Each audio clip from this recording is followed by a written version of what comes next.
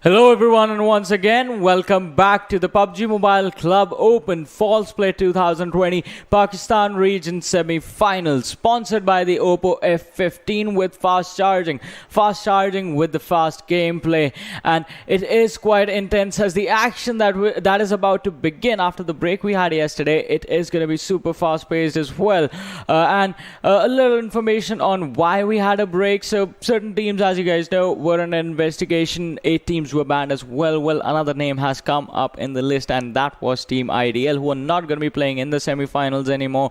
So we're going to be moving forward with the semi-finals with just the 23 teams that we have remaining with us. And my name is Warren Super Johnny John, ladies and gentlemen. Joining me on the desk for the day, it is going to be Fixes. Thank you so much, Johnny. But yes, like you said, the unfortunate event did happen. And yes, well, like we had mentioned earlier, if you are using any kind of unfair methods, then you are going to face the ban pan. And that is what has happened. And I really hope so for the next games that we get to see. We do get a fair gameplay since all the teams, a lot of things are on stake. The esports scene in Pakistan is on a rise. And I don't want it to take a step back because we have seen so many good talents from this particular region with such aggressive plays. I mean, definitely the talent is stepping up big time, be it freestyle performing really well during the normal league play days of the World League and just standing up for the region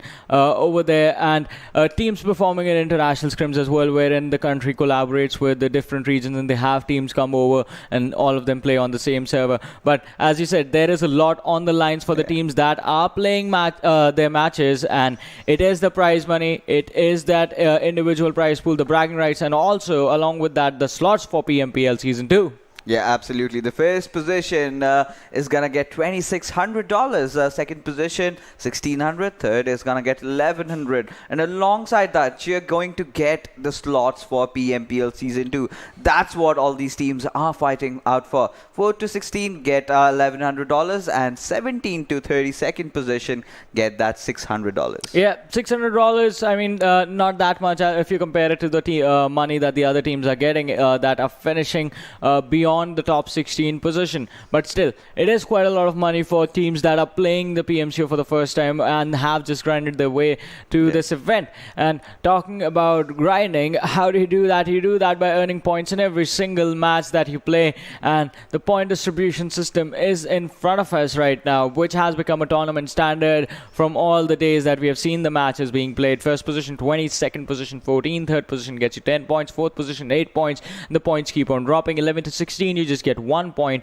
and you get 1 point for every single kill in game. Yeah, and that's the best feature, and it has been very, very well reflected in this particular region. A lot of teams might get eliminated early, but they do make sure that they get those 8-10 kills, as a result of which, when the overall standing comes up, they fare off at, say, something around 4th or 5th position. Yeah, I mean, we have seen that happening, and it is that incredible amount of inconsistency wherein a team just pops off really hard in one game, they're getting 18 kills, 17 kills, 15 kills, but in the next game they just finish dead last with 0 kills and just get 1 point. So that inconsistency needs to be taken away, and teams need to find a good balance. But now let us have a look at the teams that are playing the matches. So the squad rosters are going to be in front of us, starting things off with Group A, who are going to be playing all the matches of the day. So the first set of 4 games is going to be played by Group A and C, and the remaining 2 games is going to be played by A and B. So Group A is in front of us. We did see the first 4, the next 4 are here as well, out of which I think IGen is one of those teams and Exterminators who definitely need to step up and start bringing in the aggression, bringing in those kills and those placement points, and just start racking them up with the games that they have left. Moving forward to Group B, we have Solo Esports, NextGen SCYTES, and PKVIRUS still in there. And in the next set of 4 teams, R3D Esports, HellRaisers, RdxEsports, and ZARAR Esports. So Group B, we'll see them in action in match number 5 and match number 6 of the day. Yeah, absolutely. The 2 matches that were not played yesterday will be played out today, and the next 2 matches will be played tomorrow. So right now, as we can see, Group C, they've got 4 matches today, and Team H2E, Portal Esports, no rules. All these 3 teams are going to be playing alongside North Esports, FoolEsports, Team Oxy, and TeamOP. So barring Group B, we've got Group A and Group C, who are performing exceptionally well, especially Group A with a lot of teams. We have TUF, we have Team Bablu, we have Team F4. F4 was struggling initially, but they kind of picked themselves back up together. But there is still one team that I'm really worried about. That is Team Solo. But now let's take a look at the leaderboard as to see where the teams have panned out so far. And today we have a long set of games for the players from Group A. So let's see how they are gonna pace it up. Definitely. I mean, after the matches yesterday, we were expecting the other teams to sort of be back on track and everyone to be sitting on that 8 games played mark. But Group B still hasn't done that. They're going to be completing those 8 games by tomorrow, and by then the stats are still going to be a little bit haywire. As you can see, HellRaisers and Portal Esports still with just 4 games played, sitting quite comfortably inside the top 8. TUF and Bablu, HFD, as well as Fixes mentioned that teams from Group A have been dominating the performances so far, but it's not going to be Group B who has not completed their 8 matches. It's Group C as well, and it is going to be quite intense for those teams. IGen Gaming, as you can see, one of the teams from Group A who are way down on the 14th position. I mean, 14th not a bad place to be in, but you need to be in the top 15 to move on to the finals from here. Yeah, absolutely, because this one team, Freestyle, will be waiting for you in the finals. But right now, teams that are in the red zone, and there you go, Team H2E, RDX, Solo, NextGen, Red, Exterminator, I think is in the worst possible condition right now. They've played their 8 games, and the rest of teams have just played their 4 games. So it's still a possibility that if some teams kind of step up from over here, they still have 12 matches for themselves, and things might change, because yesterday, while casting South Asia, we did witness Team Phantom, who were on the, I guess, 19th position, did manage to come back, and by the end of the day, they were in the top 8. Yeah, they were in the top 8, and the way they made it happen was by getting 2 really good and consistent performances in the last 2 games of the day. If Solo Esports or be it NextGen, if one of those big names can, I mean, if any of those teams that are in the 3rd table, if they manage to have that sort of a performance, they will definitely be looking themselves inside of the top 15, definitely. I mean, South Asia, the teams have a different amount of pressure because only the top 10 teams over there are moving forward,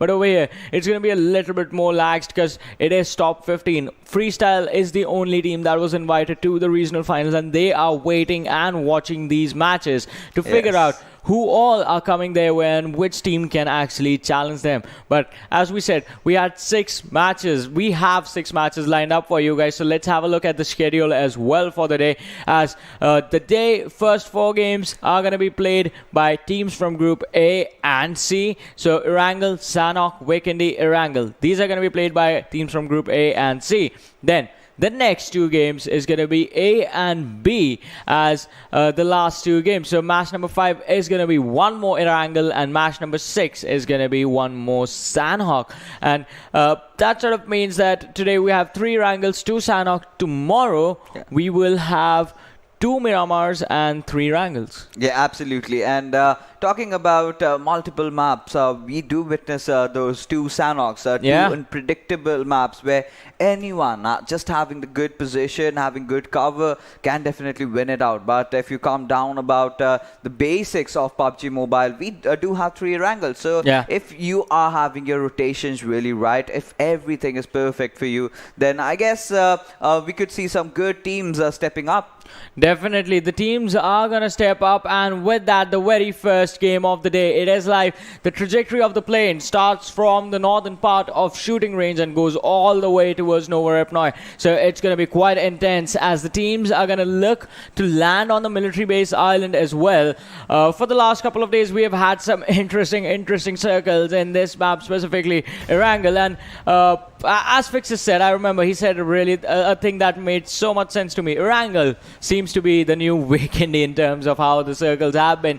But we do see 2 teams take an exit. TeamOP heading towards the Severity area. Bablu are going to take their standard drop. That is going to be towards the north, Georgiopol City. And most of the cluster of the teams seems to head towards the circle right now, which is going to be quite interesting. Portal Esports, always the risky drop. Quite similar to what we used to see, in fact, from Orange Rock. Yeah, absolutely. Right now, it's a good time to experiment things around, see what really works for you. In this particular drop, there were certain fallacies like you do not usually tend to get a lot of vehicles, and ended up in Orange Rock's bad performance initially. But they reworked the drop, and where exactly Team Wolf is, one of the players from Orange Rock used to go over there, and that kind of solved that loot issue that they were having, and with that also the vehicular problem. So a few tweaks can change things really around. And yes, Orange Rock, like Johnny told, so what problem they used to have was while they were traversing around the map, they just had one vehicle and they used to get blown up. So that is how they kind of change things around, and then it really worked well for them. But we will have to see as to how Portal Esports are going to change things around, because here we have different teams, different kind of a meta. It's all aggressive. So if they want a vehicle and they want to push it, so and as a result of which if they get a squad wipe, that's good, nothing much to scoff about. But right now, Team Bablu, they are doing so well.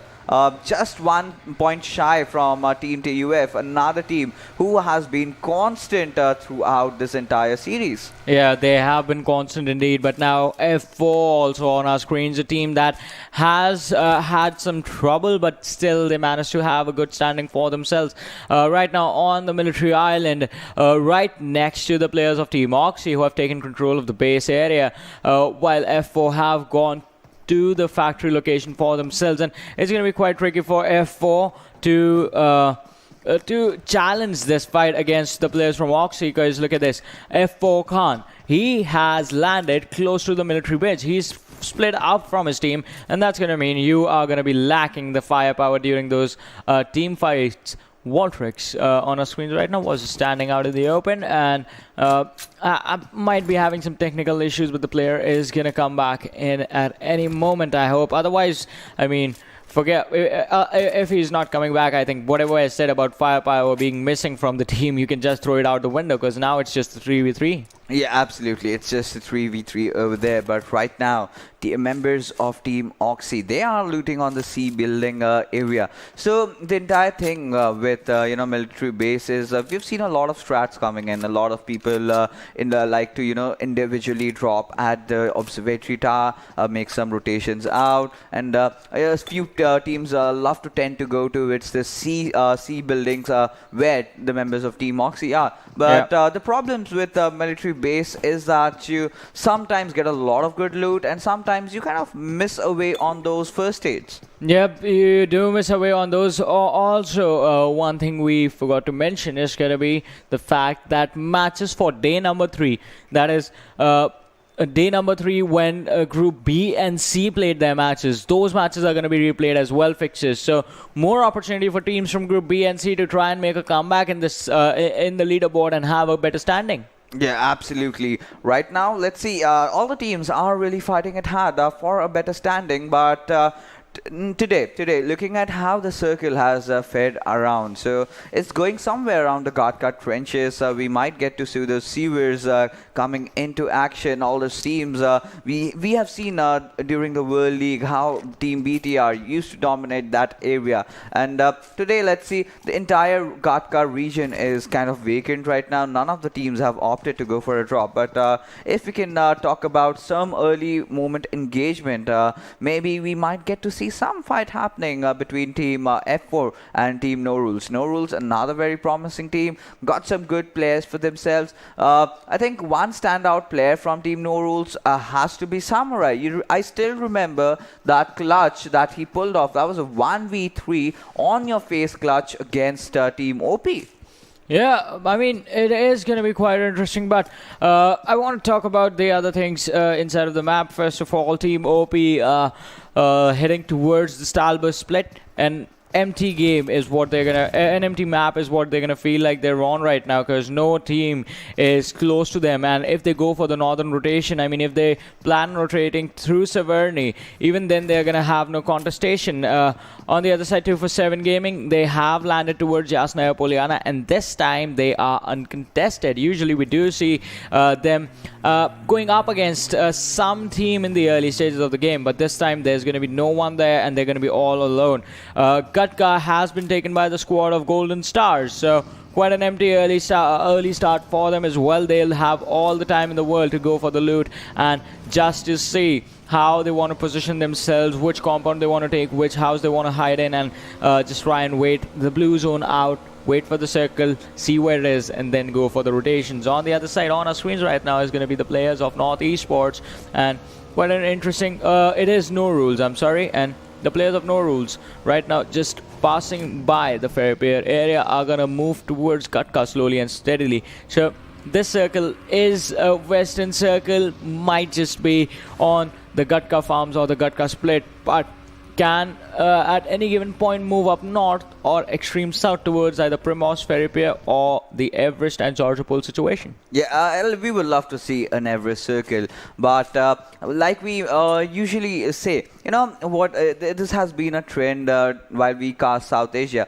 The first game kind of is a normal circle, but when it comes to the last games, we see a lot of bizarre things happening, a lot of crazy fights taking out there. But it kind of tends to go the other ways in the Pakistan region. The first Erangel is very exciting right from the get-go. All the teams kind of tend to get aggressive. But this time around, we just have 15 teams in the lobby. So the one team, the Outverse team IDL, has faced the Ban Hammer, and they will not be playing with us for the rest of the tournament or the next to come. So with that being said, since it's a 15-man lobby, we can expect the game to be just a bit that slow. So and yes, of course, the best part is that the games are going to be fair from now onwards.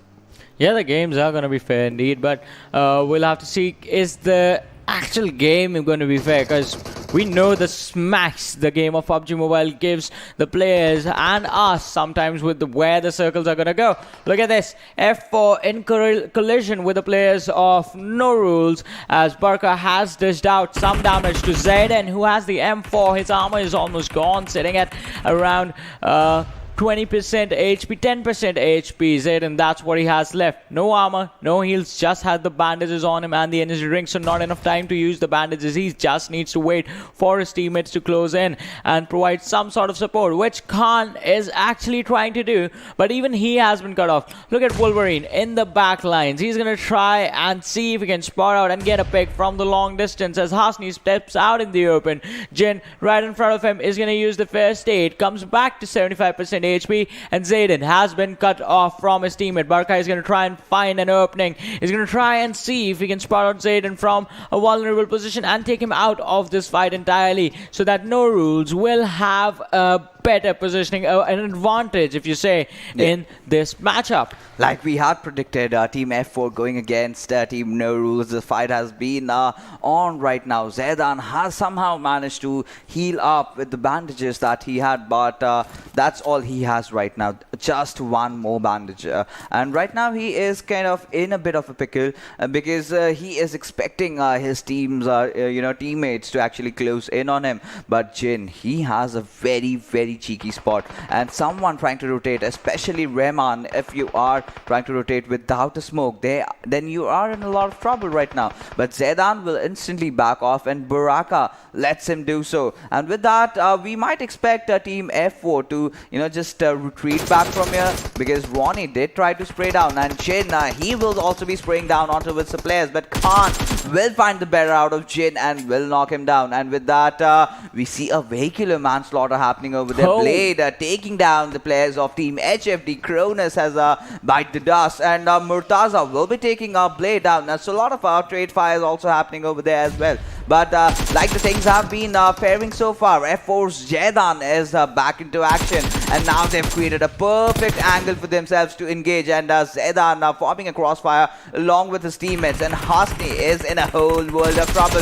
He is trying to push in, and he will get spotted, and he'll get picked off.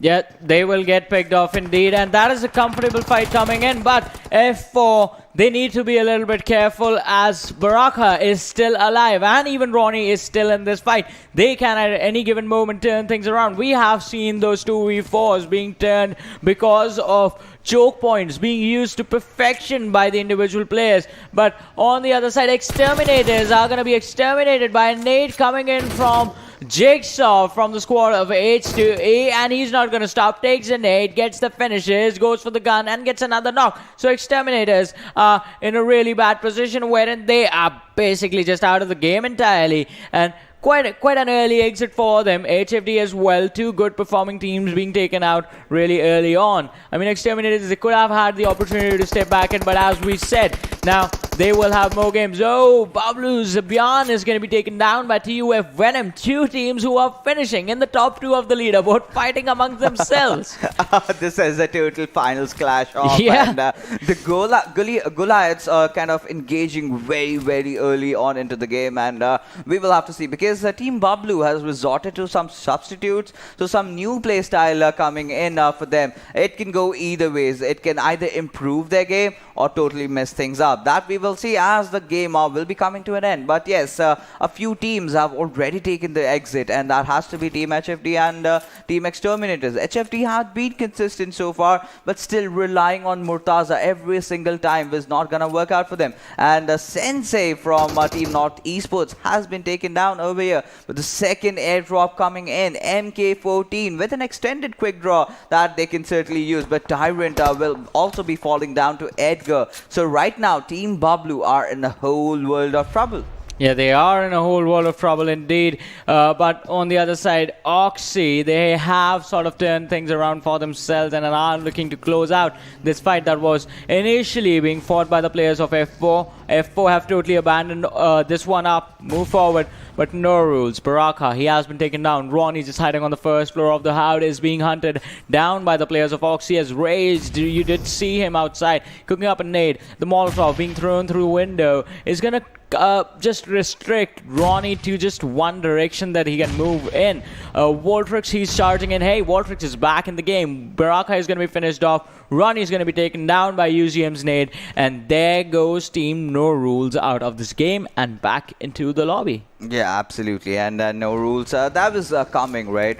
They've had those initial damage, then Team F4 retreating out, then being taken down by another squad. So 247 also gets into action against Team Portal Esports, and we get to see some trade fires also coming out there. But Reaper, he is on the receiving end. He is alone, and his teammates look to have abandoned him. Are they going to come in for the redemption? No is gonna be the answer, because Umi, he is so low on his HP, and he has been revived just at the right nick of time. And Jet, however, has lost his health over there. It's still a 3v3 situation for both these teams, each team having that one loss. But right now we can see the players of Team North Esports heading on towards the players of Team TUF. Yeah, they are going to head towards there, but will they take the fight? In the meantime, Rahman just runs over Vegeta from Portal Esports, and that was quite brutal. Ladin, that was a bad positioning, but the players of F4 failed to take advantage of the situation. Ladin is the last man surviving for his team. He has been surrounded from all the directions. Rahman charges in, he's going to be taken down, but Wolverine has made his way into the bedroom as well.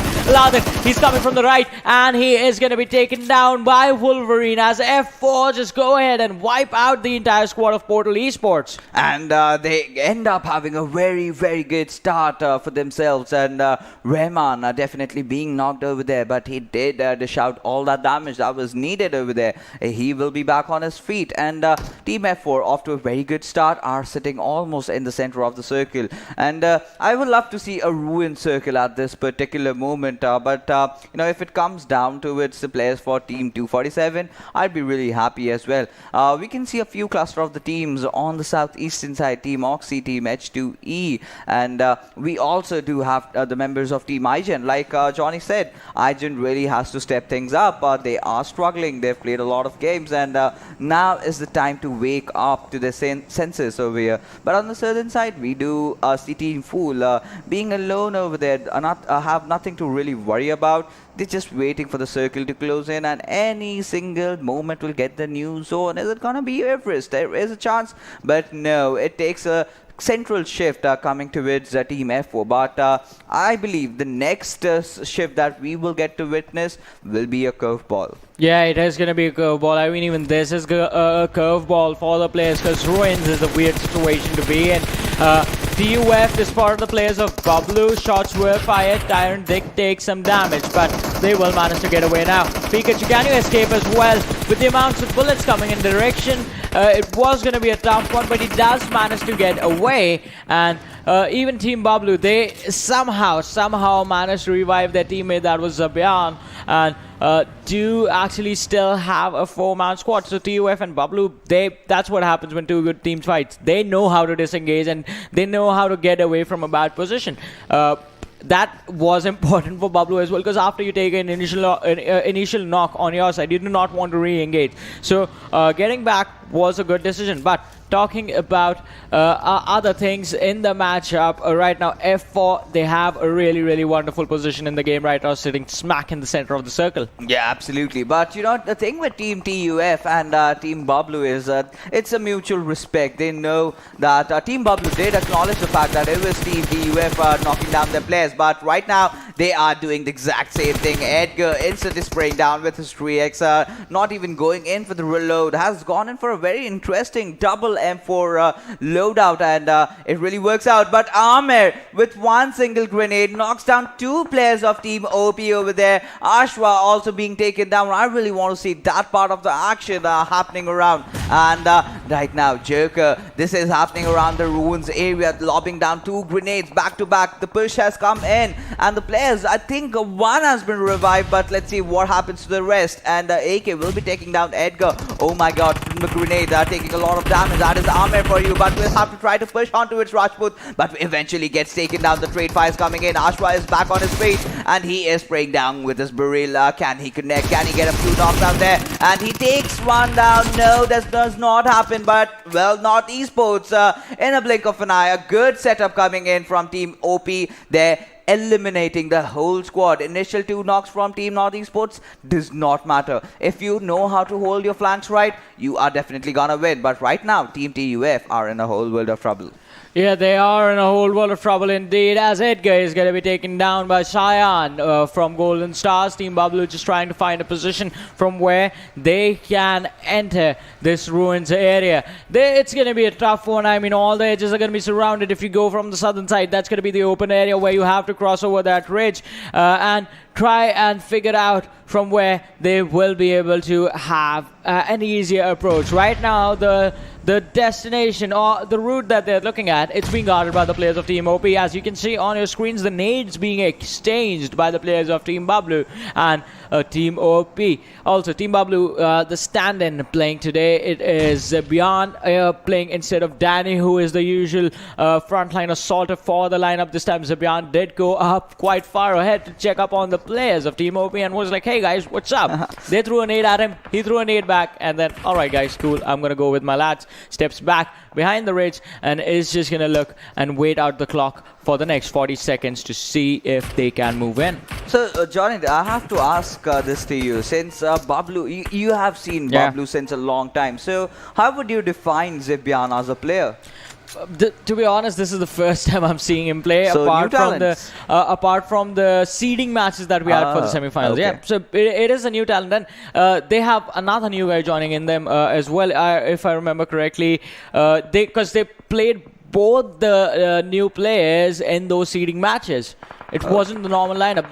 They were trying out new players and new strategies. So that is one thing that I like about this team. They are not afraid to experiment even in clutch moments. And I mean, the position that they are in the leaderboards right now, might as well just do it. Yeah, why not? So right now we will have to see as how Zabyan is going to change things out for Bablu. And so far it has been in good waters. But right now, members of Team Oxy, they are in a good position. They've got some good cover out there made for them. Team F4 has closed in certainly, but Diam does spot down the members of Team Oxy, and Destroyer will be facing the ground over there. That knock coming in at the perfect nick of time, and there you go. The players are trying to make that push happen, and will be taking one knock out there onto its players over there for Team IGN.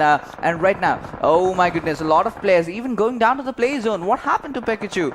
Fool Bunny in the meanwhile taking down Oxy. We have a lot of kill feeds, kind of going up and down over there. But Motu has spotted down the last member of Team TUF and a very, very early exit. And this gives the perfect chance for Team Bablu to take over Team TUF and get the lead for themselves. Yeah, they will try and get the lead, but it's going to be a question of how far can you take this. Oh, Woxy Rage gets a grenade as he takes down the player from 247. And quite an early exit is what 247 are going to be facing right now in this matchup. But two players still remain. The firepower has been cut down, but the two players still taking the fight against the players of H2E. On the other side, you do see the kill feed just moving up and up and up. And Oxy Rage, he takes a nade in retaliation from Lucky, as Lucky is the last man standing for the squad. But on our screens from the top view, the beautiful, beautiful situation wherein IGen in a perfect position to just steamroll over the players of Team Oxy. They have lined themselves up for the taking. This circle is really, really very interesting because it's way too much in the open. Just has those trees for the cover and those rocks. So teams have to use their vehicles very carefully over here. And a lot of teams have already started doing that. But Motu, we can see him deploying all those Molotovs in over there. AK will be taken down to the play zone. But Rayman taking down Zibion over here.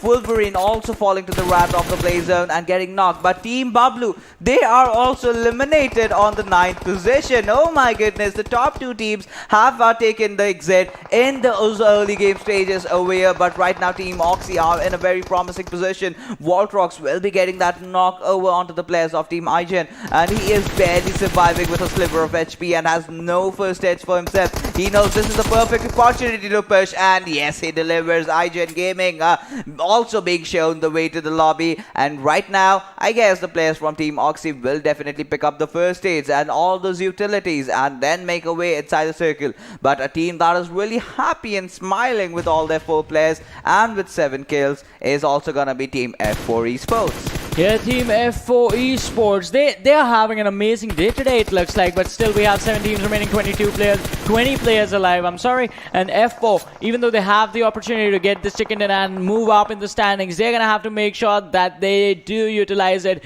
Facing them, it's going to be Team Oxy, it's going to be 1 player for 2 for 7, FoolEsports, TeamOP, Golden Stars, H2E. And it is quite an intense matchup as 2 for 7 gaming, they get taken out. Lucky's going to be blown up by the players of TeamOP as the nade is going to come in his face. And Rajput, who has a single T in his name, actually goes on a domination. That means 3 kills confirmed for that player. Yeah, absolutely. 3 kills already confirmed, and Rayman does have the players of Team Oxy in his radar. We just have to see as how he is gonna crawl in and deploy all that grenade out there. But Uzum, he has spotted down Jigsaw from Team H2E, and this team also in a lot of trouble, and the misery continues for them. Uzum has already gone into a domination, 3 kills already for himself. And right now, Team Oxy and Team F4 Esports, they are the ones who are doing fairly well. Alongside Team FoolEsports, they also have all their 4 players alive, but just got those 3 kills, and still 18 players are alive. So they can actually increase that kill count,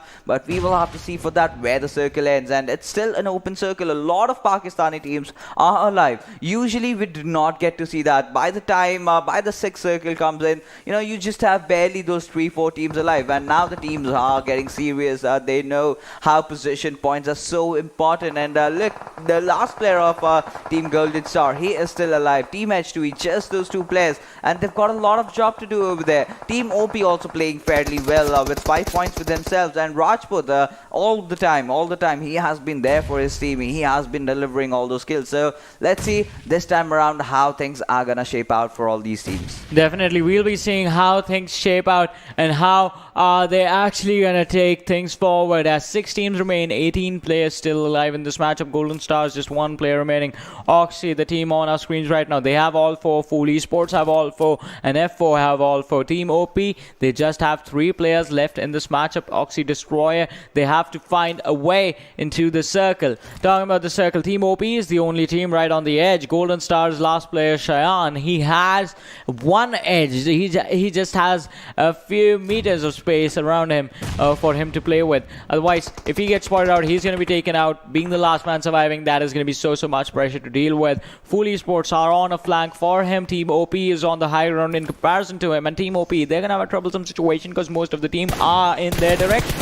Yeah, absolutely. And there you go. Uzim also again continuing that dominating run that he has, spraying down all those bullets, and he will secure that kill onto its Hattie over there. Voltrox still having the cover from the airdrop, and he also has taken up all those level 3 utilities and the helmets over there. And Rehman will find Astra, and right now it's an open circle. Everyone knows everyone's position. It's just a matter of seconds as when you're going to actually react to it.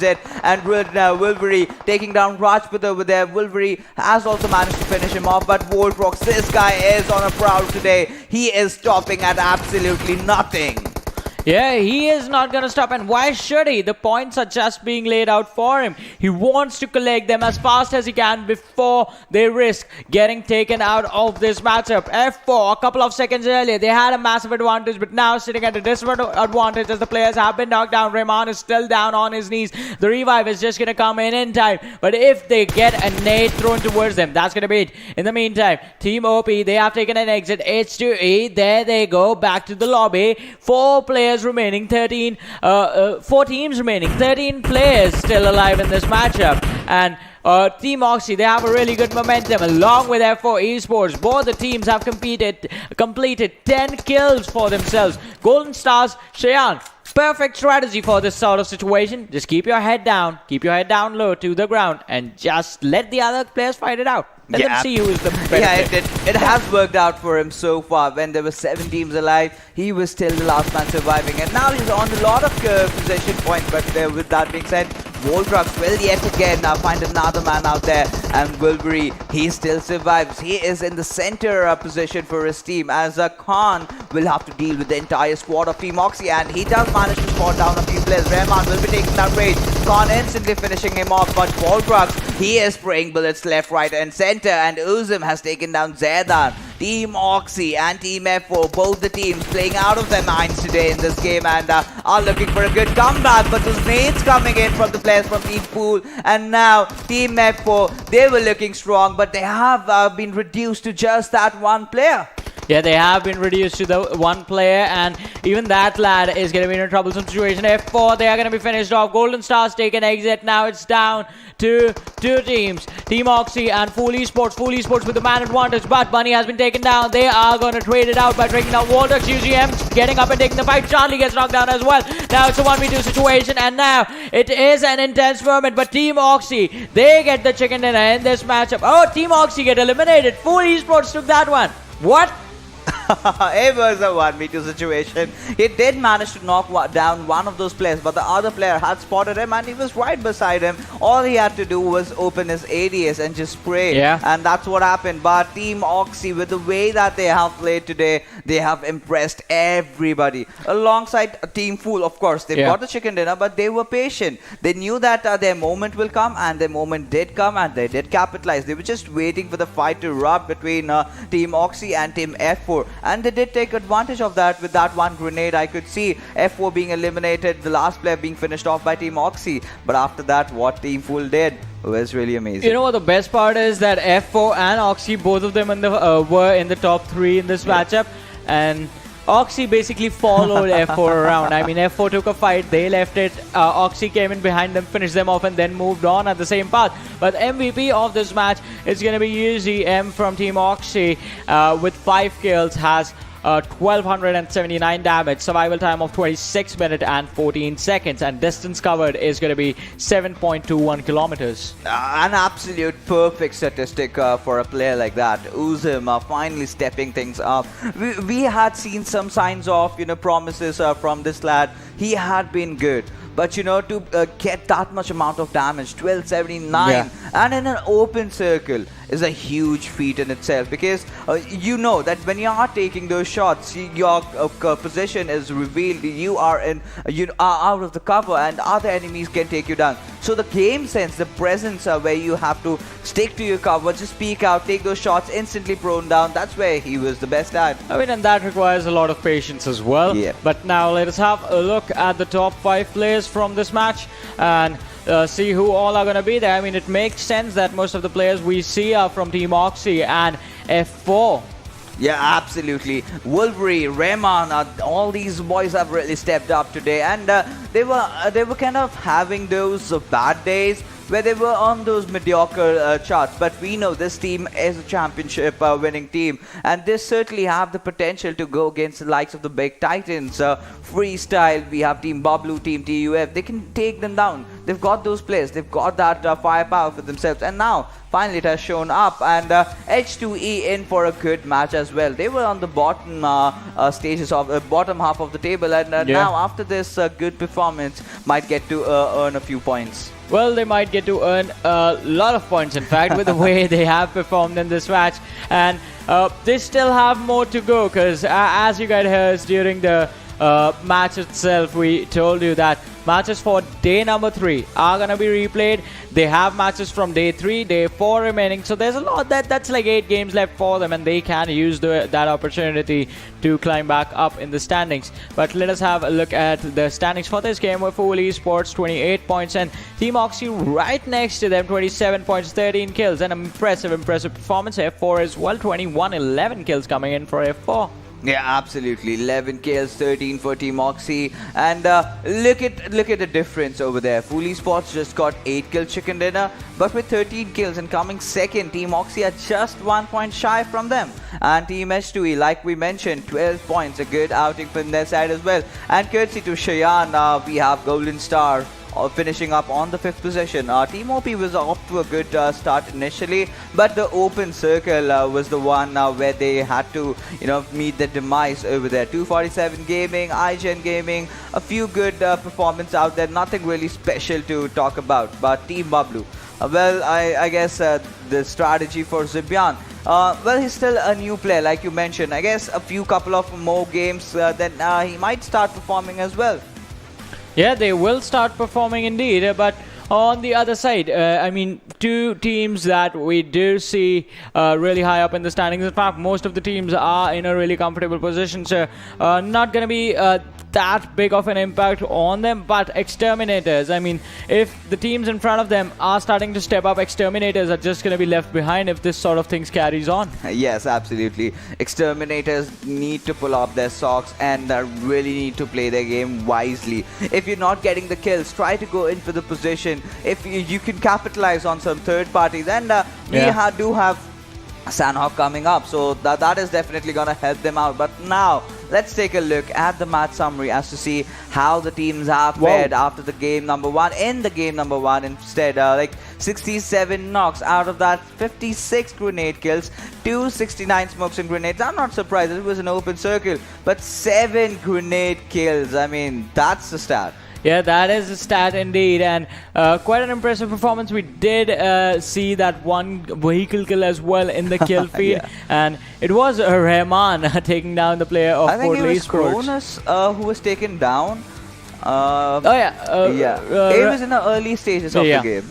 Yeah, it was very early stages of the game, and quite an impressive performance from all the teams, considering this was the first game. They had a break yesterday, so they are coming in quite fresh. But today, it's going to be a stretch. As we said, 6 games to be played in the entire day, and quite a long list of matches as well. Tomorrow, it's also going to be 6 games. But now let us have a look at the leaderboard, the overall leaderboard, and see where the teams stand after the very first match. Obviously, teams from Group A, they will have the 9 games played mark, and teams from Group C will just have 5 games played now. Yeah, absolutely. Team Bablu still not able to, take over that lead against that team. TUF is holding there just at 1 point, and they did get eliminated side by side. So the band of brothers, as we can call them, are looking really shabby today in the first games. But yes, Team F4 Esports are certainly climbing their way up top, and a couple of good games,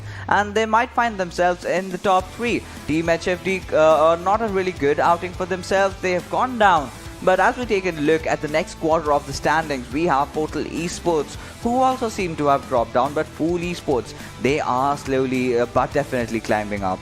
Yeah, they are climbing up indeed, and they need to keep on climbing up if they want to make sure that they are heading towards the final. Portal Esports, they dropped down a little bit, but they still have matches left, so are not in that much trouble. IGen Gaming, still on the 14th position. They desperately need that one chicken dinner, otherwise they are definitely going to be in trouble. Moving forward into the actual danger zone, let's see which teams are in a bad spot. H2E, they climb up slightly on 21 points. These teams, 17 to 23. Yeah. Without a chicken dinner, they are going nowhere. They're just going back home. Yeah, absolutely. The next 4 games that they will be playing, because the rest of the teams, most of them have played either their 9 games or 5 over there. Yeah. So when they get into action, they certainly have to play everything like it's their last PUBG Mobile game. You have to keep in all to manage to qualify to the finals, to face Freestyle and then get to the PMPL. Well, let's see how the teams are going to play on Sanhok, which is going to happen next, but after a very short break.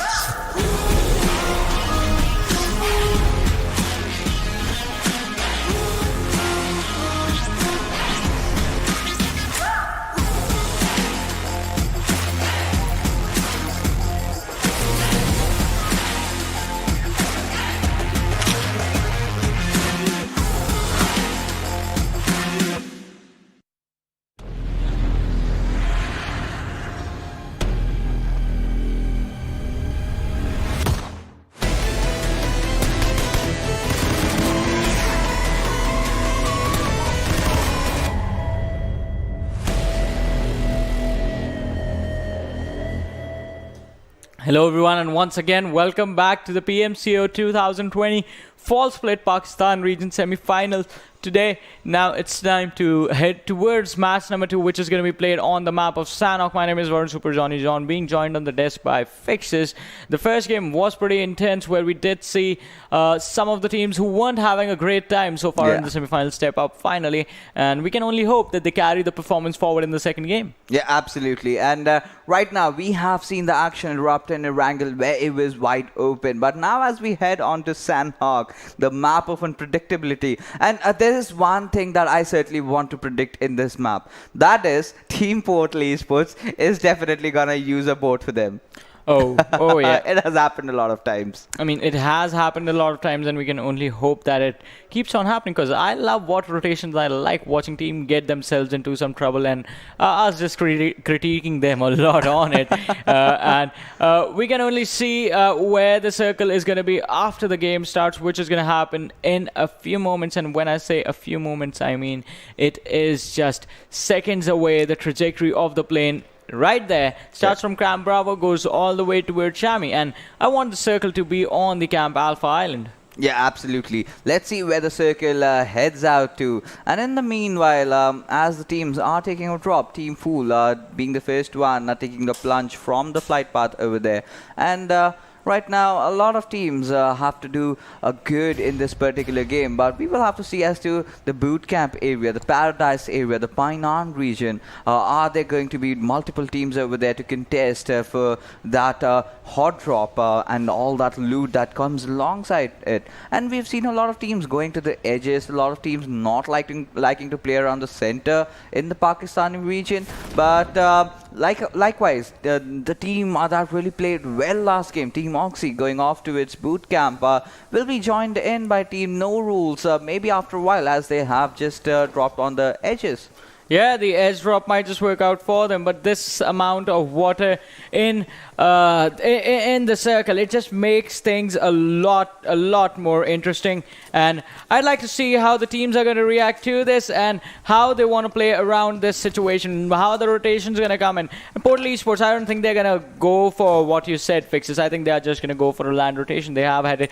I mean, we did see in the last few seconds the map was in front of us that they were heading towards the Camp Alpha Island, where there is no other team apart from them. So they will have an easier time rotating in towards the circle, and they will be in a really comfortable position. Yeah, they certainly will be in a comfortable position. But this circle, as we see, we do have a lot of things popping off over there. We can get that Ruin circle. We can get that Painan circle. Maybe Tambang circle would certainly please my soul over there. I haven't casted that area since a long time. So a lot of teams will have to rotate around. Let's see how they fare off this time around. Yeah, same. Yeah, I mean, do you remember the last time we saw Docs in the end? I mean, it has been so long. Yes, but Docs, it's out of the question today. Yeah, today it's like our hopes are already gone. It's not going to happen. Tambang, Nakham, Shami, all those southern edges. I mean, I'd love to see the circle over there. Ruins as well. Ruins, final fights and Ruins. That becomes pretty interesting. And we will have 2 Ruins back to back. Yeah, absolutely. We would love to see 2 back-to-back Ruins, but let's see, because Ruins has a lot of possibility with it. You have those dips over there surrounding it, where teams can actually hold on without worrying about those vehicular covers. And talking about vehicles, we have not seen a lot of vehicles being used in Sanhok, but nowadays a lot of teams are actually opting for it. And Sneak, he did not really want to survive. He just decided that he will end his life in the water. That's certainly a very painful way to die. Yeah, that is a painful way to go out, and it can be a troublesome situation for the teams as well. But what are you going to do about it? I mean, you just lost a player. You have to try and go forward with just a 3-man squad. That is going to be IGen. Also talking about 3-man squads, FoolEsports, they are playing this match with just 3 players, and so is 247. So it's going to be a tough situation for them. FoolEsports, they are towards the Camp Bravo situation, and talking about 247, they have gone towards Lakavi. So both the teams will be required to move into the circle quite far away from them. I mean, in comparison of the map, because on Sanhok, even far away distances are quite close. This map is really, really, really small. Yeah, the map is absolutely small, but the engagements are really big with the way teams start fighting off with each other. One squad being eliminated, the next squad also coming in, joining the fray, and they also put themselves out there. So you have to be very careful with every single fight that you take. And right now, members of Team Oxy certainly have a good morale boost for themselves. They are looking really comfortable, and let's see as to how are they gonna fare out in the map of unpredictability. Yep, I mean, it is an unpredictable map, and teams do like their sort of own form of aggression on this one, wherein we do see quite a different amounts of playstyle, or quite different levels of aggression would be a nice way to put it, wherein you would see 4 players just being too hyper aggressive. They will fight and they will look for fights the entire time. Or you would see the other extreme, wherein one team just smack in the middle of circle and they just wait for everyone to just die, and then they pop their heads off during the final few moments and clear out the remaining teams. But talking about things remaining, I think one team is definitely not going to be remaining in this matchup, as No Rules and Oxy have sort of figured out where well each other are inside this boot camp. The players of No Rules on the outer side of boot camp area towards the triple warehouses, whereas Team Oxy smack dab in the center of this compound and have a really comfortable position in there. As for the other things, Portal Esports have actually made their rotation towards the ruin area. Oh, Barak has get spotted out by Waldrick. The spray from the M4 misses it Mark, and he is gonna be taken down. Waldrick took so much damage. He was just standing straight and shooting. But there you go.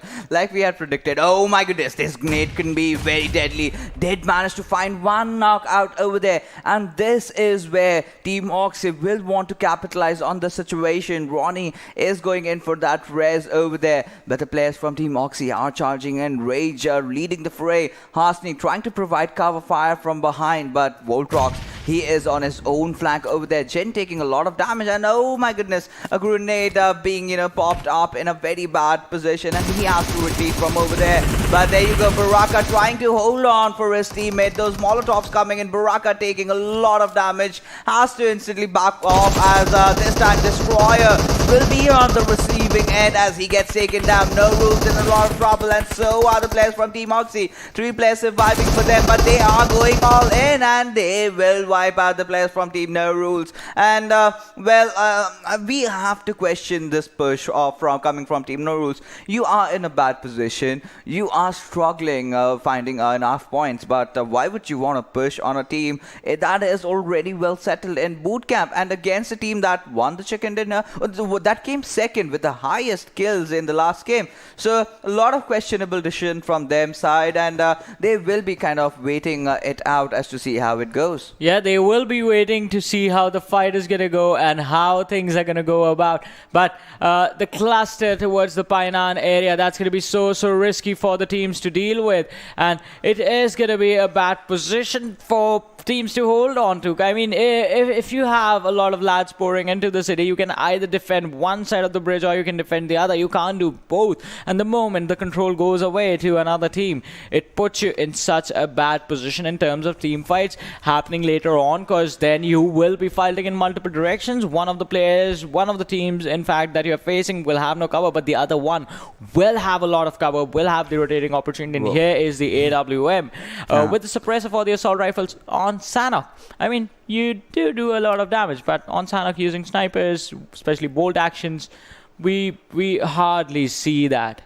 Well, in the last game, 4 drops were looted, and this time around, we have to see if the teams are actually going for it. Okay, that's a good, cute little boat that we get to see where all the players from Team Golden Stars are rotating around.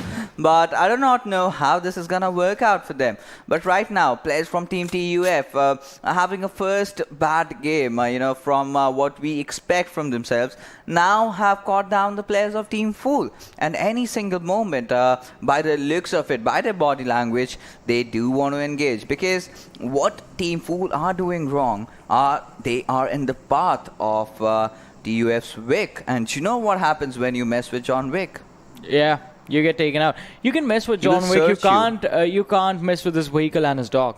Yeah, you certainly cannot, and he will definitely find you, and you know what follows rest. So after that, TUF, this team, we know they have been very consistent. They've got that one chicken dinner, but they have kept themselves up top. But there are a few teams that have the potential to cross over them, and that has to be Team Bablu. There was another team as well who has just played 5 games. So definitely, if that particular team could keep being consistent over there, then we might see some good possession rises over there. So all those, now we have a situation where trade-offs have already happened. Team TUF taking 1 player down from Team Fool, and Team Fool also replying with another knock. So now we are kind of off to a standstill over here with those 2 knocks out there. But Edgar, he has taken a good flank position. If someone from Team Fool tries to be smart and tries to rotate around, things might be really troublesome for him. But Wolverine will be managing to take down the players from Team Oxy. Rage has been fallen down, and Team Fool this time around they are on a disadvantage, just playing with the 3 players. So after that 1 knock, maybe TUF could have possibly just made that push on towards the players from Team Fool, and there you go, 1 more knock. This is a sign. Yeah, it is a sign that you need to go in, you need to take out the players in front of you and then keep moving forward. F4, they have had an amazing day on Erangel and Sanhok. Even now, it looks like that they want to take this one, and especially against the team that took the chicken dinner from them in the very first match. It's just Team Oxy, and unlike the last time, it was Oxy following F4. I mean, even this time Oxy is following F4, but F4, they are making sure that they cause so much trouble for Team Oxy before they actually move to the final circles now. And it is going to be quite interesting, because now it comes down to, this fight comes down to the age-old debate of what would you like to have in a team 5, ladies and gentlemen? The high ground or the cover? I mean, the high ground is a good position to be at, but in Sanhok, I would still love to have that cover, because in high ground, even if I manage to spot down a few players, if I do not have a cover, then I might get popped off from elsewhere. So I think cover is of absolute more essence in this particular map. But right now, Team Bablu, okay, so Danny is back. They realized that they could not use a substitute from this stage onwards, and Dani definitely being a very, very aggressive player and a very good anti-fragger for their team is certainly that they can use, but right now Pikachu has been spotted, and he has to do something very electrifying to get himself out from the situation. I mean, he could have just evolved to the next stage in evolution for Pikachu, which was Raichu, and then move forward from there, but his teammates are there to help him out. I mean, you do have Teen Wolf there as well. And hey, Danny's back in action. Yeah, exactly. And I'm really excited to see, because Danny did not have a good time during the group stages, but during the finals, he was really good. And during the semi-finals, in fact, he has been really promising. But he will be finding the players from Team Golden Stars who just took a boat, and now they are knocked out. And Khan will be taking down Blade from Exterminators, and they are in such a bad condition right now with the situation in the points table, and now also having one of their players taken down. This is trouble for them. But Golden Stars, this team did show some good signs initially, but has been kind of fading away, kind of fizzling out over here. But Oxy, oh my goodness, those grenades coming in, and now this is the higher calling for Team 247 as they are going in for that push.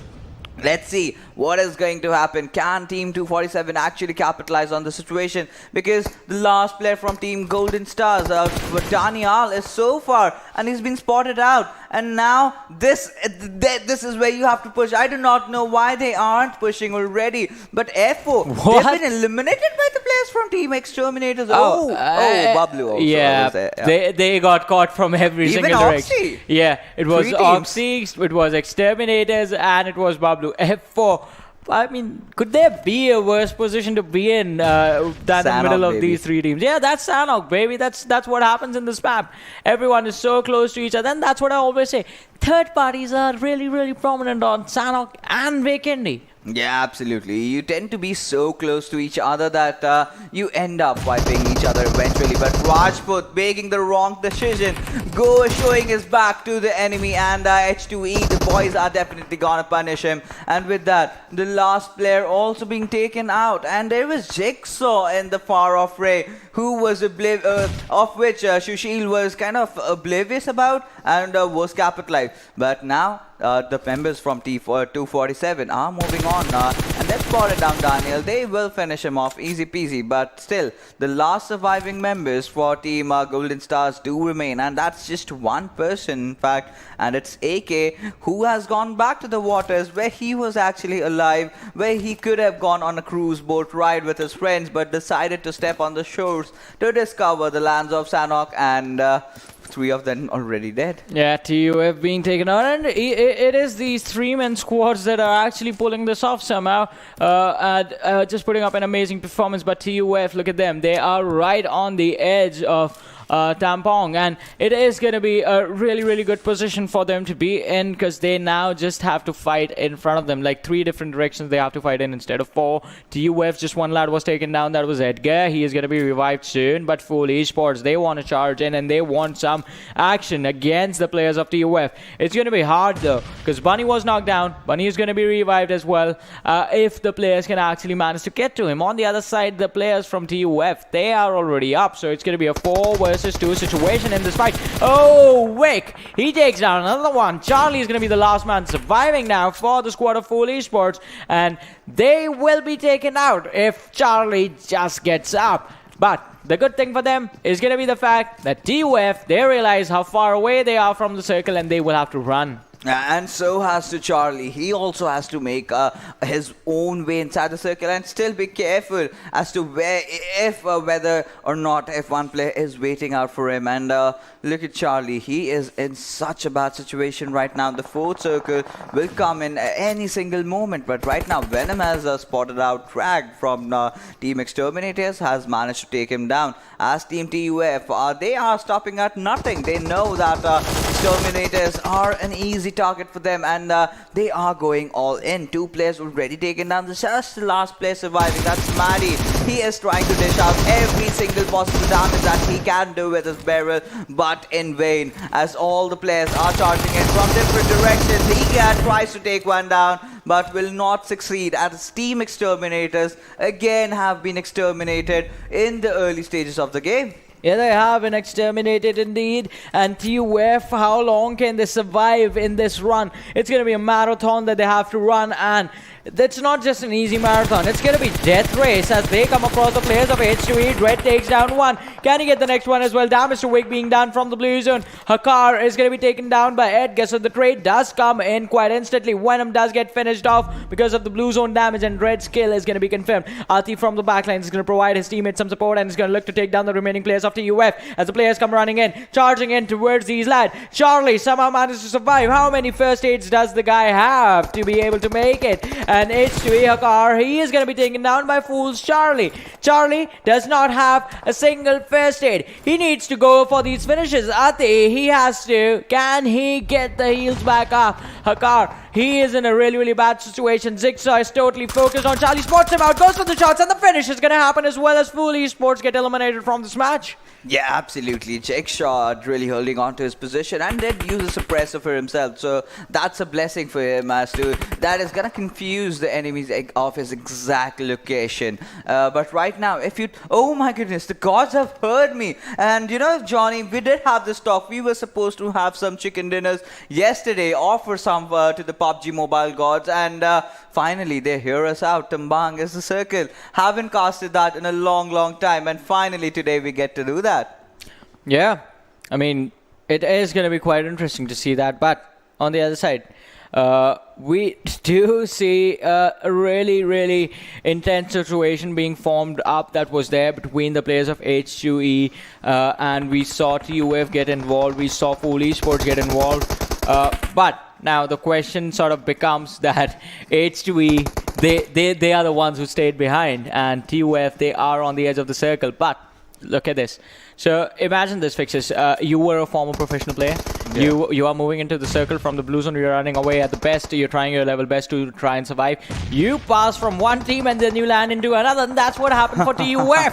From the hands of H2E, they are down to IGen, and Oxy is also getting involved in this fight. Yeah, absolutely. Moto, we have to see what he is gonna do over there. Thor has been taken down by Hacker from H2E. So some long distance sprays definitely coming into action over here. And this is where I always stay. Always say, in fact, that just stay in covers. Just do not reveal yourself until and unless it's absolutely necessary. And right now, the players from TUFs, they still do not want to give up. They are going in for a revive. Meanwhile, Edgar is trying to go in, try to provide that cover fire. But Motu, he is watching all the actions erupt in front of him. And the push from H2E has come in. But let's see what happens. Red has been taken down to a lot of low HP over there before getting taken down by Edgar. But Hacker will still try to push in. Will have to go in for the revival from his teammate. But Motu, he will be the one taking Hacker down. But Motu's position has also been compromised as Thor is right above him. And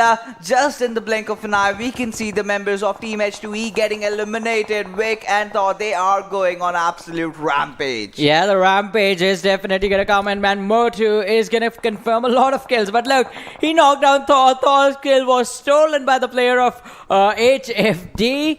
So Motu from IGen is going to be pretty upset about that happening, since it is him that's just left for his team, and it's going to be quite a difficult position to be in. But HFD in a really good spot inside the circle, along with 247 and Portal Esports, who have somehow managed to avoid any contact with any team during the early game stages. In the meantime, an update, IGen has been taken out in this match. Yeah, absolutely. Motu falling down over there, and did get taken down by the Uzi, and in that range, Uzi is an absolute beast. I was really scared if this thing goes for a reload, then things are gonna change out over there. But the shift that has come in, Dambang again being the center of the circle, and 247 find themselves in a very good position. The gods of PUBG have heard your prayer. I exactly told that. We offer them that chicken, and I hopefully, you know, it's applicable to every single game.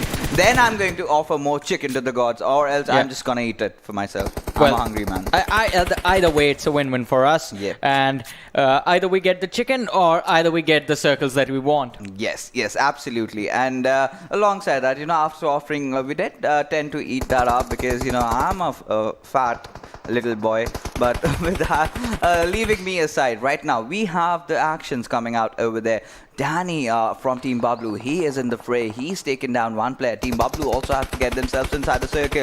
North Esports find themselves at a very good position, but Umi being in the center of every single action, taking down players left, right and center. Tyrant will be also taking down Vic. One last member from Team TUF is surviving right now, and it's Thor, I believe, or maybe Edgar over there. But we will have to see as when we get to see their POVs right now. Vic are taken down from the play zone, and Golden Stars, they have also been eliminated from the game. Yeah, they have been eliminated from the game, but Team Bablu, even they are going to be on the edge of the circle. The blue zone is coming in from the red. They have to be careful while they go in, but for HFD, Cronus taking the fight. Teen Wolf is going to be taken down. Tyrant is going to be taken down. Danny is going to be the last man left standing for Team Bablu. He takes some shots, drops down to 40% HP. The shots are coming in from the players of the Portal Esports, and Teen Wolf, he stepped in front of Danny to protect him, but that's not gonna impact anything. He sacrificed his own life to protect his teammate just so they can secure some position points. Danny gets taken out instantly as soon as Teen Wolf died by the players of Portal Esports. They take an exit. TUF got eliminated from this game as well. And now we are left with 5 teams, 15 players still alive. Portal Esports, they will have to abandon this compound that they've held on to for so long.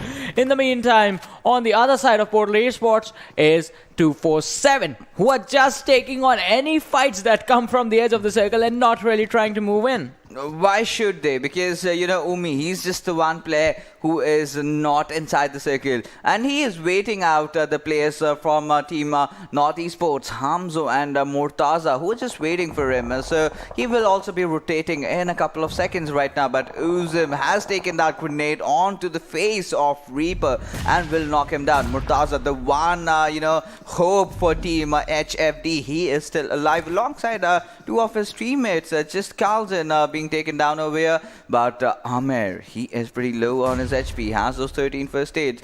Bandages for himself, I'm sorry. But Destroyer, he is destroying everyone with his grenades right now. Umi will be taking down Reaper. The kill being secured in his name. And will also get 11 kill confirmed for himself. And Gaming, oh my goodness, did spot down Hamzo. Took him down over there as the circle is favoring the players from 247. And they certainly do look very happy with that smile. But this grenade can change things around as Avenger will manage to take a knock onto its shot. That one grenade.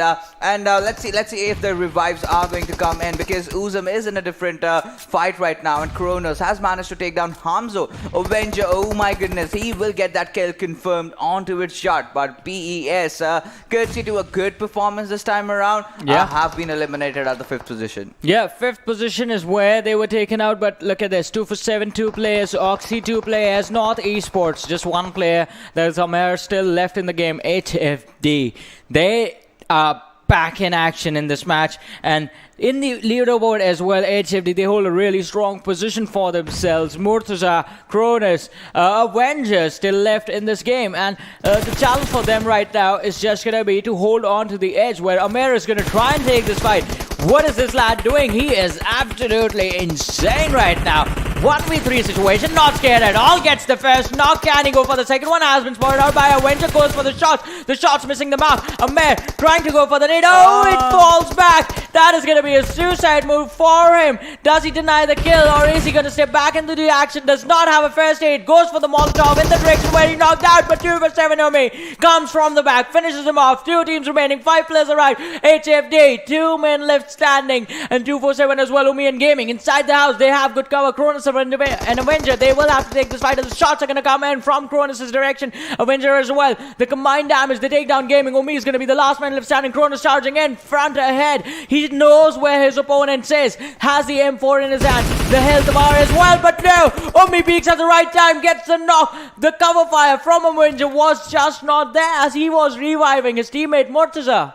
And right now, Team HFD are on the back lines, as right now Umi will be going in for that revive onto its Gaming. But now we have to see Avenger has revived his teammate Murtaza, and they do need him in the final fights. And Umi will be going down to Murtaza this time around. And this time they are not going to make any mistake over there. Gaming has to hold on alone in fact. And with that, he will be eliminated. And oh my god, it was 247 Gaming that won the chicken dinner. 1v2 situation, does not really care. Get that chicken dinner for his own team. And how on earth did that happen? I mean, he has done it before as well. A couple of days ago, did actually get 2 players again and again. And it seems like these lads just step up whenever it's the moment to clutch. I think it was just that cover that really helped him out. Yeah. Because he just peeked, took one down, and just when we thought that he is donezo, no, he took the chicken dinner. But I want to say that I'm really impressed with what Portal Esports and HFD did in this game. Yes. Yeah, that was an impressive performance, especially from HFD. Also, can't forget TUF, 11 kills. TUF and Amer. Oh, yeah, that was an impressive performance. Let's have a look at the MVP from this match and see one individual player who had an outstanding game for himself. It is going to be Ummi from 247. 9 kills, 800 dot damage, survival time of 25 minutes 31 seconds, and distance covered 6.11 kilometers. And that's a very far off distance covered. Yeah. If you talk about Sanhok itself, it's a 6x6 map, and he basically went from one side of the map to the other. Yeah, I mean 6 kilometers on Sanhok is a little bit too much. Yeah. Usually the average distance that we get, 4. yeah, it's around 4 kilometers, and that just shows the kind of rotation this team had. But I think it's a 4x4 map. Yes, it is a 4x4. Vikendi is a 6x6, but still in a 4x4 map, you did manage to get 6 kilometers. He did traverse a lot. where did they go? Because they were in Tambong for a really long time. Let's have a look at the top 5 players as well and compare who traveled the most, who was on a traveling spree from these guys and collecting kills as well. TUF, 2 players in the list, 2 for 7. They have Gaming and Umi as well.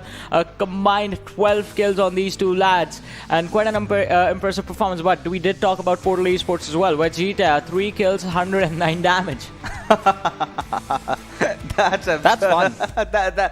See, you get those 3 points, right? Yeah. Does not matter if you just have 10 damage on yourselves, because does not even matter if you have 2000 and still you are just gonna get that 3 points, and that's what we are looking for. That's a stat that will get you rewarded, will help you in earning more points and progressing further in the standings. I mean, we said this as well earlier on during the group stages. You don't get points for damage, you get points for kills. Securing kills is going to be more important. Let's have a look at the math summary for this game. So 52 kills confirmed out of the 62 knocks, 3 grenade kills, 0 airdrops looted. Everything in this match was below average apart from the headshots. Yeah, absolutely. 17 headshots, that's brutal. That's a statistic, and imagine 17 heads being popped off.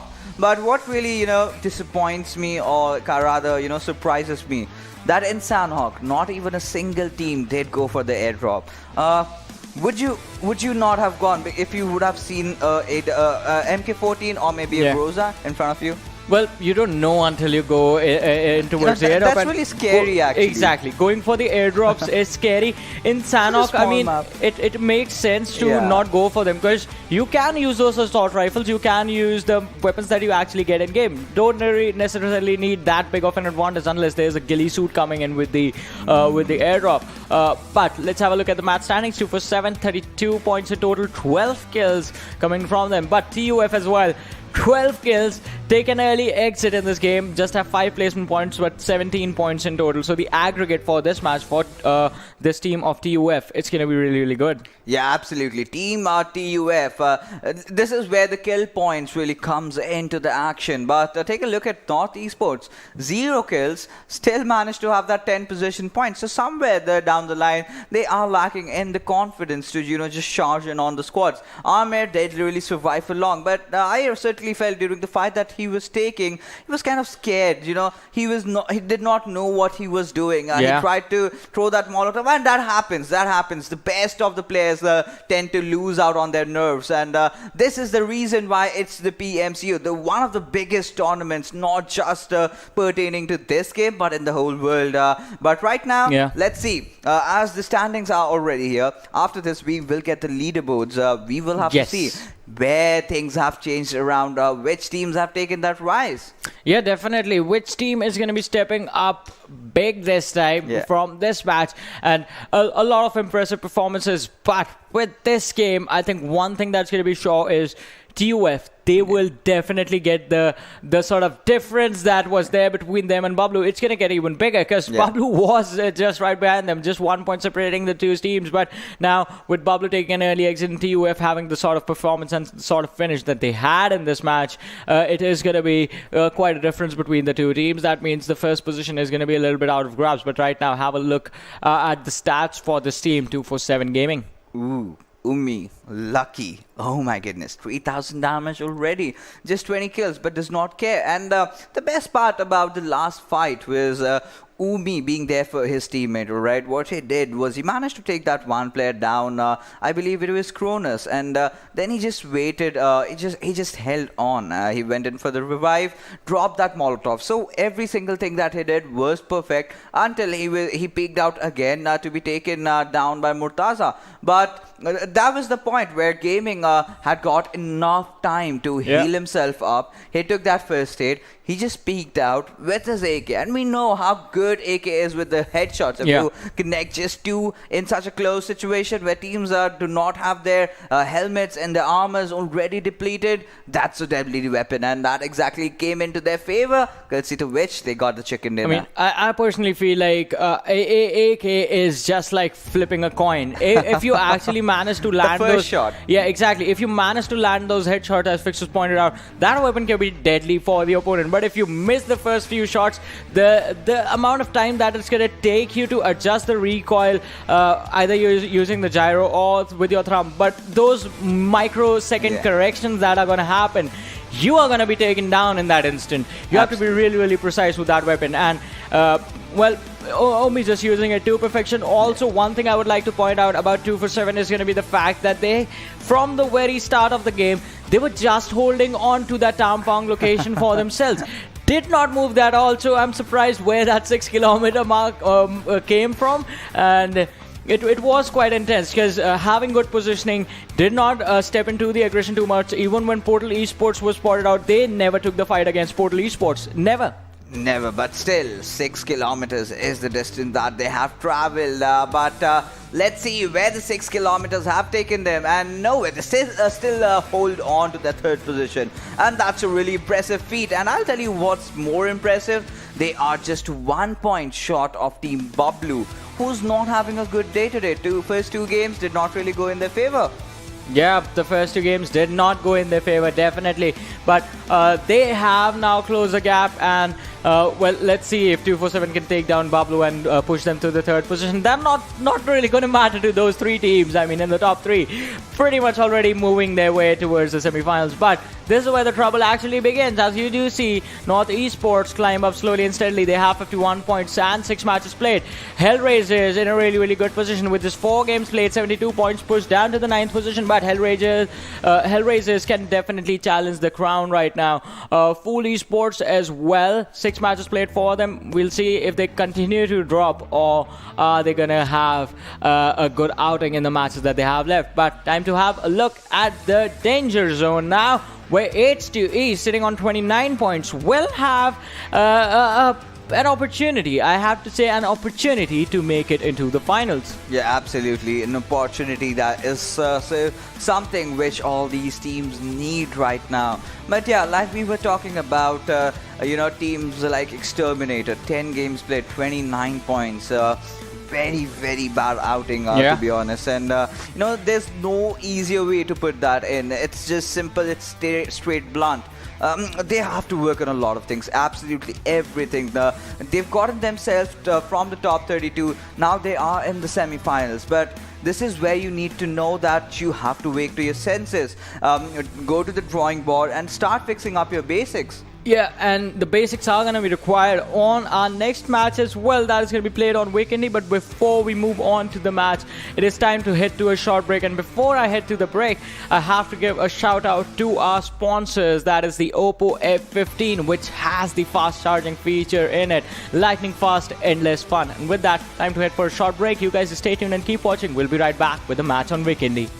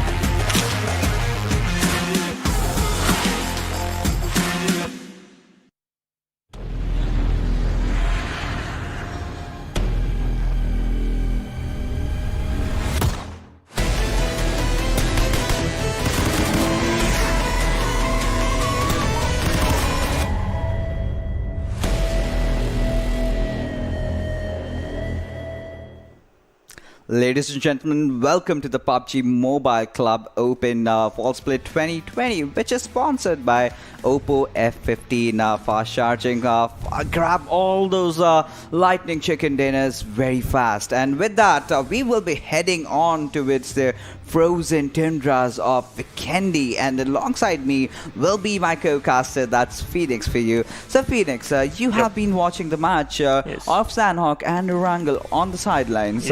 So a lot of teams have stepped up, and especially Team 247 Gaming getting that very good chicken dinner. And TOF have been on a very good run as well. So what do you think in Vikendi? What are we gonna anticipate? But we will be holding on to the conversation, as we will not be delaying any further, and will be directly heading out to the game where the flight path trajectory goes from Port towards Milnar. Oh, that's amazing. And if we talk about the plane path, it's kind of favoring the teams who just have to look at their location, their favorite location, with the Dobromesto, and we can talk about Goroka, Kritzis, or Villa, because the location are that not far away, they can drop very easily. And if we talk about the zone, if the zone taking a hard shift and it shift towards the cement factory, so the teams who landed on the Dobromesto, they have to do a early rotation, so that in the early game they could not get an early exit. Yeah, absolutely. Let's see what happens this time around. The team, we certainly do anticipate a kind of a slow game, but in the Pakistani region, we've seen a lot of fights breaking down right from the get-go. So the circle, like we can see, it's not nothing, will kind of, throw you off from your chairs. The players also will be happy, but I'll tell you how critical or how difficult this circle can be. If we head on towards a castle circle, if we look towards a circle between cement factory and Villa, you have those bridges coming into action, and if somewhere down the line, the 6th or 7th circle, it comes around there, we're gonna witness a lot of intense action. Yeah, that's right. If we're talking about intense action, we can see that most of the teams are outside the zone, just like Team H2E, Team North Esports, Team Golden Stars, Portal Esports, as well as Team Bablu. If we talk about this team is one of the best teams in the Pakistan region. We can say they have a lot of experience, and we trust them a lot because they showed one of the amazing gameplay from their side. But right now, they have to focus that how they are going to get the chicken dinner, or how they're going to be in the top 3, because you have to figure out something, because the team on the 3rd position, they are just 1 point away to snatch the 2nd position from you. So they just have to focus on getting some placement point first, and after that you can go a little bit aggressive. Yeah, absolutely, you can go a little aggressive, but a lot of teams are on the certain side and they are looting whatever they need right now, and while they're rotating, we might expect to see a few clashes happening out there. But Team Bablu, this is a team that we have to talk about right now, because Zebion is back and this time Danny is playing, so they're kind of rotating their players around, but I think Tyrant has decided to sit this one out. So Team Bablu doing their basics right, the early stages vehicle capture, that is lovely. They've got 2 dashias already. Now they are moving on to their drop location where they really want to take those guns and all that loot that they will be needing for this particular map. And a really unique thing about this map that I've observed is that you'll get a lot of SMGs, and the players love to use that, be it Bison and MP5K. That has been my favorite weapon in this map, being an exclusive one,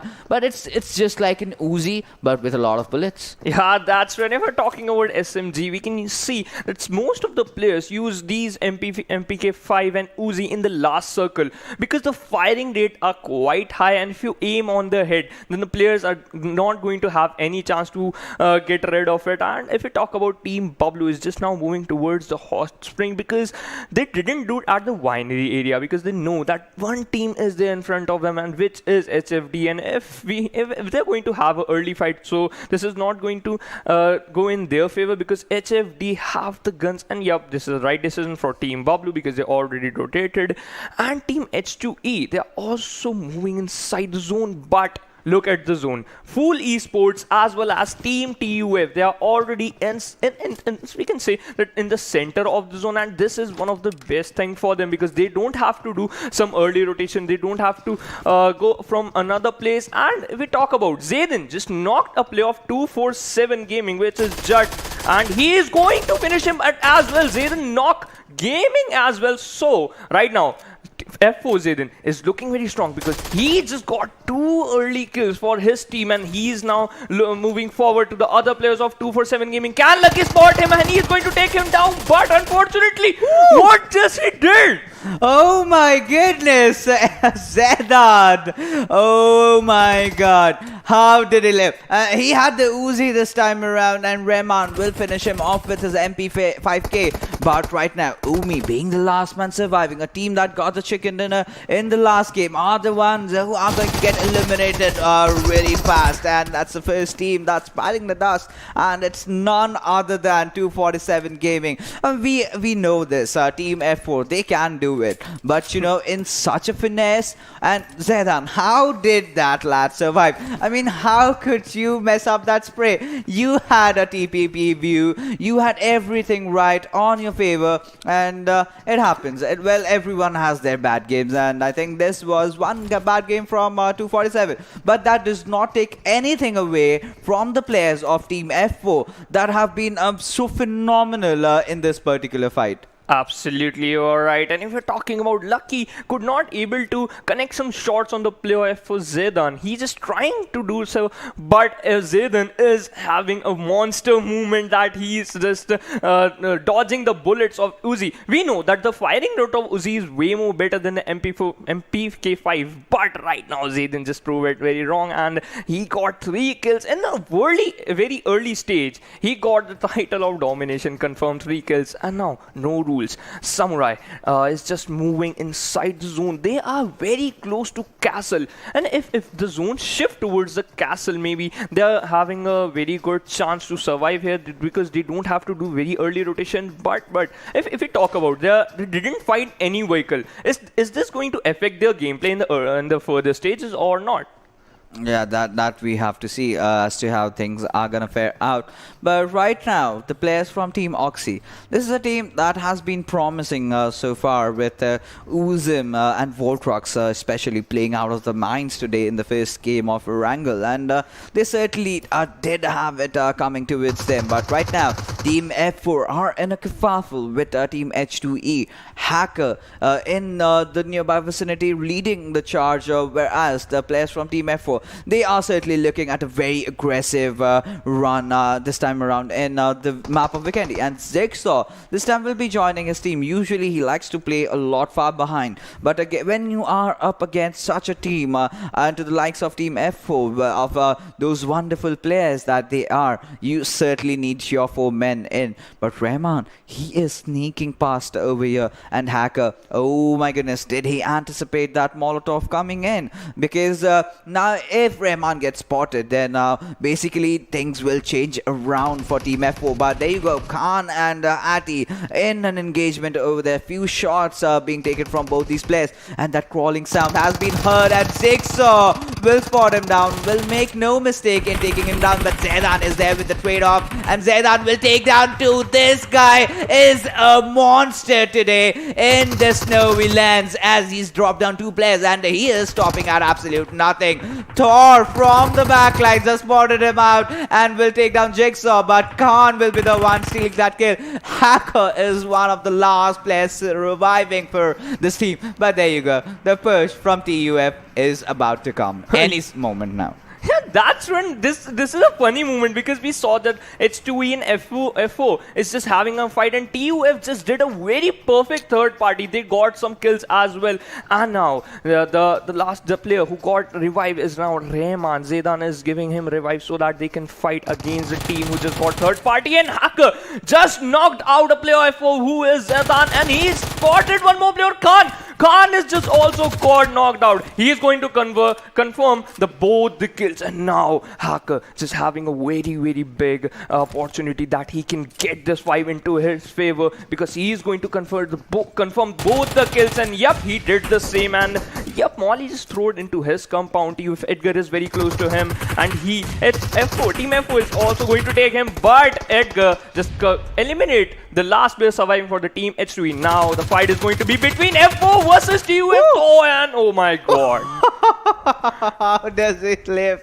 He is inside the water over there. No, okay, he is still alive. He is swimming, but you know, these are fishermen. They have spotted the tuna over there, and they are in a mood for some fish dinner. So you know, you always love that chicken, but you know, if you have some fish and chips, why not? So right now, Thor, as we can see, he is spraying down inside the water, and Team TUF, all the flow players are on the edges of the cliff, and Edgar is inside the circle. That's a very good decision coming out from the players from Team TUF, watching out their flanks, watching to see as to, if no other squad is really pushing out on them. But if you take a look at how they play the position, Wolverine, is he just going to drown to his death? That is a question over here, because even a slight movement will give away his position. And Thor, he does not care. He's dropped inside the water, but right now Blade from Team Exterminators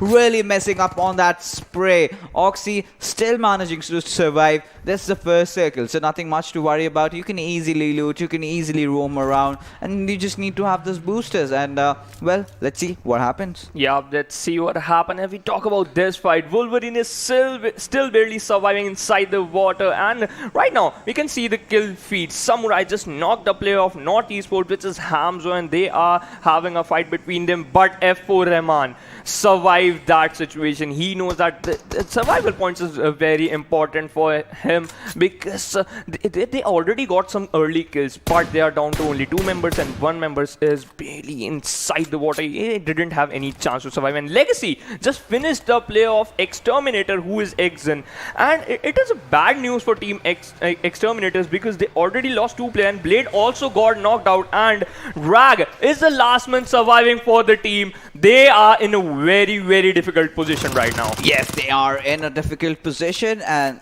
there you go.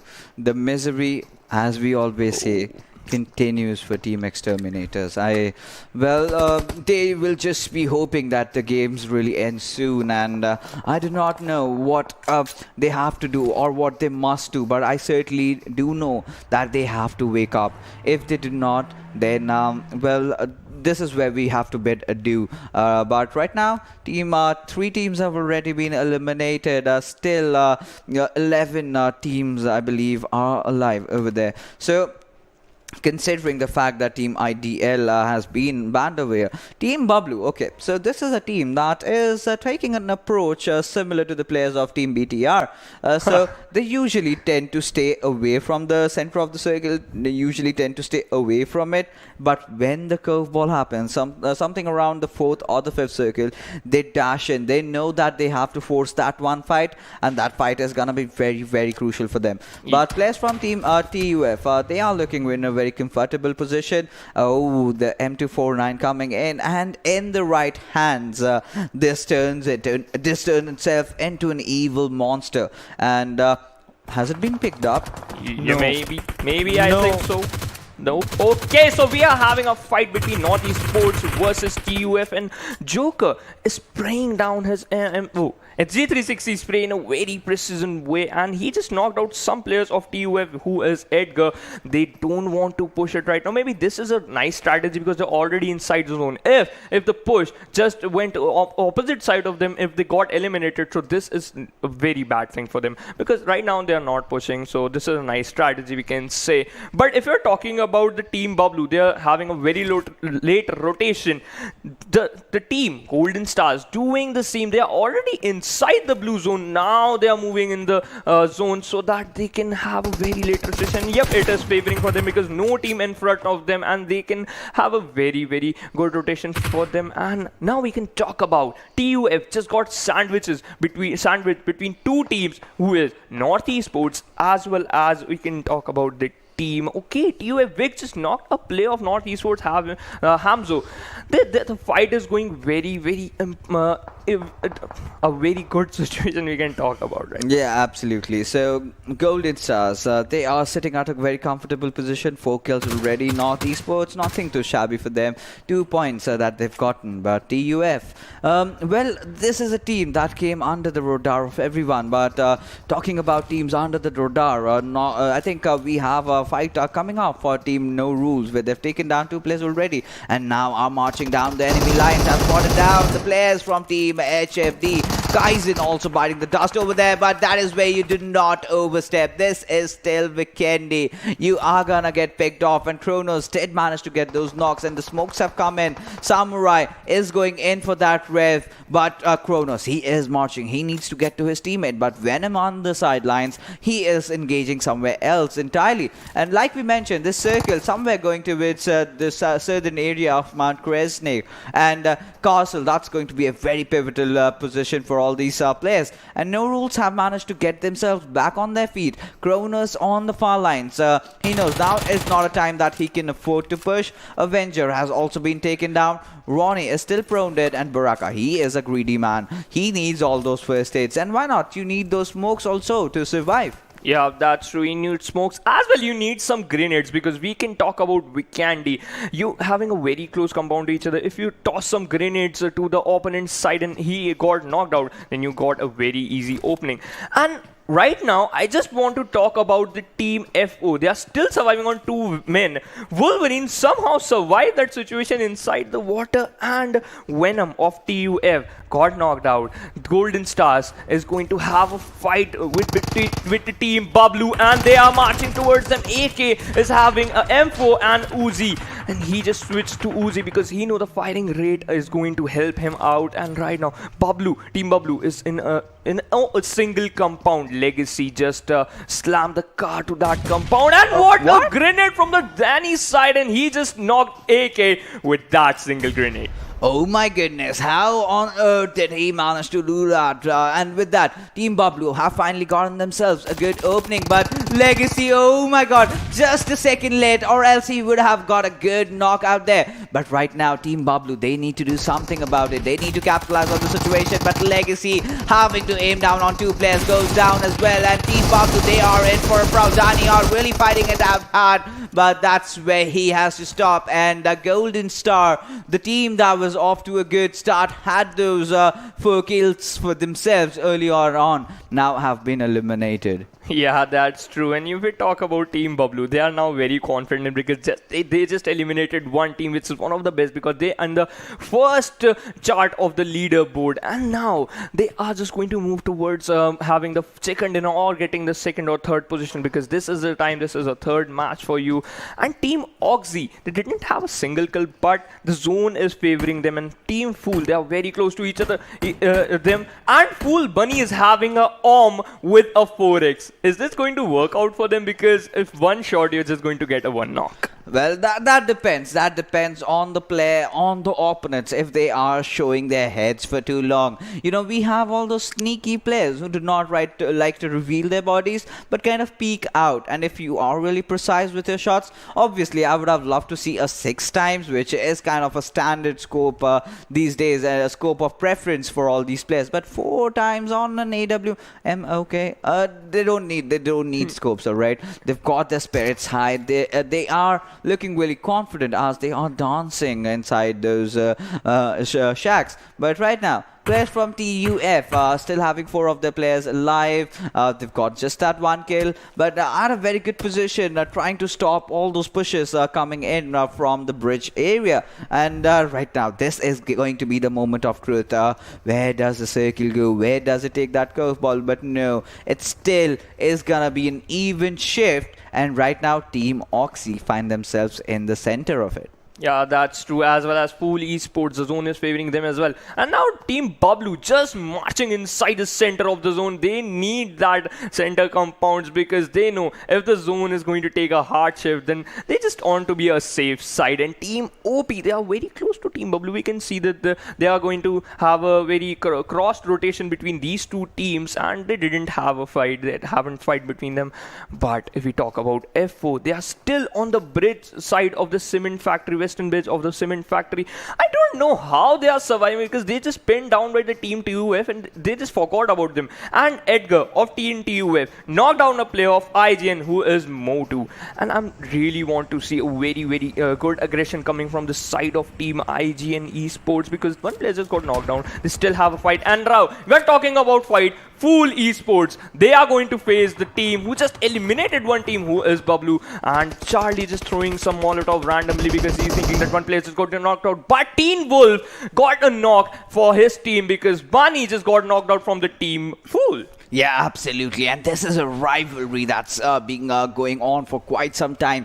Team Bablu and Team Fool, they might be friends outside of the game, but in the game, the way they go out on each other, they are like those ancient men from Sparta who did not back away from a fight. And I'll be the most disheartened person if both the teams decide to disengage. No, don't do that. Go all in. You've got your first knock. Try to go in. Team Fool, defend yourselves, or you can go aggressive. You've got so many avenues. We want to see this 4v4 happening between you both. You know, this has to be done, right? That both the teams are really good in individually as well as with their teamworks, but no, they have kind of decided to retreat and not engage, and we will be watching them maybe fight it out in the later stage perhaps. But right now, Team Fool, as we speak, are in a comfortable position, but Team Bablu definitely being the one who have decided to back out because might be a lot of reasons. Maybe because of the circle,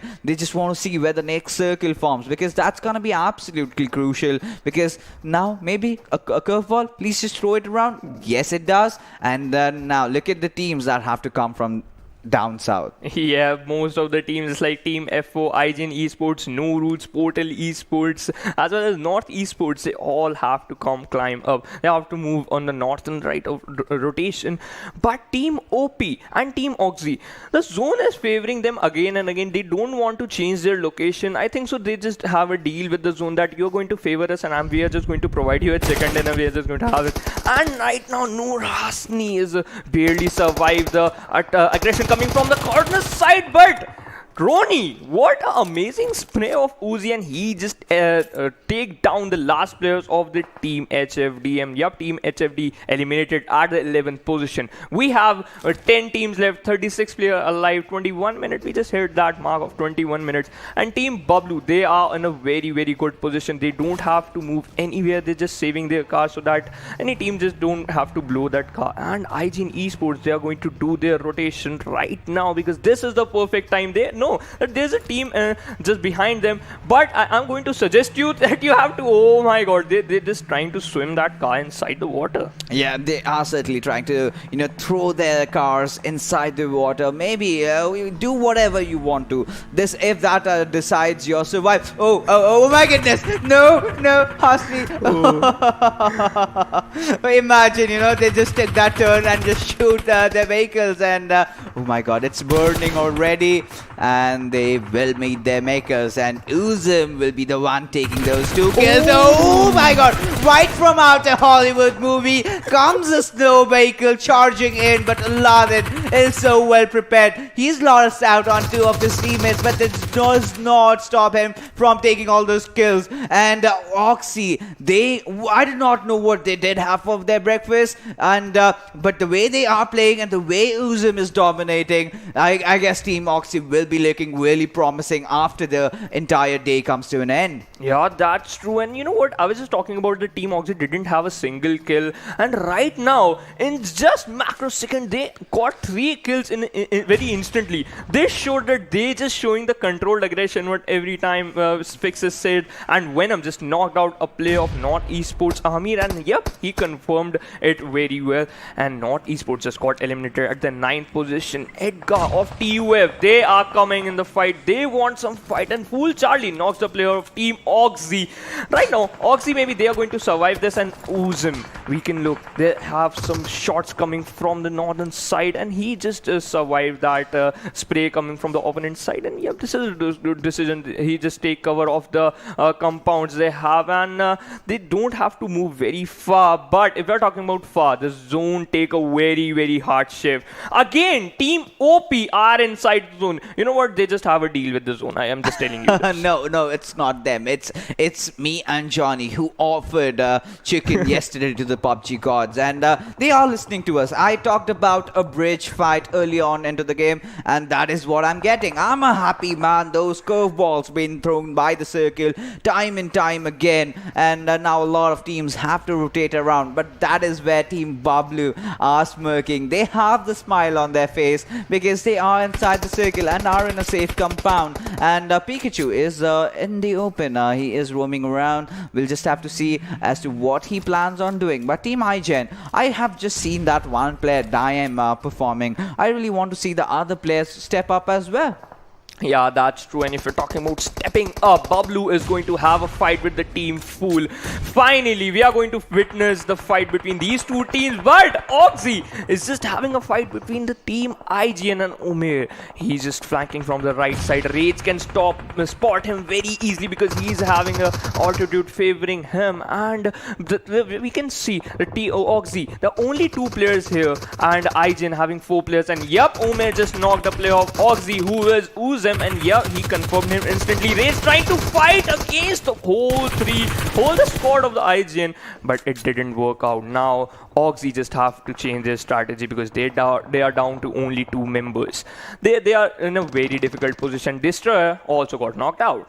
Yeah, absolutely. In these phases, we get to see a lot of third parties coming in, but Voltrox, he is another deadly player from their squad, and if somebody can change things out for Team Oxy has to be him. I really hoped if he went in for those grenades, has the ghillie suit for himself, but no, it will be taken down by the players from Team IGen who have managed to finish him off, and Team Oxy, just those 4 kills, and Bablu's Danny, look at him, he has stepped up on a building and utilizing that cover for his absolute advantage, taking down players after players, and Team Bablu find themselves really comfortable in this particular game with 5 kills already in their name, all 4 of their players alive. We just have to see how Team TUF is gonna fare out in this game. And right now, Razor from Fool, he is just peppering down a few bullets onto the smoke, as he knows the smoke is there, and so is someone in that. But right now, TUF, they are also not too shabby. They did manage to explode the vehicles, and alright, so many teams are falling out over here.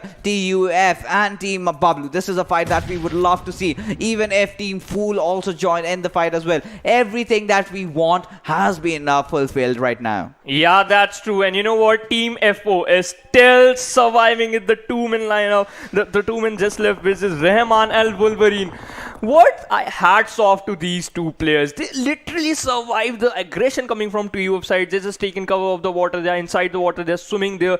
And right now, they are in the top 5. This shows that, yup, they have the capability. They can show, they just showed the aggression as well, because they have some 6 or 7 kills in very early stage. This is the game you all the teams have to prove. And right now, Bunny just pinning down the players of TUF Thor. If Thor is going to peek from anywhere inside, from the gate, he's going to be in a big trouble, because he's going to get knocked. Yeah, maybe he's gonna get knocked, but let's see how things are gonna fare out for all these teams. Put Worcester being the action area right now, and Shushil has managed to take down Edgar from TUF, and he will get that revive, because unless and until Team Fool is not gonna push from the backlines, which they are likely to be doing right now, and Edgar, he will definitely get that revive. He's got his teammates out there, and Smoke, oh my goodness, that was a bad decision out there. He was confident that he will get the kill, but eventually managed to pull that player off to almost 10 HP, but not getting the kill instead of revealing your position. That's a bad trade-off. But Bunny, hasn't been quite lucky with his AWM so far. Might as well throw it, because at these last stages, you know, you don't need that. You need your assault rifles. Maybe you can do well, even better with an SMG, but that's entirely his choice. That's his life, and let's see what happens around. And Danny still holding on to that rooftop compound that he is having since quite some time. Let's see how many kills he gets out of this one. Yeah, that's we already have 3 kills. I just want to see that he's going to hit that mark of 5 or 6 kills. But right now, I'm literally waiting at which side the zone is going to shift. It's still going to favor TeamOP. And yup, TeamOP Rajput knocked down F4 Rahman, and the zone is favoring them as well. I don't know what they just did. They are already inside the zone every single time. When zone take a hard shift, they are already inside the zone. This shows that the zone prediction is very, very precise. Maybe they just take a class from the from Ocean. And let's have a look. And Dani spotted some players of TeamOP. He's going to toss a grenade towards him. Maybe he's going to get some knocks as well. And TUF looking in a big trouble, but he's barely surviving on 40% HP.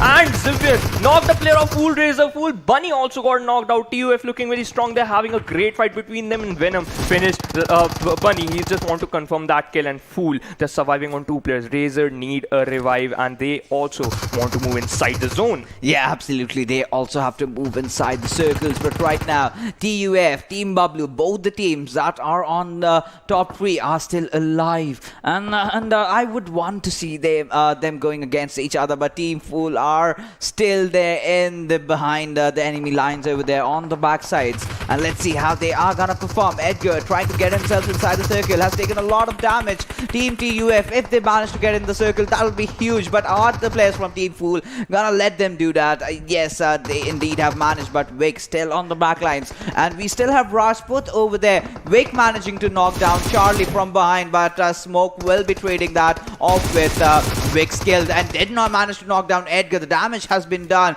and this is certainly going to be capitalized by Team Bablu. Oh yeah, that's true. And we have left with only 4 teams. Team Bablu, Team TUF, Team F4 and Team OP. F4 still surviving at the last man standing, who is Wolverine. And Edgar need a revive so that the team is going to be strong with 3 men. And if we talk about strong with 3 men, Team Bablu, not a single player got eliminated. This shows that yup, they want to take that first position again.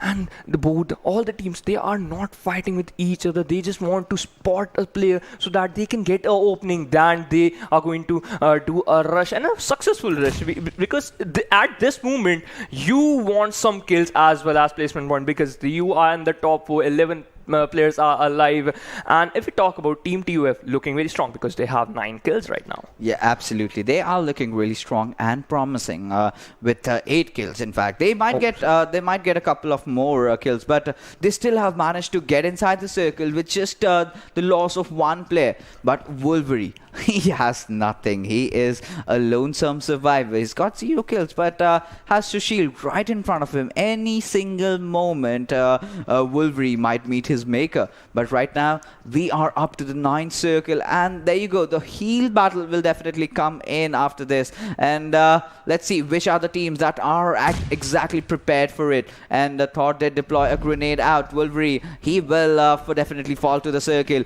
F4 Esports are being eliminated over there. But Edgar, oh my goodness, he has those first aids for him. And a lot of players are falling down as the circle is slowly but definitely coming in close. Edgar, 11 first aids. Venom really taking the fight onto the face of Team Bablu. But Dani, he does not have anything. So it all comes down to a heal battle between Team TUF, between Team OP and Team Bablu. Shushil has 9. Okay, Edgar has 8. Oh, alright. So Bablu are out of the fray over here, are out of the question. And it was Team OP that did manage to get the chicken dinner, and an amazing hold on from the last player. He was the last player surviving, and he went in for that heal battle. And finally, in Pakistan region, heal battle is something that I've never ever anticipated, with all those teams being so aggressive. And this time around, we do get to see that, and does not surprise me at all. This because it's Vikendi. Yeah, that's true. And you're talking about the zone is favoring the TeamOP again and again and again and again. And that's why they got the chicken dinner. The zone prediction is so precise. And you know what? The heal battle, the booster worked out at that moment because he's having a 80% boost as well. Because if you're talking about that, you just have to a little bit of a boost. I mean, that might be the case over there, but I'll tell you what was the differentiating factor. When the circle closed in, there is also a thing there. The more far you are from the circle, the more damage you are going to get be taking on yourself. So this was a 9 circle, so a lot of damage is to be dealt by the zone. But right now, let's take a look at the MVP of this particular game, and has to be ZARAR. 5 kills, 664 damage. All the teams, in fact, went into a good run. I had a lot of distance. So my goodness, talking about distance covered, the rest of the teams did.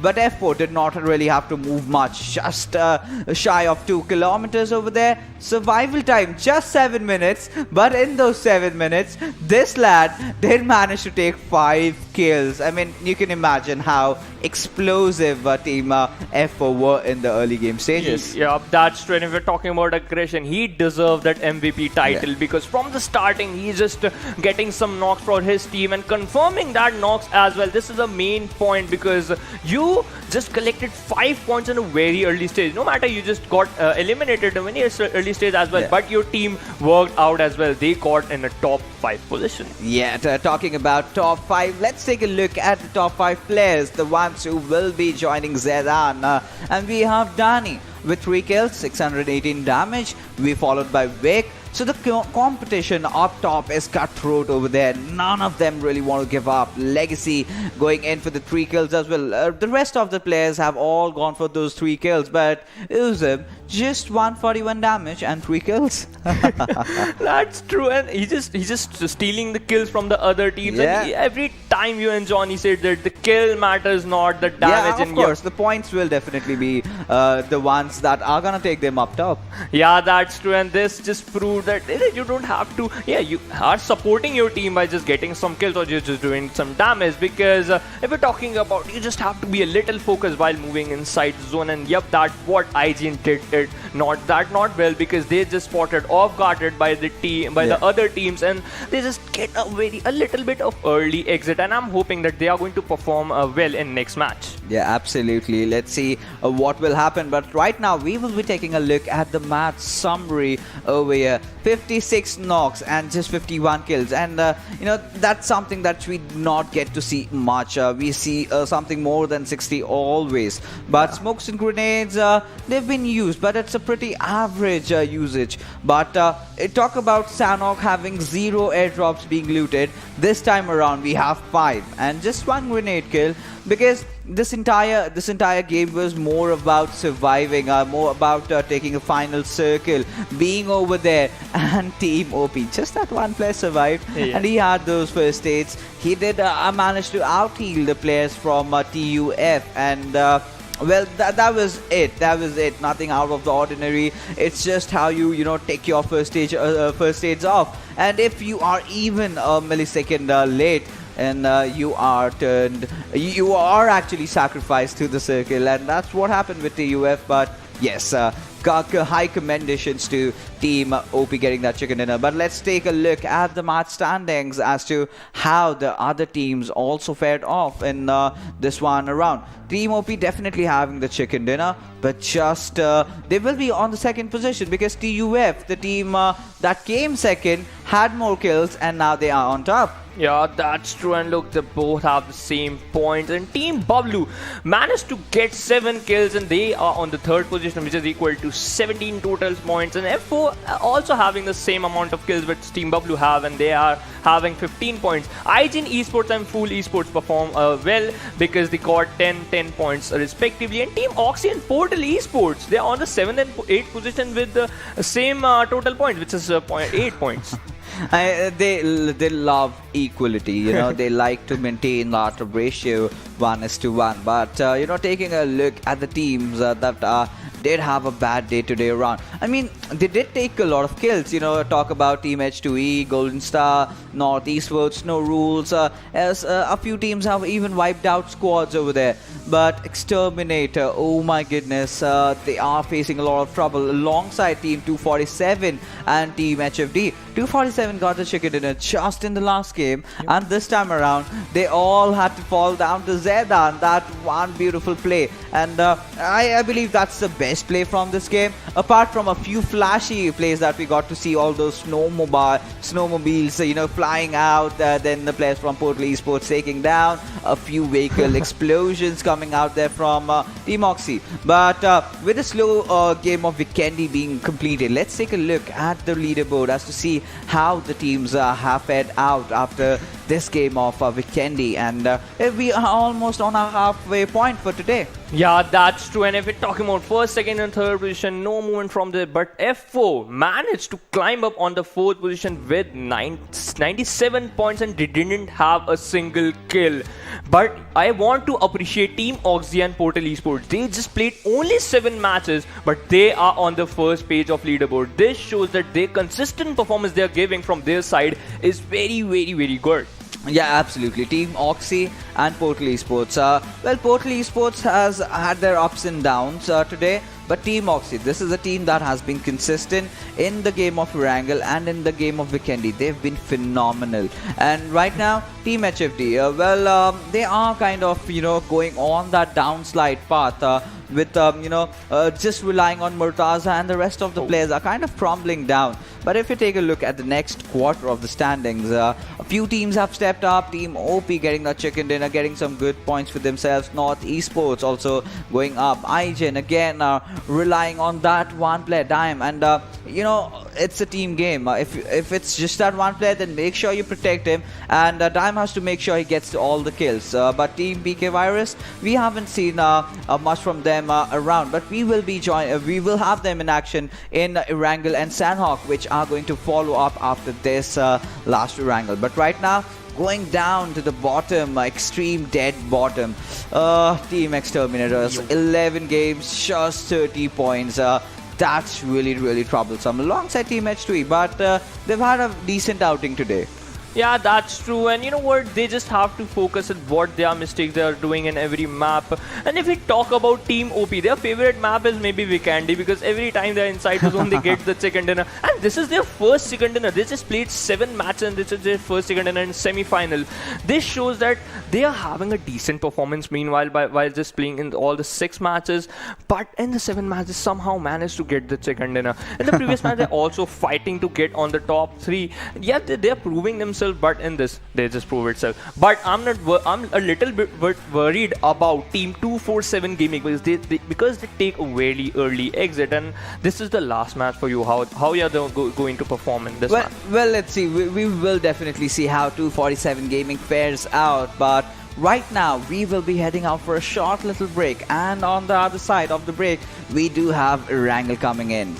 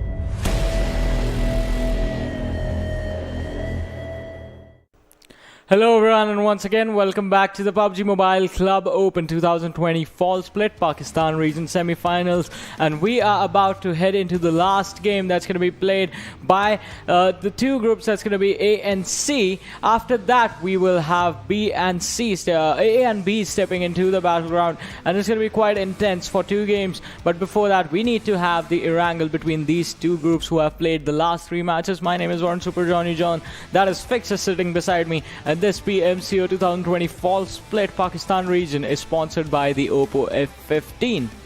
Yeah, absolutely. And in circumstances where you have to play PUBG on the, while you do not you have to play a long session. Yeah. And that's where this phone comes in. You get that fast charging instantly, super fast. And yeah, I have been loving it. One of my friends got it recently. But apart from that, let's just get back into the game and let's take a look at how TUF, the group leaders, the entire semi-finals that we have had so far, they've been leading the charts. And let's take a look at how their players have fared off so far. Edgar definitely being the standout performer for this team, but Venom is the one who has dished out so much damages. I mean, they've consistently had a higher rate of survival. I mean, look at this. Average survival time for the team is around the 20-minute mark, and Vic alone having 11 matches played in 22 minutes. So that is an impressive performance. One man still remaining into the game that late is going to mean that the team somehow, even if they're not taking those fights, which they actually are, they still manage to get the placement points at least. Yeah, at least the placement point, and that really matters because the survival time that this team has on every single player is more than 20 minutes. So that explains a lot of things. That explains that they prioritize, reviving their teammates. They prioritize the circles, and they prioritize good positioning. And as a result of which, they get a lot of good kills. And we did see Team TUF having a very explosive start in those initial days of the group stages. Then they went into a dip, and when they are back in a fashion.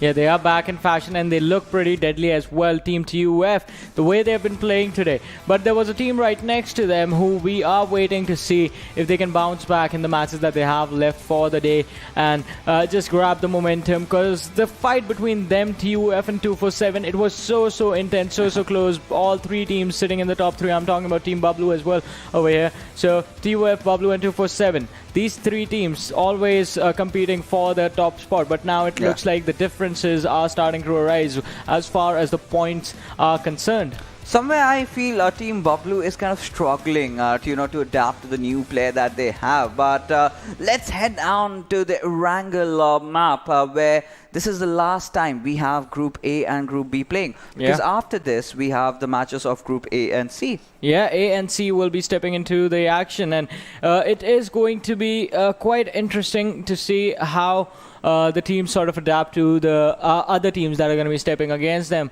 But 15 teams in this matchup right now, and that is the situation that we've been in since the day started. And we will be moving forward with this 15 teams in 23 teams in total, actually, in the semi-finals. And a lot of people were having doubts about the way the leaderboard looks right now. So once again, for the viewers joining us in match number 4 for today, would like to inform that matches for day number 3, that is semi-finals day number 3, those matches are going to be replayed. So all the points that were gained by the teams, all the matches that they played have been nullified. They are going to be replayed. Then we have day 4 as well. Technically today was supposed to be day 5, and the situation, it feels a little bit weird, but we are still going to keep moving forward, and the teams are still going to fight. And today it has been a lot about fights, because a lot of aggression since the day started, and I believe that's how it's going to be, even in the next 2 games. Yeah, absolutely. It makes sense because when you are playing PUBG Mobile, you will expect fair gameplays, but there are teams that try and tend to spoil your game. And once the weed has been plucked out from the farm, and now that if the fields are leveled up, it makes sense that you rehost those matches, because there are teams that have lost on so many points. And now these are the semi-final stages where every single match counts. And now all the teams, like you can see, the circle, quite generic, but with a lot of possibilities. You remember that Lipovka Shore area where things ended off really being very intense in the South Asia region. Maybe today we get to see something like that. But I've been longing for a mansion circle or maybe a prison one. So we might get to see that one as well. Yeah, we might get to see that, or it might just move towards the Yasnaya area or the farms on the southern side of Yasnaya. But where I want the circle to be? I want it to be on Stalber Hill, because that is going to be quite intense. No one is there right now. Everyone has decided to stick to the western side or the central part of the map. Three teams have actually gone to the military island, and everyone is going to have to move the long distance towards the Stalber area, and it is going to be so much fun to watch that happen. Yeah, of course, that is going to be really fun. All the teams going around Stalber, taking that high ground advantage and fighting it off, then someone coming in from behind, taking you down as well. But the best thing that I can expect from this game, because Stalber still is a possibility, but the chances are too less. But the probabilities, if you talk about that, you have mostly the circle maybe tending around the mansion area. Even shelter fights are going to be fun too. It's been a long time, Johnny, that we saw a shelter circle, because not only you can stay up top, you can also go down under. And if some team does manage to sneak past and goes inside, and the circle really favors them, that will be a sight to watch, because then you just have one way to win the game, that is through heel battle. But right now, with all these things being said, today we have had a few teams really playing out of their minds, and the one name that really comes up in my mind has to be Team Oxy. Yeah, Team Oxy, they've had an incredible start to the day. The first two games were pretty intense, but the last one as well.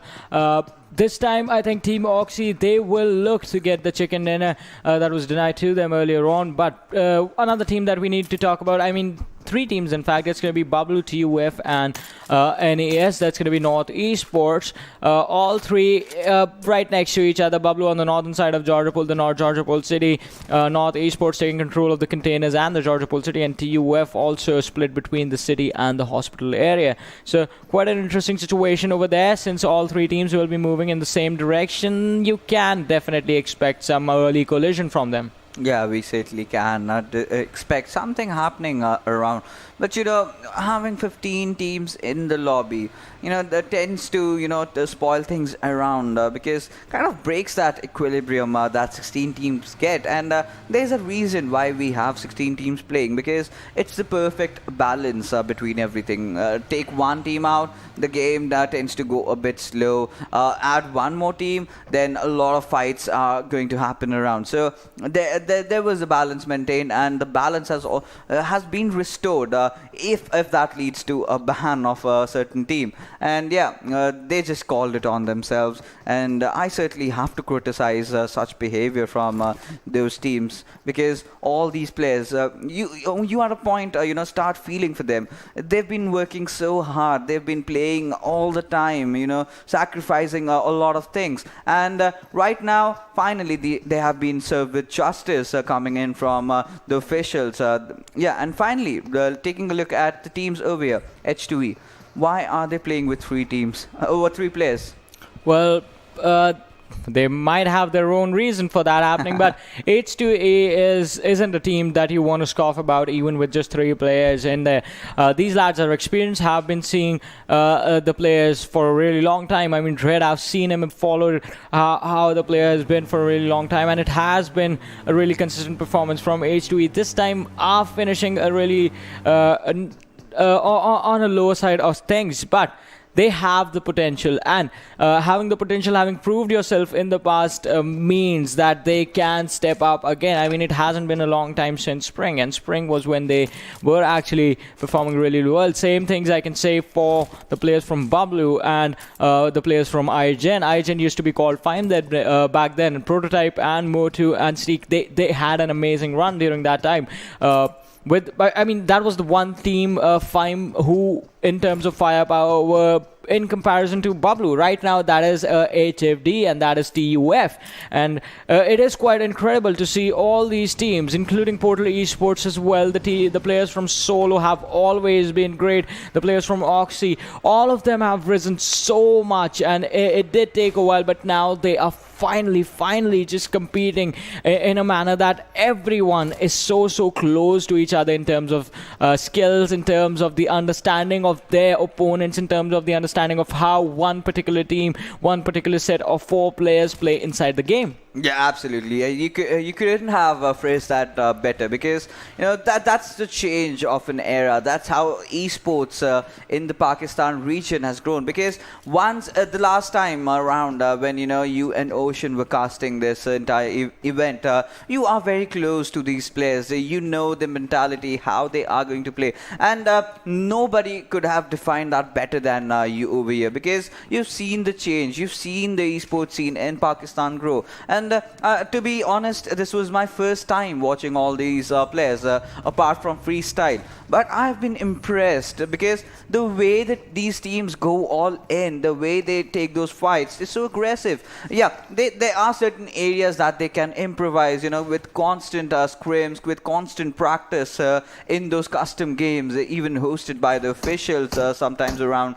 Just play all the games that you can. And if these Pakistani teams really work on the positioning and how to enter inside the final circles, I think this is a region that we should be scared of, because Pakistan region has got some amazing gamers out there, and one of them standing really tall has to be Arslan Ash in the game of Tekken. He's one of those players that really put Pakistani esports scene out there in front of the whole world.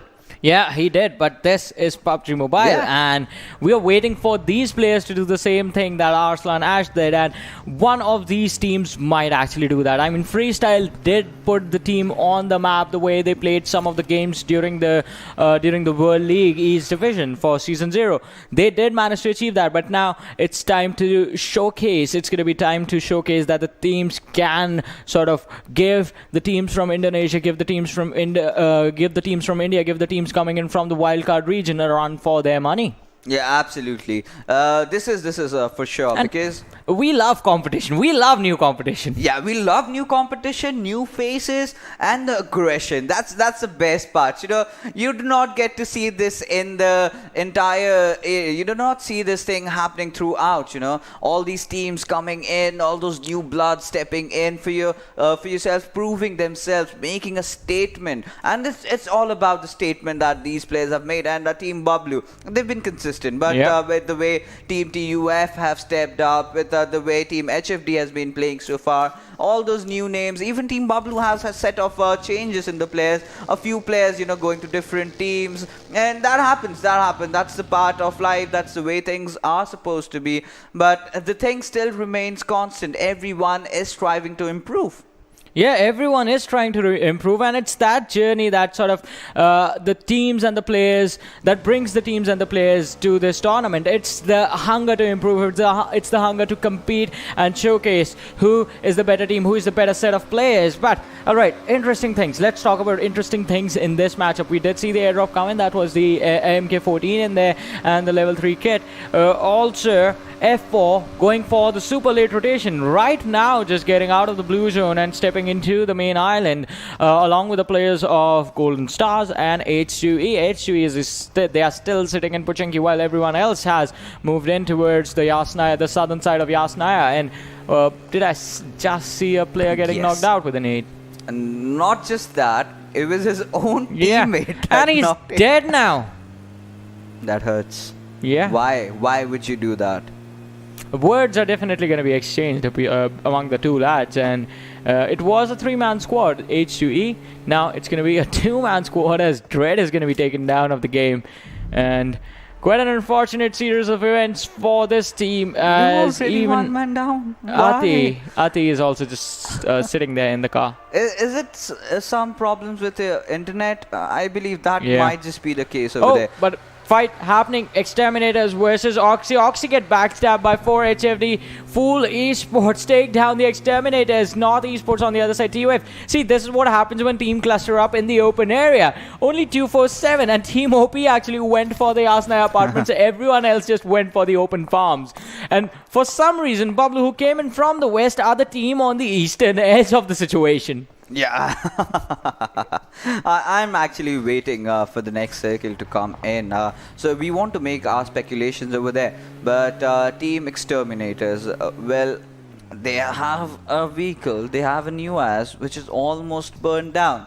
They still have got the balls of steel of riding it down over there to safety. But right now, the circle somewhere going just down of Yusnaya, and we can see smoke, taking down a few players here and there. So right now, the players from Team Fool, this is a squad that we can also talk about as well. They have been in a constant aggressive battle with all those teams out there, challenging Team Bablu right off the get-go. And this is a competitive spirit that we would love to see, and in good spirits as well. So right now, Team Fool, they are changing their compounds, they are moving forward, but look at Bunny. He has, kind of cooked his smoke grenade, just waiting there. He will land and instantly drop that off. Okay, so this was basically to take all the utilities out there. This can be a risky move, but why not, right? So yeah, Bunny went in for the loot, got everything that he needed,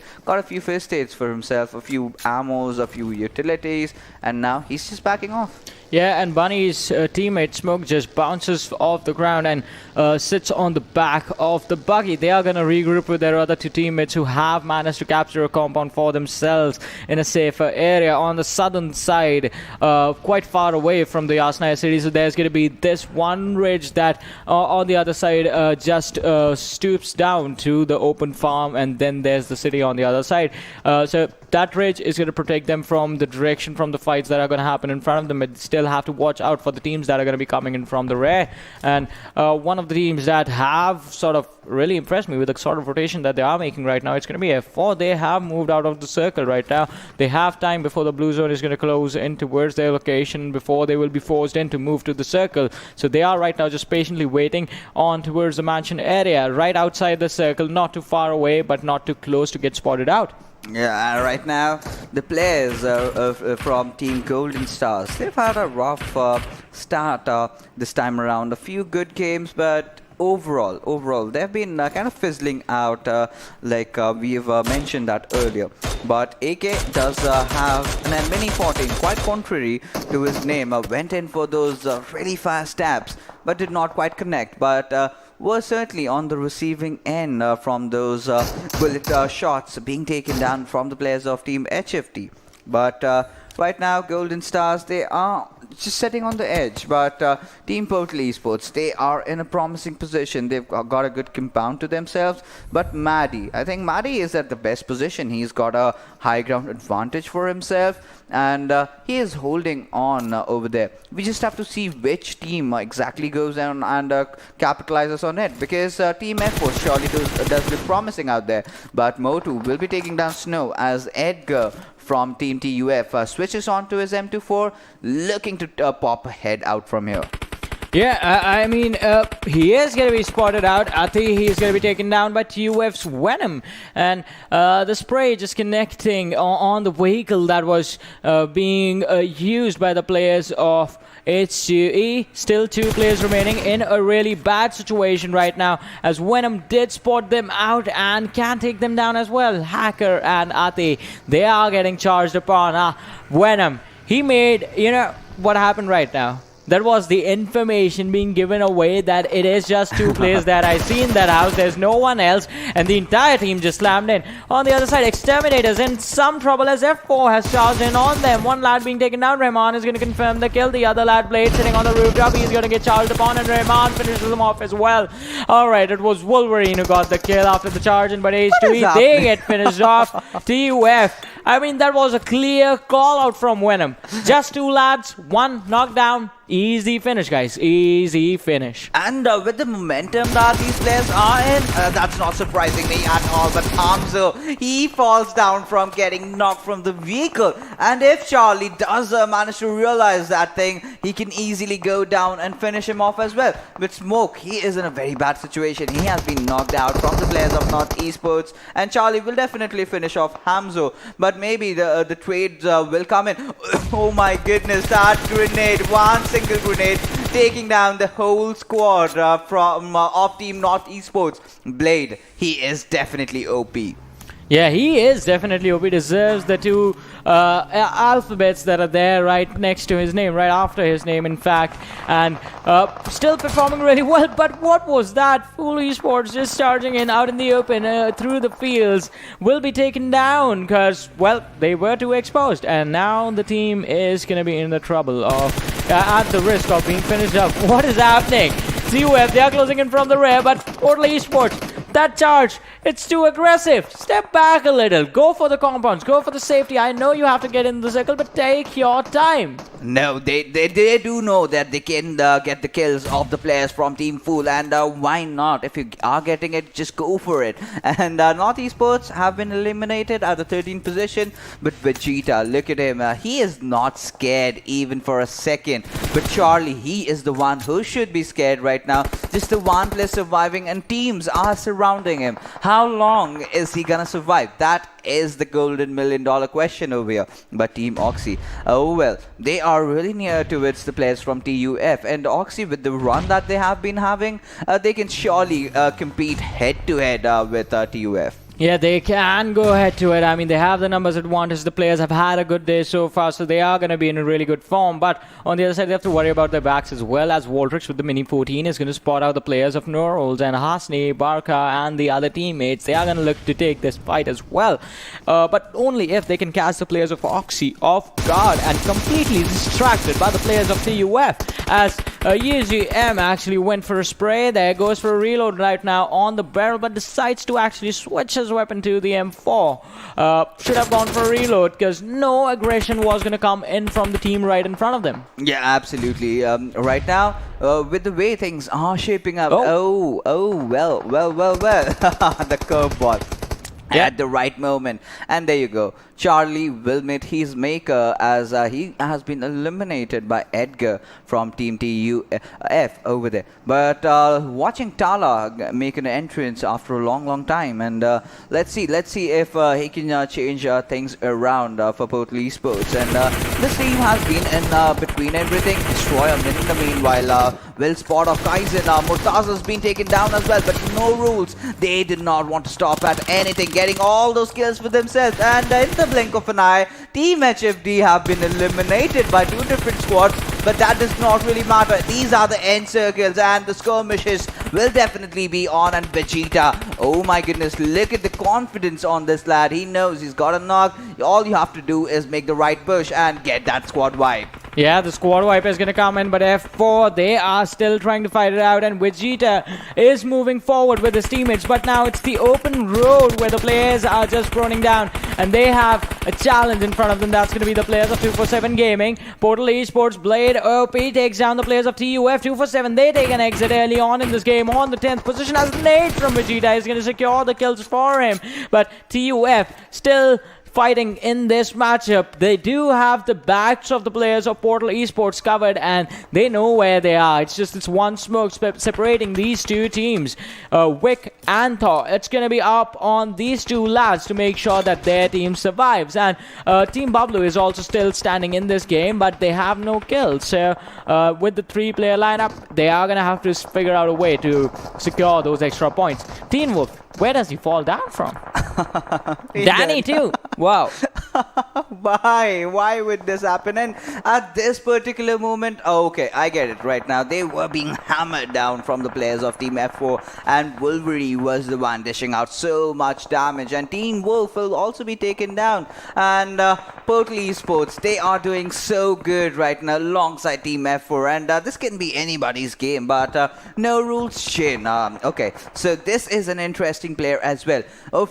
He's got a lot of fan base out there for him, but from Team No Rules, the only player that has really impressed me so far has to be Samurai with the way he has been playing. But somewhere down the line, well, Team No Rules does have that kill potential, but positioning is one area where they really need to work on. And PMCO Esports, I think I have to put my money on them for the chicken dinner this time around. And talk about Samurai, he will be knocking down one player from Team Oxy, but Vegeta, this guy is on a roll right now. He is scared of nothing as he takes down players from Team Oxy. But with that being said, Diam actually going in for that push, but Rahman will spot him out. One of the best players from Pakistan has managed to get 2 knocks for himself. Motu is definitely in the nearby vicinity, but the job that Team F4's Rahman is doing, that is comparable to none. Oh, he's cooking up the nade. The shots are gonna come in, but Rahman misses the mark, jumps down from the rooftop, and it is an intense fight. Goes for the reload, has done it.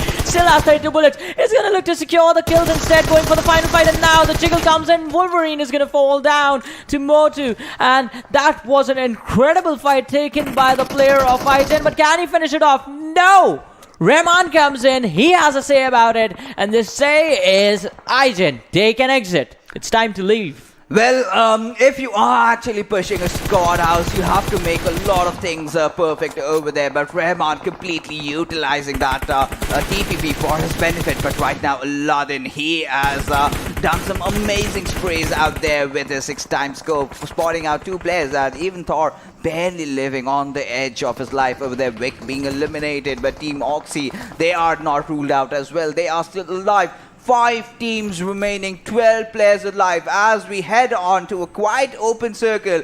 The smokes are definitely gonna be popped off from all the teams, and F4 Esports, Team Oxy, Portal, Golden Star, TUF, anyone can actually win this one around. But Zedan will be throwing that grenade onto its Starla, and down he goes. But Team Oxy having the highest probability of getting a chicken dinner. Can they finally get it? They've got those second positions, they've got a lot of kills, and they've been so confident this day around. And let's see how things shape out for them as Rahman will find a player knocked from Team Oxy. Volbrox will be biting the dust alongside Team TUF being eliminated. Rage also falling down to Rahman as Rahman enters beast mode. Yeah, he is gonna be in the beast mode right now, but can you actually go for the chicken dinner this time? F4, we have still to see the performance from them as Oxy is gonna be in trouble. The last lad being powered out, Destroyer is gonna be finished off by Golden Stars, Cheyenne, and now there were 3 in this match. 3 teams, 6 players alive. Each team has 2 players. So this is going to be an even fight in terms of the firepower that each team's had, but not in terms of where they are. Because F4, they have the high ground against both these 2 teams. Rahman and Zayden from that squad house can actually spot out and take out the players of Golden Stars, and then later on fight the team that's on their flank. That is going to be PMCO Esports. The worst position has to be for Golden Stars.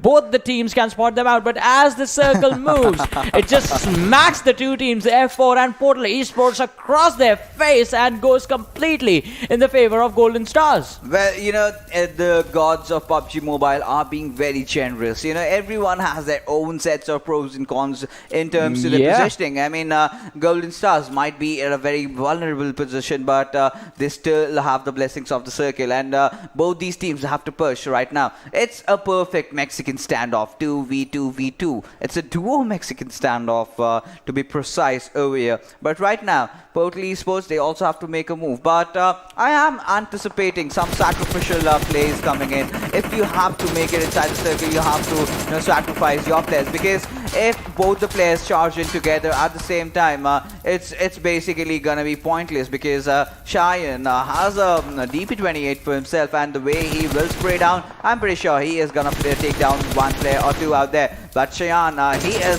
more focused on the players up top, that is Team F4, the ones that are really deadly, and especially Rahman, 6 kills to his name already.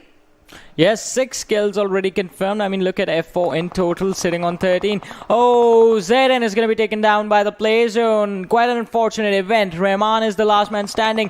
Portal Esports, even they have lost a lot, and Vegeta is left standing. So, Golden Stars, the team with the worst position, are actually coming out on top as Shayan just secures another kill on F4's Rahman. 2 versus 1 situation against the players of Portal Esports. If Aladdin gets a revive, then it's going to be a 2v2 situation. They have the red car available for the pickup, but that's going to be quite risky, because if Legacy spots them out or Shayan spots them out, they're going to be so much trouble. Legacy being too aggressive is going to be punished off. Vegeta has revived his team, but Shayan going for the DP spray just slightly towards the right, and he would have had it, but the players from Portal Esports, now they lower the location. Oh, look at the trajectory of that nade. It's quite close, but not damage being given. Had it been a few meters further up ahead, that would have been the end of Shayan. Yeah, that certainly would have, but right now Golden Stars just threw that chicken dinner from their plates. Oh, they get him. Yeah, they got taken down, but with 7 kills, nothing much to scoff about. But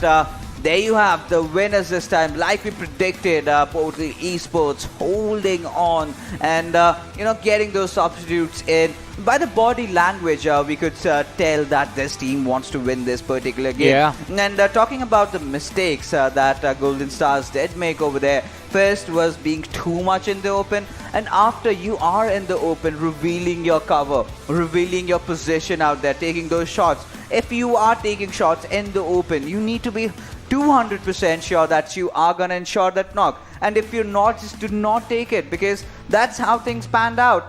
One of the players was walking down. He was just marching straight forward without no care in the world. Got picked off. Cheyenne really revealed his position. That really made things easy for Team Portal Esports. Yeah, I mean, it was quite an intense final situation. But let us have a look at the MVP from this game. We are expecting F4's Rahman to be there as the MVP. And yes, he is. 6 kills, 1140 damage, 24 minutes, 15 seconds survival time, and distance cover. Wow, 11.67 kilometers. Well, I mean, Team F4, this is also another team alongside Team Oxy that have stepped up today. Yeah. And the Erangel game is really strong by the likes of it. So 1140 damage, that's brutal. And we saw if you kind of disregard this player, if you try to even rule him out, what he can do. He has represented his nation in various multiple international events, even having the taste of the World League. So yeah, so much experience coming out there from his side, and did manage to get that MVP. But we're kind of unfortunate with the way Zaidan went off, and it was just him against the world. Yeah, I mean, had Zaidan had enough heals or something, or had he moved in with Rahman into the zone, things would have been a little different. I mean, things could have been a little different, but can't change history. This one was taken by the players of Portal Esports, and even they played it quite perfectly. Let's have a look at the top 5 players as well and see if any of the players from Portal Esports make it into the list. And yes, Vegeta is going to be there, but Wolverine and Rahman right next to each other. So these lads combined took 11 kills for their team, almost all of them. Then we have Oxy's Destroyer with his 4 kills, Vegeta with his 4, and No Rules Samurai is going to be there with 3 kills and 542 damage that he had. Yeah, absolutely. And he has just been that standout performer from this particular team. But Oxy, Destroyer, I think Uzum, then we have Destroyer also there, Voltrox, all the players are in high spirits today. And this is at the right time, in fact. You know, we almost have reached a halfway mark where few teams have played 8 games, a few teams have played even 12 games out there. So right now, getting into good shape is definitely very promising. I mean, it was promising, and talking about the halfway point, I mean, the matches are going to be redone, so that means the teams will have another extra opportunity to secure those points for them. And as we have a look at the match summary, we will know how things panned out in this game, how weird it was, how even it was. 1 grenade kill, 59 knocks, 53 kills confirmed. So it is quite okay. 1 vehicle kill, 4 grenade kills, in fact, and smokes and nade 222. Quite an even number. So 11 headshots, 222 nades. Nice. Yeah, that's more than average smokes and grenades. And considering how things were so much in the open in the final circles, and we did expect an even number, 222 over there. Grenade kills for 1 vehicle kill coming out there, and 2 airdrops being looted. Yeah, it was an impressive matchup, and a little bit more aggressive than Erangel is supposed to be. Plus, the circle being out in the open, you always do expect a high number of smokes to be deployed, a high number of nades to be used, and that's exactly what happened. So all the stats, individual stats, map stats are gone. Now it's time to have a look at the standings for this game and see how many points did the teams actually get for themselves, and how many kills did the teams end up getting. So let's have a look at the standings and see what went wrong for which team and what went right. So Portal Esports, we know they had an amazing game. 10 kills, 30 points in total. F4 right behind them, even though they finished third in the match. They had 13 kills in total, 23 points to them. Golden Stars, they had the second place, but not enough kills, 21 points. But still, it's not going to matter. 21 is still good for one game. Yeah, absolutely. 21 is a good number considering the position that they are in. But after this, when we get to see the overall leaderboards, Golden Star definitely must have taken a rise out there. And Team Oxy, they've been building their way, sneaking into the top 5 over there. But talking about the teams that did not have a good fair outing over there, Team Bablu, Team Exterminator, 247 Gaming, back-to-back bad performance, getting that chicken dinner, kind of nullifying everything that they'd achieved so far. And HFD, something is wrong. Maybe teams have figured out how to tackle them. Just take down Murtaza, and that's the way cookie crumbles for this team. And they did figure out, made shakes out of it, did whatever they had to. So yeah, the food references are going to come in. You are getting hungry, just like the players are hungry for that chicken dinner. And that first place finish, also hungry for the slot in the finals, where they can showcase what they're made of and try and qualify for the next step that's going to be in the international competition. That's going to be the PMPL Season 2.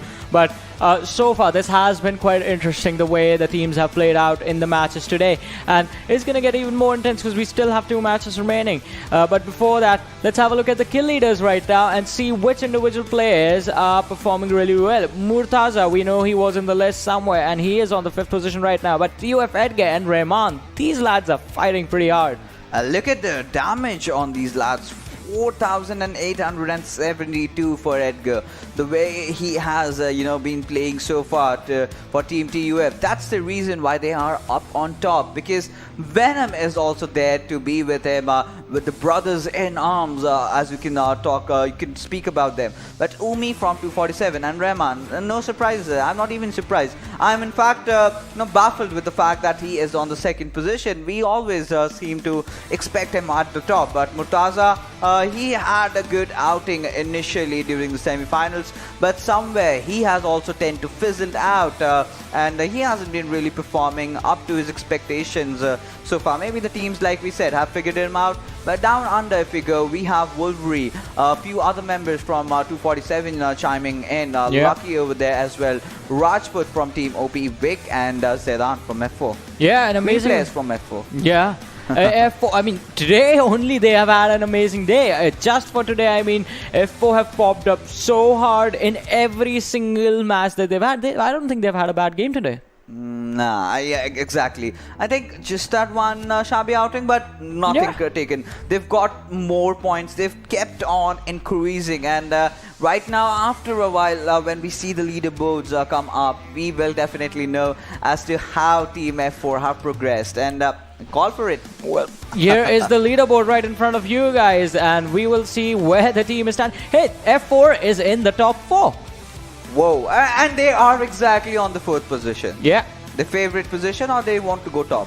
Well, I think they would like to go for the top, but even that is going to be achievable. Yeah, it's going to be achievable for them. I mean, look at this. TUF is on the top, 165. Then you have Team Bablu, 143. The slight gap over there.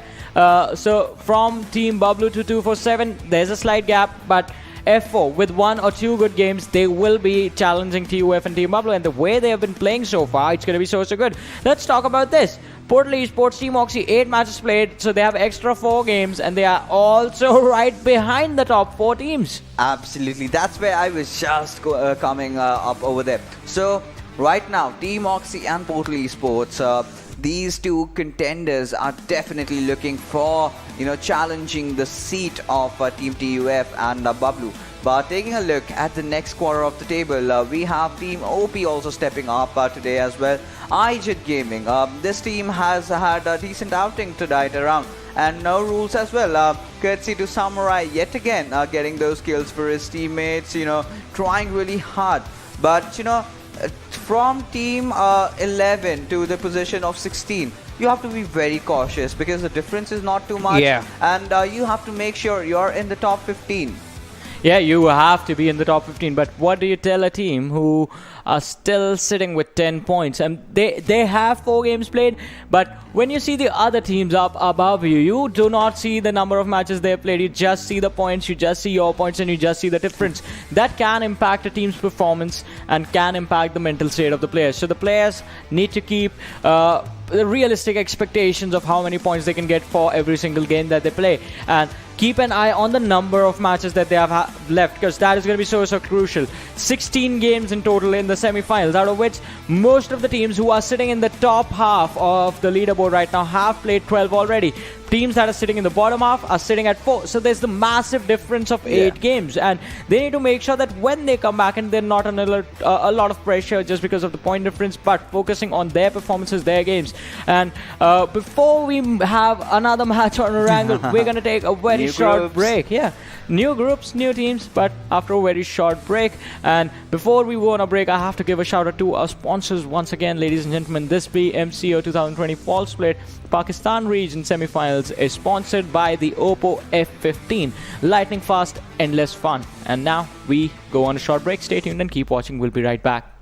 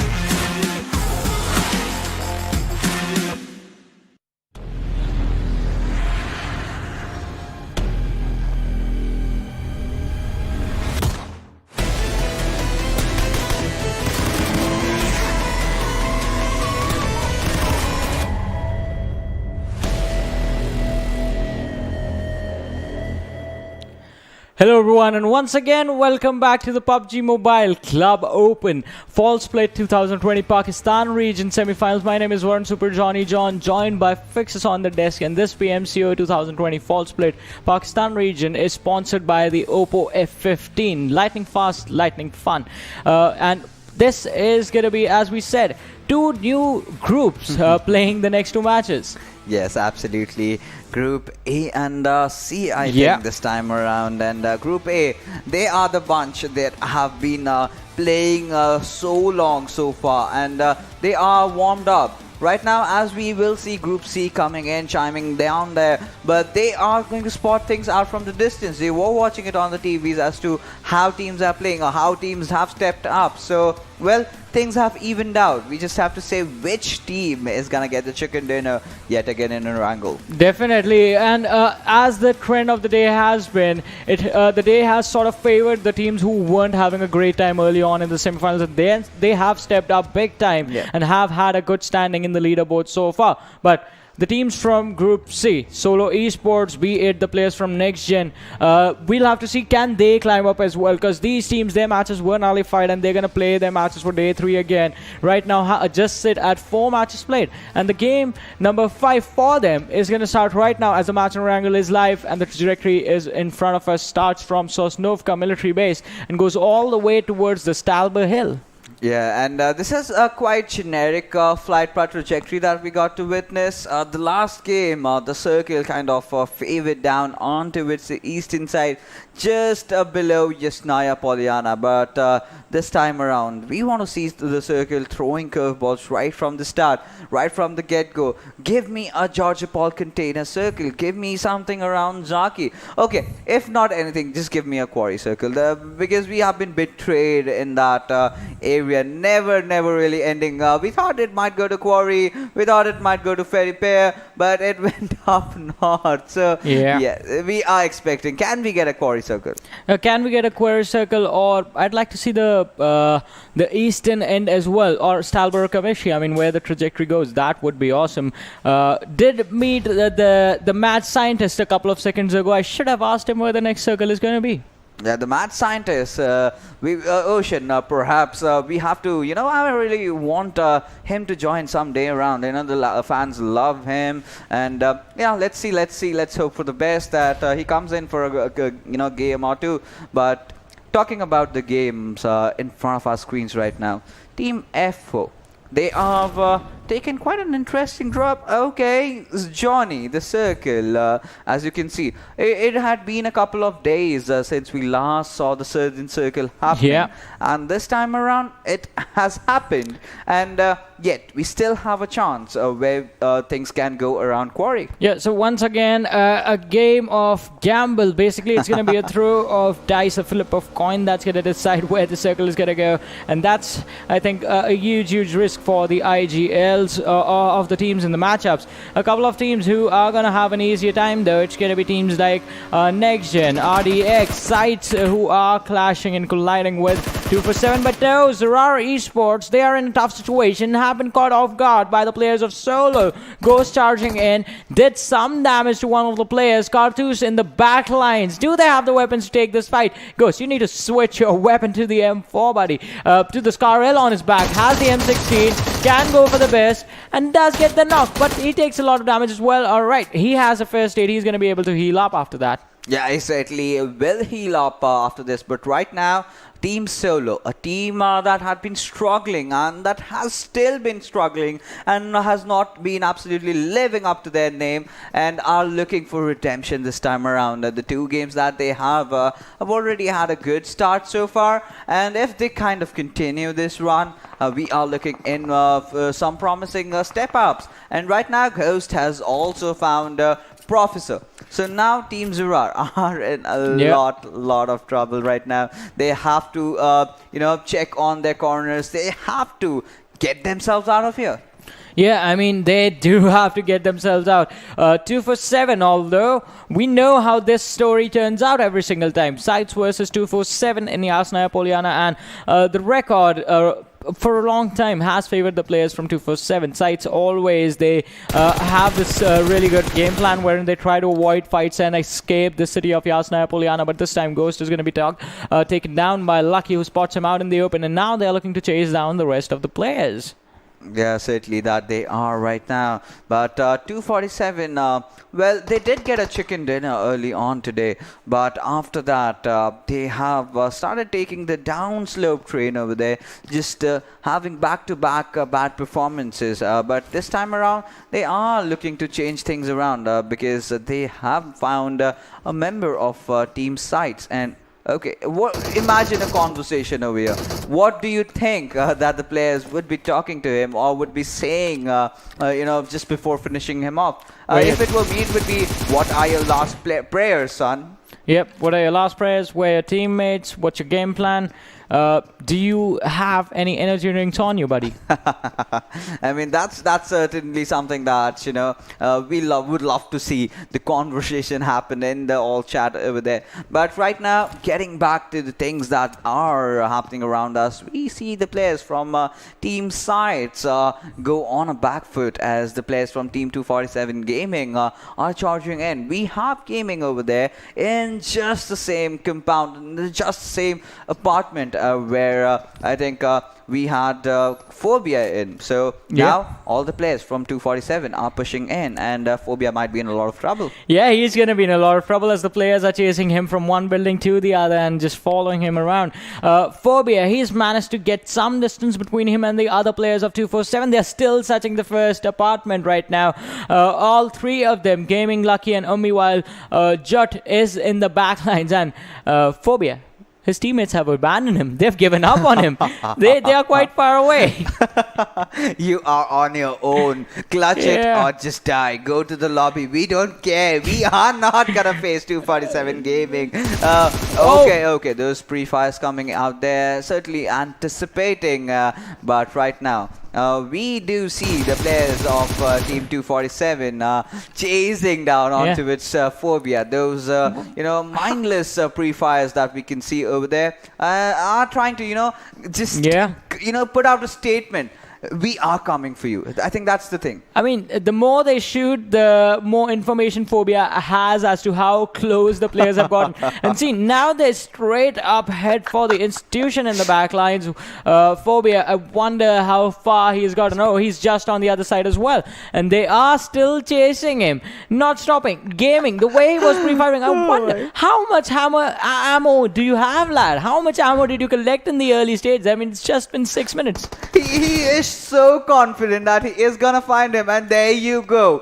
Phobia being taken down by the players from 247, and this time around he will be on the receiving end as he gets taken down over here. Team 247 off to a very good start, and Tarzan, he is scared. He knows it was a wise idea getting out from there, and right now he's got himself out from that situation, but now he's in a lot more trouble because a few other squads are around him. And okay. So Johnny, what do you think? What is Gaming gonna say to Phobia? Do you have any energy drinks, buddy? No, he just shot him right on the face. Are you ready to go out? What are your plans after the match? And I think Blade is going to hear the same thing from Abood. But Abood does not want to get close. He's like, straight to the lobby, buddy. Back. Bye-bye. Yeah, I mean, at this situation, even if you get that one kill, that's really, really gonna help you out. And a few more kills, that's good. That's an average performance. And a lot more kills and a chicken dinner, you are God. Yeah, you are definitely going up there, but on the other side, I mean, you do not want to risk it. I always advocate for the fact that you need to secure the kills as soon as you get the knock. Don't try and bait the players out. Don't try and get close enough. Just go for the finishes. The points are important. It's not about showing off in a match. It's not about having those style points. It's never about the style points. You do not get style points in a league. You get points for the kills. Kills are going to be important. They translate into you having a really good standing in the leaderboard. And that's what you want to do always. Exterminators, Blade has been taken down, 3 players remaining. But the team is going to be in a weird situation on the southeastern side of school right now, and they are going to be chased by the players of SCYTES. Abu spots out the other players, goes for the spray with the M4, just managed to connect a few shots. They are going to get away. Yes, still, but you know, between everything, between that funny part, we got to see some, really good action coming in from 247. We cannot rule out the fact that the circle has played already with the hearts of a lot of players out there. Both the circles have been camped, one by Team TUF, the other by Team HFD. A lot of the teams are coming down, are rotating, but Abood, he knows they can't do much right now. It's too late. They do not have vehicles. They do not have good loot. Even if they do have, they can't. Getting inside the circle is gonna be a huge task, and that too without a vehicle make that impossible. But right now, Drag taking down the players of NextGen over here, but Snake from Team HellRaisers. I've got my eyes on this team particularly. We have Khan 420, Snake on the front lines. We know once these two players start, firing on all cylinders, what they are actually capable of. But right now, this time around, let's see how they're gonna perform. Yeah, we will see how they perform and how far they can get in this matchup. But that is a weird position to be in. I mean, imagine that. Afak is right underneath the player from HFD, and he's been... Did he just take the damage from his own nade? What happened to it? We have seen worse. We have seen teammates taking each other down in a flurry of rage or something. But right now, Kaizen did find that knock onto it. Fuck. And Team HellRaisers find themselves in a bit of a pickle as they've already lost down on one of their members, and he was too far on out. He was on the other side of the circle, but Khan 420 as we speak. Okay, so Team HellRaisers are taking a very unique approach this time around, and having now one of the players on the other side, the rest of them on this side around. We just have to see how things turn out for this team. They have a good height advantage. They are good as of now. But okay, so Kaizen was in the blue houses on this side, so he was near his teammates, but they was just a bit too far to come in for the help. But the other teams, a lot of teams are opting for the waterways, and you know what happens when someone takes the boat or decides to swim.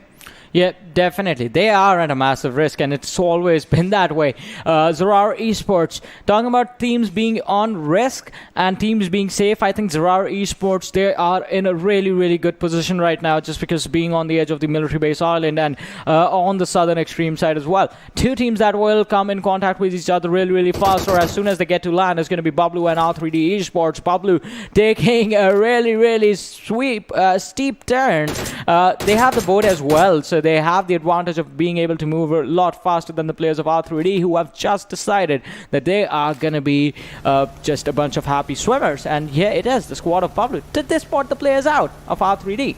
Because if they had, they could have stopped and taken them out. Okay, so I have seen the same thing going on for Team Bablu. Imagine some team is on the shores. Let's say, for example, TeamPKVIRUS, who's in the nearby vicinity. They go on to the shores just to take the feel of that, warm breeze coming on your face. But they spot four rebels trying to enter inside the circle, trying to take down all their teammates, So there you go. They instantly go in, all guns blazing with their weapon, just blow it up, and before even Team Bablu gets to jump inside the water, they are dead fishes, which can't even be fished out over there. But right now, NextGen Esports find themselves in a bit of a situation as they have to get inside the circle, but both the bridges are still camped. Right now, they have to, find some or the other route, and we have seen this situation happening. A lot of teams do use the Dashias to perfection, to kind of dodge that play, just going right, dropping off from the bridge at the right nick of time. So let's see if the teams are well prepared. But right now we have a fight erupting, and this has to be Team Solo against Team RDX, even Team SCYTES. Despite the fact that they are already 2-man down, they are not giving up. Yeah, they are not giving up indeed, but RDX, they were taken out in an instant as they got sandwiched between the players of Solo and NextGen Esports, and now these two teams will go at it as both of them have the same objective in mind. That is going to be to cross that Nova Rep Neubridge. But if you have a look at the minimap, you do see the other players of IGen coming in from the rear. Apso is going to get a few knocks for himself, but it is going to be a troublesome situation as the blue zone comes in. Adil is going to be taken down by IGen Motu, and IGen Motu got taken down by Emerge. So a lot of trades coming in back and forth. IGen in a really bad situation are going to be forced into the waters as Solo is just going to sit and wait for these players to come towards them so they can get those easy finishes, those easy secures on the kill. Also, another team is coming towards this bridge. That's going to be SCYTES. Golden Stars Daniel got spotted. Where did this guy come from?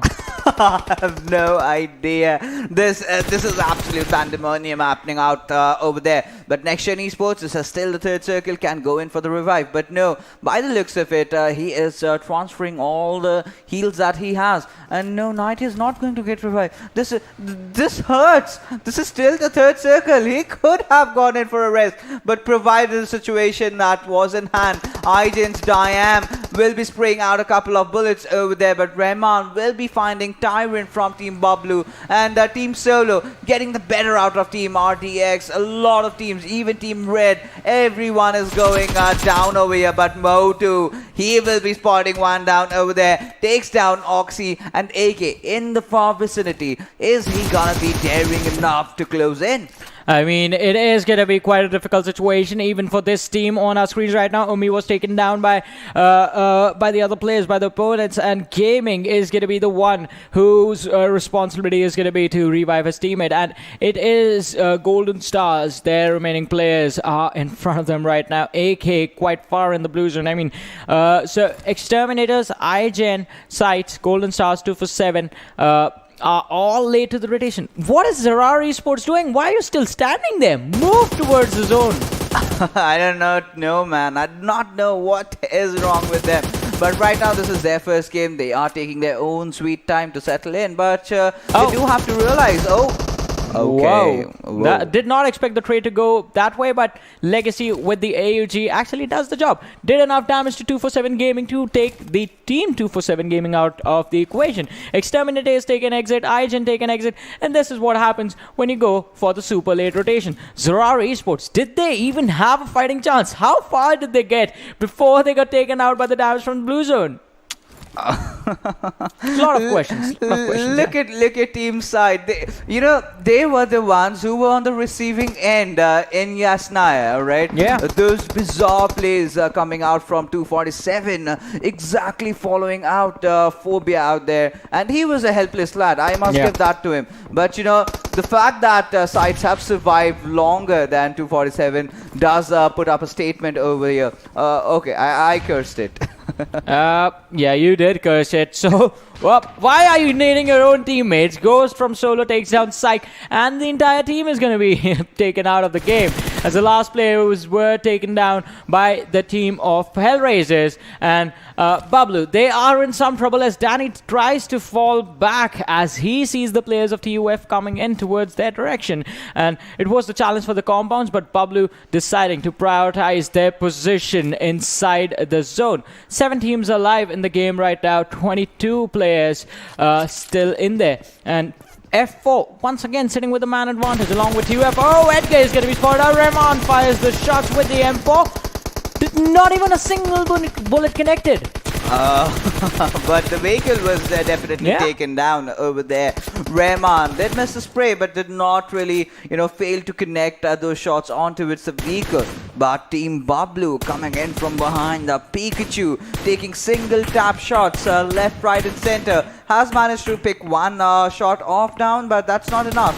Meanwhile, Rahman will be getting the kill off Edgar. Now, what's really surprising, it's still the 4th circle going on, and we just have 7 teams alive. So many teams were just taken down from the wrath of the blue zone, trying to rotate around, but Pikachu will find another player from TUF, and just by the blinks of it, TUF are in a lot of trouble. Yeah, they are in a lot of trouble right now, but they can get out of it as well. Also, TUF had a massive advantage in the number of players that they had. And looking at the map, there is this reminds me of one of the matches from the World League, and it was quite intense as well. Playing along the fences is going to be the squad of HellRaisers. Right in front of them is going to be PKVIRUS. HFD closing in from the backlines. Then we have F4 on the southern edge compounds, and TUF, they take an exit. I mean, stuck between a rock and a hard place. A couple of hard places, in fact, that are the teams that surrounded them. They are going to be taken out one after the other. A team with a massive advantage. NextGen are closing in from the north eastern side of the circle. The blue zone comes in. We will have the next circle in a few seconds. HellRaisers, they are having an amazing game this time. 6 kill confirmed. Snaker with the few shots from the DP is going to try and dish out some damage to the players of HFD, fails to do so, but now the advantage comes in the fact that they have the circle in their favor. Bablu is going to have to move in slowly and steadily towards the players of PKVIRUS, which is going to be a challenge. The best position right now are definitely going to be Team HellRaisers, but they could have been, they could have had a better position. They could have had one of their players taking those compounds, because this is what I'm really worried about. Team Bablu, if they spot them out in the open, because we have seen a lot of similar circles like this in the World League, where Team BTR, Team RRQ, Team T1 were the ones who really love capitalizing on that small little fence on the edges of the military base, and they have that dip over there. But Khan will be the one taking down a player of Team Bablu, and that is Danny. And the entry frag for Team Bablu is donezo for round. But Team F4, yet again, keeping their good run, keeping the momentum rolling for themselves. As we can see, Teen Wolf peppering down a couple of bullets. But oh my goodness, he just dug in his own grave. Blasting that vehicle, almost getting himself reduced to 40 HP. And Team F4 just did the rest. And he will be pretty angry on himself. Yeah, he's going to be angry on himself, and let's just hope his teammates help him calm down a little bit. But now, 6 teams, 17 players alive. Bablu stuck in a bad shot. The shot's coming in from the F4, and the slamming is going to be there as well. Pikachu trying to take the fight. There goes for the shots, but the player on the other side getting the wipeout done. They push them into the corner and just finish them off. Rahman was the man that was knocked down, but that is not going to happen. As Zayden gets the finish on the squad of Bablu, they get eliminated on the 6th position. Now we are down to 5 teams, 14 players alive. HFD, Murtaza has been knocked out. So Cronus and Avenger are the 2 players that are left fighting. And how far can they get? Because they are going to have to stand up and run out in the open, or otherwise they will never make it into the circle. Yeah, Avenger maybe, can really get in. But yes, like you mentioned, Cronus, he has to get in real quick. But Rato will be deploying all those smokes as F4 look to take a back-to-back for games, good games for themselves. And maybe a chicken dinner is definitely going to satiate their souls away. But Khan 420 taking down Murtaza off from the long distance that he had. And the next circle, as it looks to be closing in, we will have to see as to where it exactly heads around. And Khan did spot that head, did take that shot, but did not really connect. But Zayden will certainly connect that shot onto its Cronus. And with that, Team HFD have been eliminated from this game at the 5th position. Yeah, and now F4 Esports with their 7 kills. HellRaisers with their 7. And NextGen and PKVIRUS are going to be the 4 teams that are left in this matchup. Most of the teams have 3 players alive. NextGen, the only team with 2 players in there, are the team with the disadvantage in terms of the firepower that they bring to the fights. But they are going to have the advantage that they can move north and enter the circle, the final circle from there, and then just try and let all these 3 teams who are right now located towards each other, let them fight it out and just take on whoever's left. But no, that's not going to happen, as the players are going to be spotted out by Khan 420. Goes for the shots with the M4 and the 3x, connects a few, gets one of the players from NextGen, Oreo, really low, but the knock is not going to be confirmed. Oh, what was that? The entire spray being given out to the player, and the knock came in quite late. Yeah, he just swayed from left to right and all around him. It happens in situations like this. But right now, Team F4, they are in for some serious business out there. They have blocked the vision of the players of Team PKVIRUS, and now Wolverine and Khan are gonna ram that vehicle up on the face of Rator, or maybe they've got some different things going on in their mind, because you still have Zurdari and Bhutto trying to spot down the players of Team F4. And looking at the way this circle has shaped out, and Wolverine making a move out there, Khan trying to provide that cover fire, but right in front of him, does he realize that he got the players from Team HellRaisers? Cover fire comes in, but not from their own teammates, but from the opponents that have spotted him down. That is Team PKVIRUS. Zardari, as you can see, has spotted down Adnan and will be taking those shots. Had it been a spray, would have been certainly taken down. But Wolverine, oh my goodness, this lad is not scared. This lad does not shy away from a fight. That grenade going in, giving a splash damage to both the players, 420 and Adnan himself. Yeah, the splash damage was enough, but now you need to take the fight as well.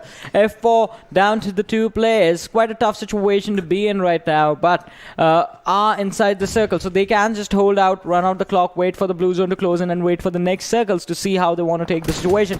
Oh, Zardari, he thought he was the only one who could see his opponents. Not how the game works, buddy.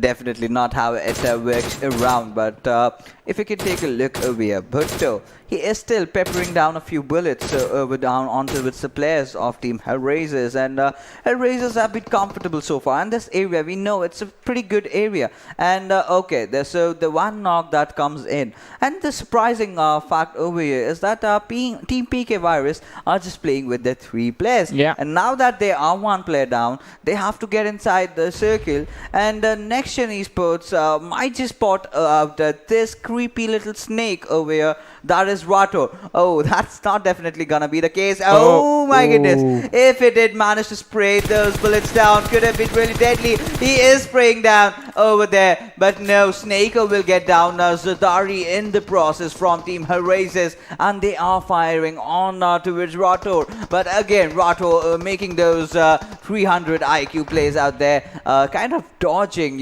zigzagging around and closing on the gap between Team HellRaisers and Team PKVIRUS. Khan 420 getting that one good knock. Will instantly want to finish that kill, but let's see what is the fate of Team HellRaisers going to be. Yeah, manages to fire blindly into the spray, connect one more shot, but now he has seen Emerge cross over, and now the shots are going to come in inside the smoke again. The spray should come in at any moment. There it is. Oreo slowly and steadily bleeding out. He is going to die over there. Emerge deciding not to revive his teammate and just be outside the smoke, thrown down. The mind games being played. The mind games. Yeah, Khan is going to secure the kill, but this is going to be a really, really weird situation for the players of HellRaisers to be, and they are going to have to move in PKVIRUS with the smokes, just the players being thrown down on the ground, all of them just taking the sweet, sweet time to get into the positions. And this fence, it's going to be really, really crucial in how the players from PKVIRUS use this, because from one side, F4 is going to take them out. From the other side, HellRaisers is going to take them out. And if no one does anything, then it's going to be the player from NextGen. So the trades are coming in from both the teams, as Bhutto is going to be taken down and finished off by Adnan, just barely bleeding out, but Adnan's position is going to be given away now. And F4, look at that trajectory of the nade. Oh, it overshoots a little bit, is not going to connect with anyone, but from the backlines, Emerge is going to throw a nade off his own.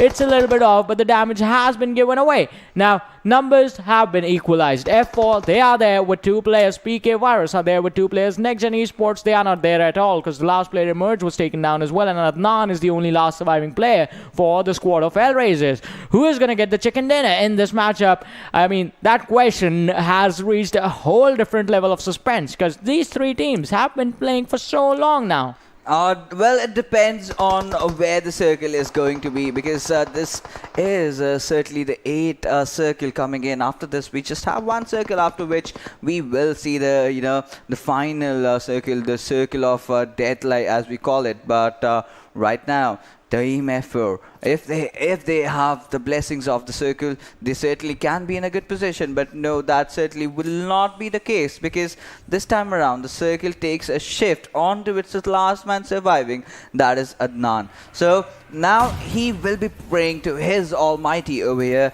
to so as to see Team F4 engaging against Team PKVIRUS and get the better out of the other teams, the surviving teams in fact. But okay, by the looks of it, Khan and Wolverine have deployed the smokes right, but still giving away the position as Rato and Zardari exactly know where he is, and Adnan has been now spotted down, but he will be doing a lot of damage. Oh my goodness, Khan, he was surviving with just a sliver of HP, and Adnan, before getting eliminated, dished out so much damage onto its players of Team F4. But the winners over here are going to be the teams.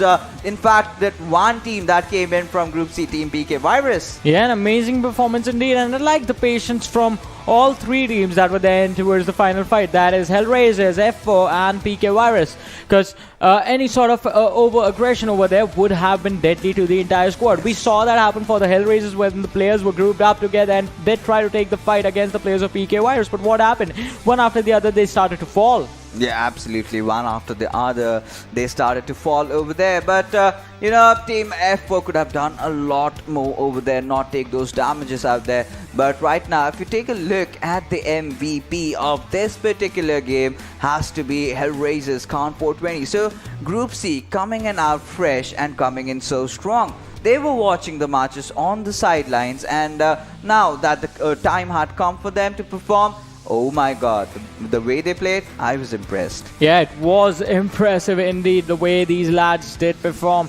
And HellRaisers, I mean, this team always has had a strong standing whenever they play. This time, we're not playing, still sitting on 4 matches played, but we're inside the top 10. So with this match, I think they will be moving up in the standings, but not too far up. But they still have one more game left, and a lot of more games left if you compare their matches played to the other teams, especially the teams from Group A. Let's now have a look at the top 5 players in the list, and Solo Ghost is going to make it to the list. 3 kills, 455 damage. Then we have F4 Zidane with 3 kills, 304 damage. Snake from HellRaisers, like, look at this. 2 kills, but 803 damage. And Adnan from HellRaisers, 2 kills, but 490 damage. So this team was taking a lot of fights. They were aggressive. Ghost, I would like to point out, do not knock out your own teammates, buddy. that was a sham over there. That should not have happened. But, you know, in such pressure situations, you know, players tend to lose their nerves, and it results into this. But with that being said, Team HellRaisers off to a very good start, but Team PKVIRUS definitely is gonna be the team taking the chicken dinner. So now it was all about Erangel, right? Yeah. So now let's take a look at the match summary, because this was a very unique circle, and a lot of the teams were taken during the mid games, and no surprises here. We're looking at 116 smokes and grenades, total knocks 48, total kills 43. I'll tell you why the numbers are so low, because a lot of teams were victims to the play zone. Yeah, a lot of late rotations coming in, really late rotations coming in, especially the squad of ZARAR and also the team for 247 Gaming and SCYTES as well, IGen as well. All of these squads just suffering and dying out to the blue zone and just being super late to the party, and the usage of utility as well. This match was more focused on the firefights. Yeah, absolutely. It was in fact not just firefights, it was about the early positioning, the early prediction that the players made, that yes, the circle is gonna go down south, and we have to give credits to HellRaisers to anticipate those fence areas. So now let's take a look at the match standings as to see how the teams have panned out after all these games. In this particular game, in fact, this is one for the Erangel, where Group A went against Group C. So PKVIRUS taking the chicken dinner with just 4 kills, 24 points with their name. But F4 Esports will find themselves in the second spot with 22 points, courtesy to those 8 kills. But the ones that have been taking fight right along, having a very perfect score of 10 position points with 10 kill points, that is going to be Team HellRaisers. Yeah, and it was an impressive performance from them. But look at this, TUF, they took an early exit with no kills, just 5 placement points coming in for them. And ZARAR Esports, RdxExterminators, again, these guys need to perform really, really hard because they're standing in the leaderboard. It's not good. Yeah, absolutely. Even same goes for ZARAR. Like, they've been struggling somewhere in the middle order, and that's not just gonna be enough. You have to make sure you are somewhere dwindling around the top 12, because just to be on the safe side, you can't leave things to the last day.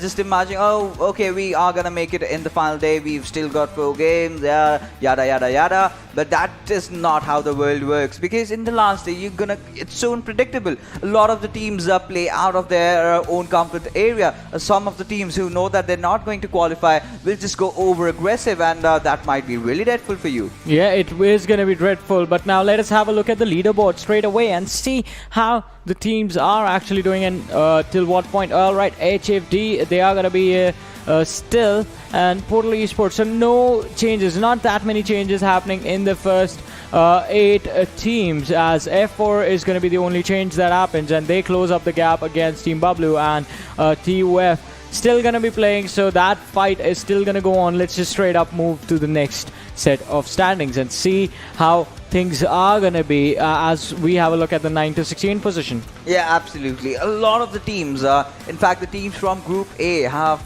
played almost 13 games, just 3 more games remaining, and by tomorrow we will be done with all their games. Yeah. And right now IGen is at a very, very bad position. 13th spot, just 3 more games remaining. If they do not do well in the next 3 games, if they do not manage to get at least 1 chicken dinner and 2 consistent games, they are out. And talking about teams that we can say are already out with 100% conviction, that has to be Team Exterminator. Yeah, Exterminator's in a really bad position. 13 matches played, just have 3 more left after the next one, which is going to be on Sanhok. Tomorrow they just have 2 games that they have to play, sitting on 13 points after the number of matches after 13 games, and it is 33 points, I'm sorry. Yeah. And quite an upset for them, because even Exterminators had an impressive start in the group stages. Absolutely, they did start off well, and as a result of which they made it into the semi-finals, but that is where their roads are gonna end. There were a lot of fallacies in their gameplay, a lot of mistakes that they had committed, but this is just one PMCO. You know, right after this is done, we have the World League coming up, we have the Pro League in between, and a lot of other tournaments as well. So this gives them enough time to work themselves out, and the next PMCO round, I certainly expect to see Team Exterminator doing really well. Well, let's have a head-to-head between 2 of the best teams that we have on the leaderboard, that is Team Bablu and Team TUF, and see how the players and teams are doing. Kills 51 to 69 kills for TUF. Damage being done quite high for the the numbers do heavily favor the Team TUF. The only stat that is comparable for them, I have to say, is going to be the distance traveled, because Bablu, for always, some reason, they have the long rotations that work out for them. Yeah, they kind of tend to go in with those late rotations, and if you talk about Team Bablu, they just have 1 extra chicken dinner, but this does not really matter, because one thing with Bablu is they have certainly not been consistent. Yes, they are on top, almost having all those good games, but right now they've already played 13 games, just 3 games remaining. A lot of teams will be looking to step forward. Yeah, the teams will be stepping forward, but Bablu still have the next game that's going to happen on Sanhok, which is going to take place after a very short break. So you guys stay tuned and keep watching. We'll be right back.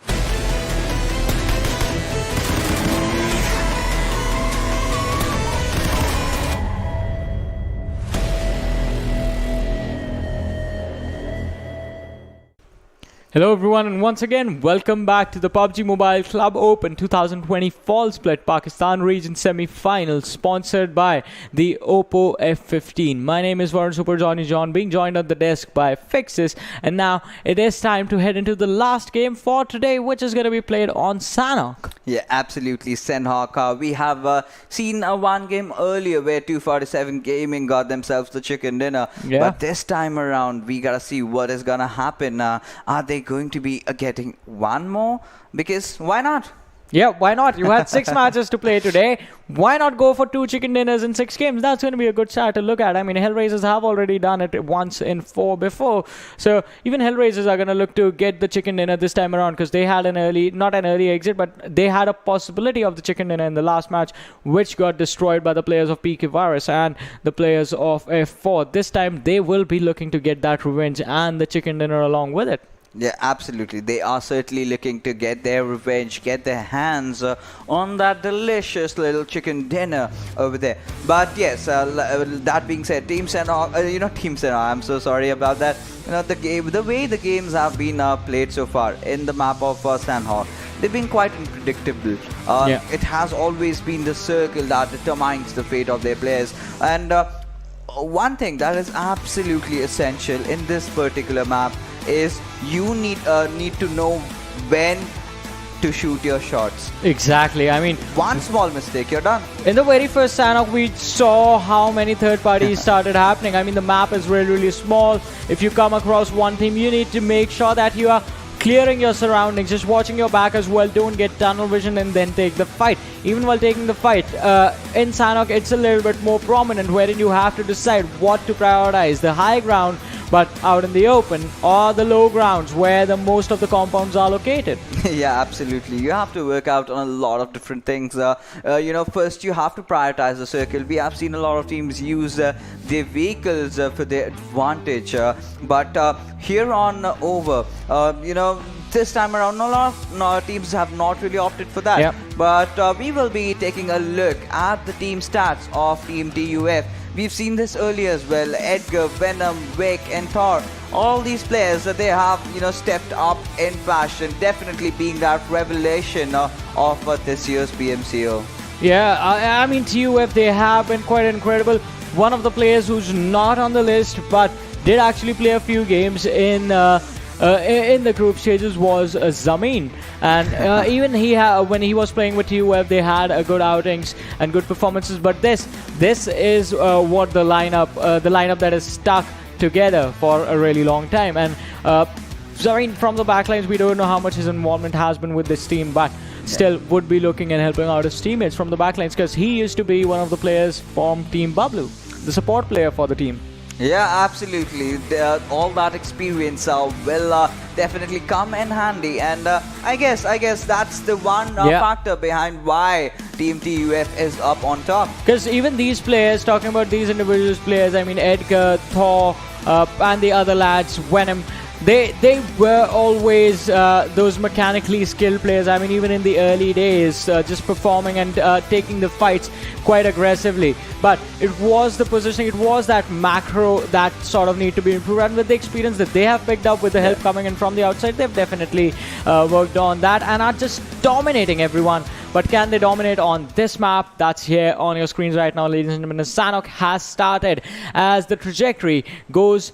It starts from Camp Bravo and goes all the way towards Shami. And Pikachu, once again, private jets. I mean, yes, why not? Why not? If you are doing well, if you are qualifying for the PMPL, you just win PMPL, then go to the World League, win that one out, and win a few more tournaments. And private jet, yeah, you can even possibly own an island. Yep, you can own an island. I mean, me and Ocean, I remember up until the spring split, we used to make a lot of fun of the Camp Alpha Island for teams not landing there and it being ignored by everyone. But then the meta sort of shifted and the teams actually started to go over there. And the circle this time on the northern part is just going to put everyone in so much trouble. Do already see 2 teams heading towards the Camp Alpha Island. And, well, if you are there all alone, like in the last game it was Portal Esports, in the last Sanhok Portal Esports were all alone in Camp Alpha Island. It's your island. You own the place now. You certainly do.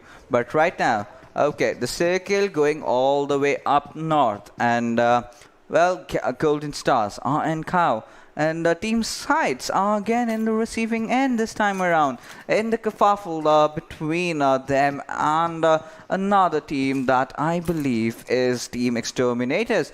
And well, Exterminators have had really bad days. They did not do anything at all to improvise on their stats, and now they are just going YOLO. They do not have anything to lose. So you know, when someone does not have anything to lose, he gets ferocious.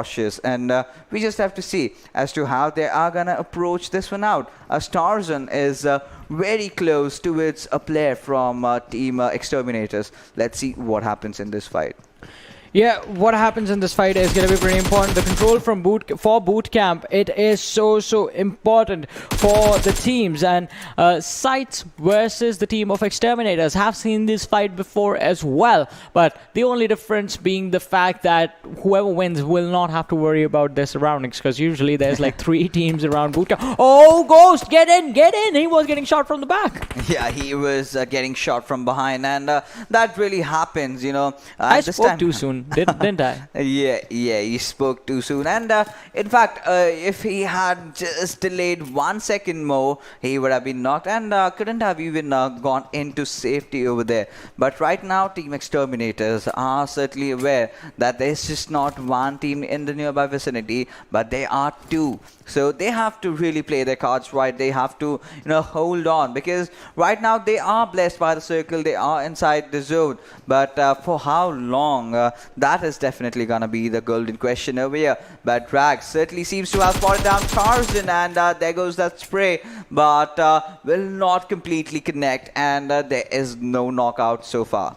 Yeah, no knockouts happened in this game. Just quite an interesting situation. All right, the reason that you see 63 players in the match is going to be the fact that PKVIRUS once again are playing with a 3-man roster. And talking about other things, RDX, they have headed towards the docks area this time for HFD. They have taken the cave situation for themselves. The teams are going to have to move up north quite a lot and then just gamble it out to see which island the circle is actually going to be on. Is it going to be the Camp Alpha Island or the main one? And even then, how far up north do they have to move?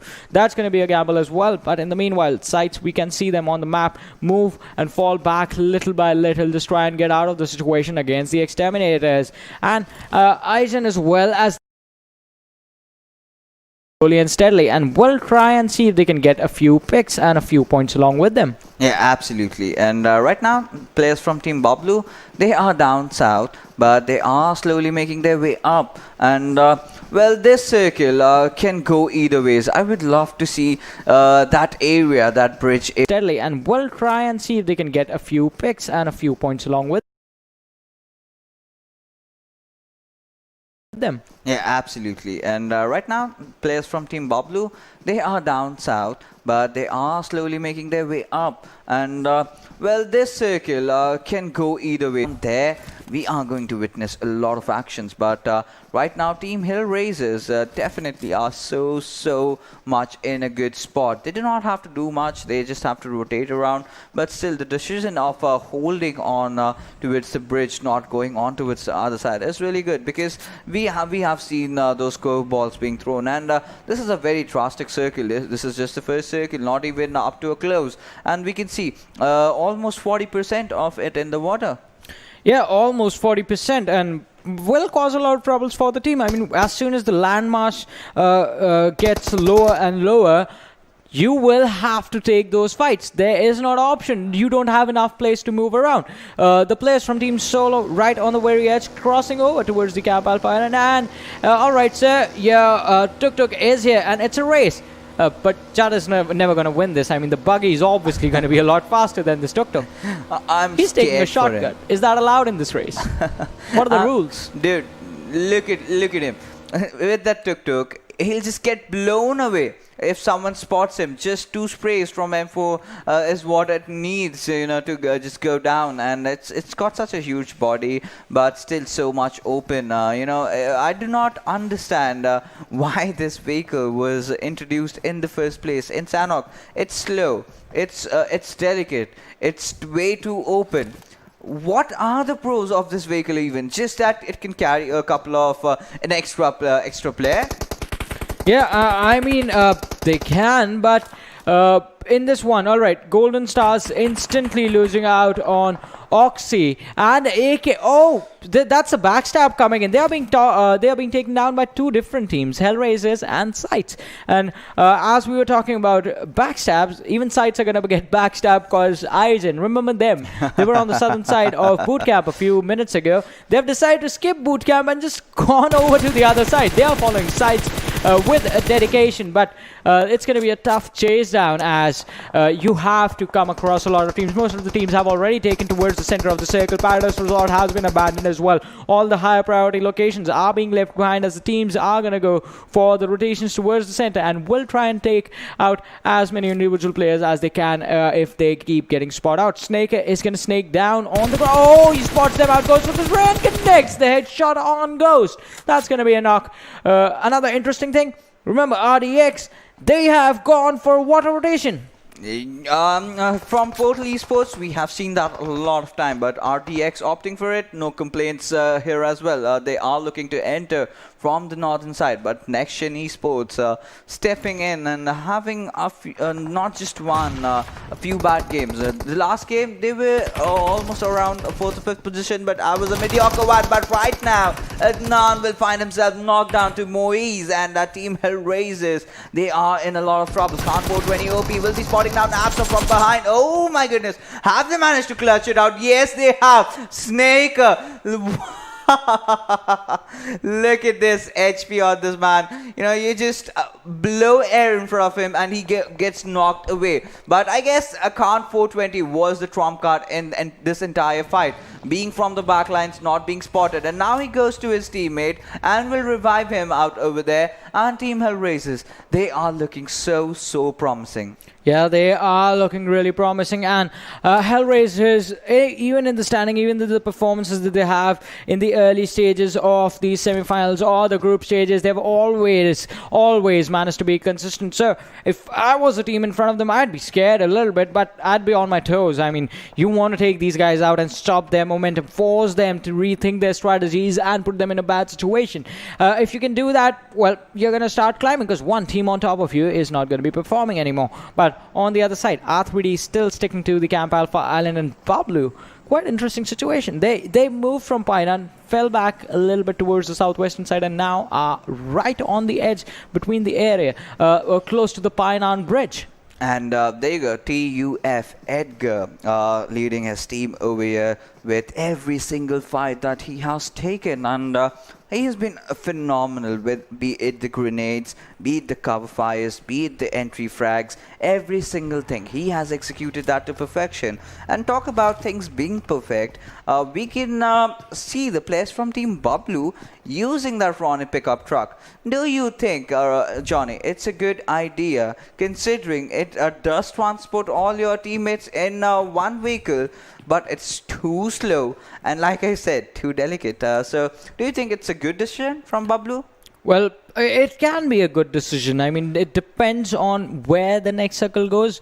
If it's too far for them, like imagine the circle moves towards Khao or Hathin, then they are in trouble. And exactly that happens. I mean, if the other teams do not close in and not force themselves towards the center of the circle, Bablu, they are going to have a lot of fights on their hands.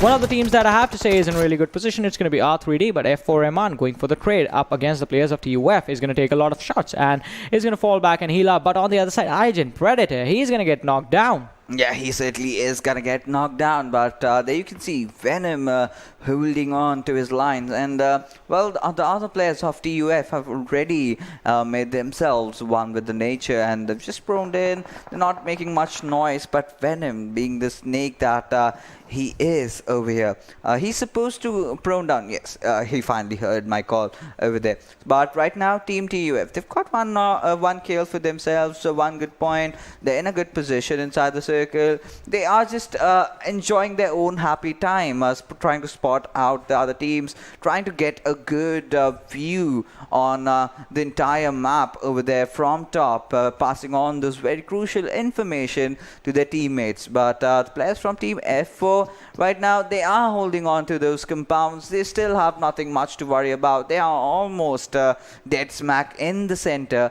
And, well, I'll tell you which team is not in the center. That is Team RdX. They are coming all the way up from north in a boat.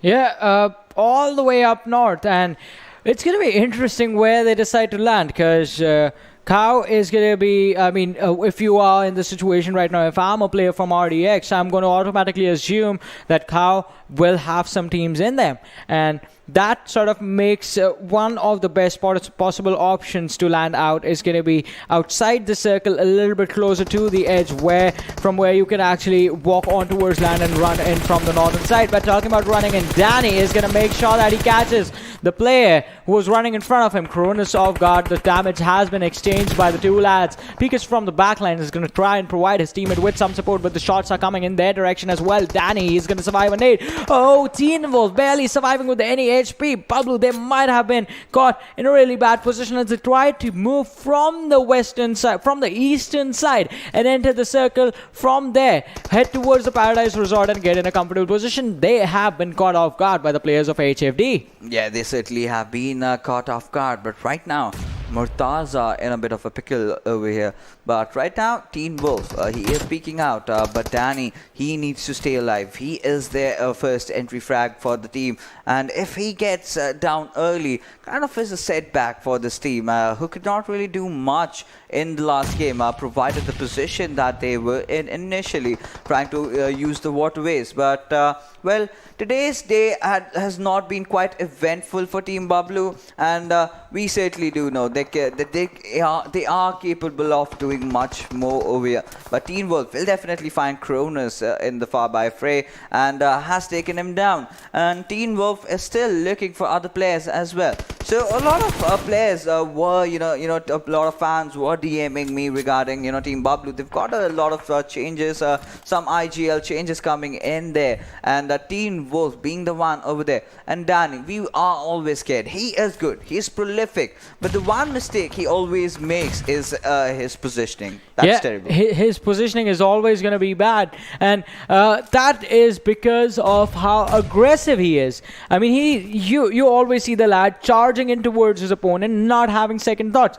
The reason he is able to do that is because of how his teammates also like to play around him. Teen Wolf, oh, that was a beautiful move by Murtaza. I mean, throwing the nade behind the opponent as soon as he come out, goes for the shots, not just waiting for the nade to do the damage. Teen Wolf taking a lot of damage as well, uses the last first aid. Oh, the flank is covered as well. Murtaza is going to spot him out. The nade is going to come in from Teen Wolf, but it's not going to be doing anything. Murtaza takes him out. Oh, he falls down as well. Tyrant from the back lines, just taking him out. HFD and Bablu, you know what they are doing right now? They're just bleeding each other out. Yeah, absolutely. They are bleeding each other out to the brink where one has to kind of overextend. But I really thought they could have done a lot different things around Team Bablu, especially. Where was Tyrant when Murtaza was actually going all in onto its Teen Wolf?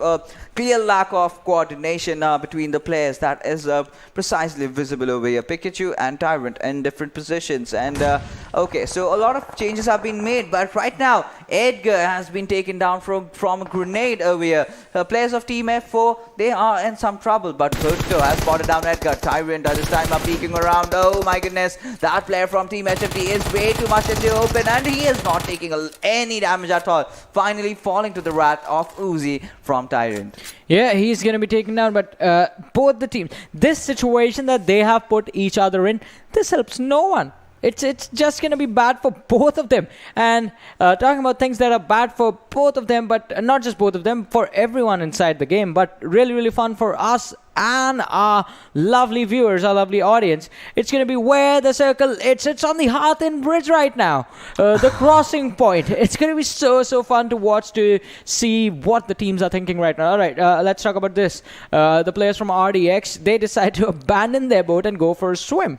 And they will be able to get to the land. But can they survive after getting there? Because NextGen Esports is going to be closing in towards their direction from Cow.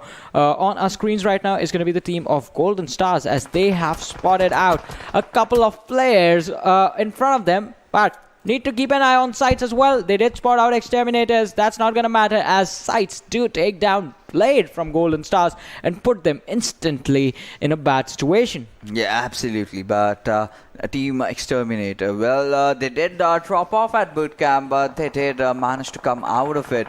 But right now, they are in a bad situation. Legacy from Golden Stars will be taking down Motu from IGen, another player that we so know of. But IGen going in with a few substitutes. Umar coming into the fray today. He is playing, but Time, this player has been doing it all. King, in the meanwhile, will find a deal from NextGen Esports. And, well, NextGen Esports got a lot of hopes from them. And they are kind of slacking off. But let's just hope the first game went pretty decent. But NextGen being eliminated, that hurts. This team has a big legacy that they have to live up to, and certainly somewhere they are failing themselves and all their fans.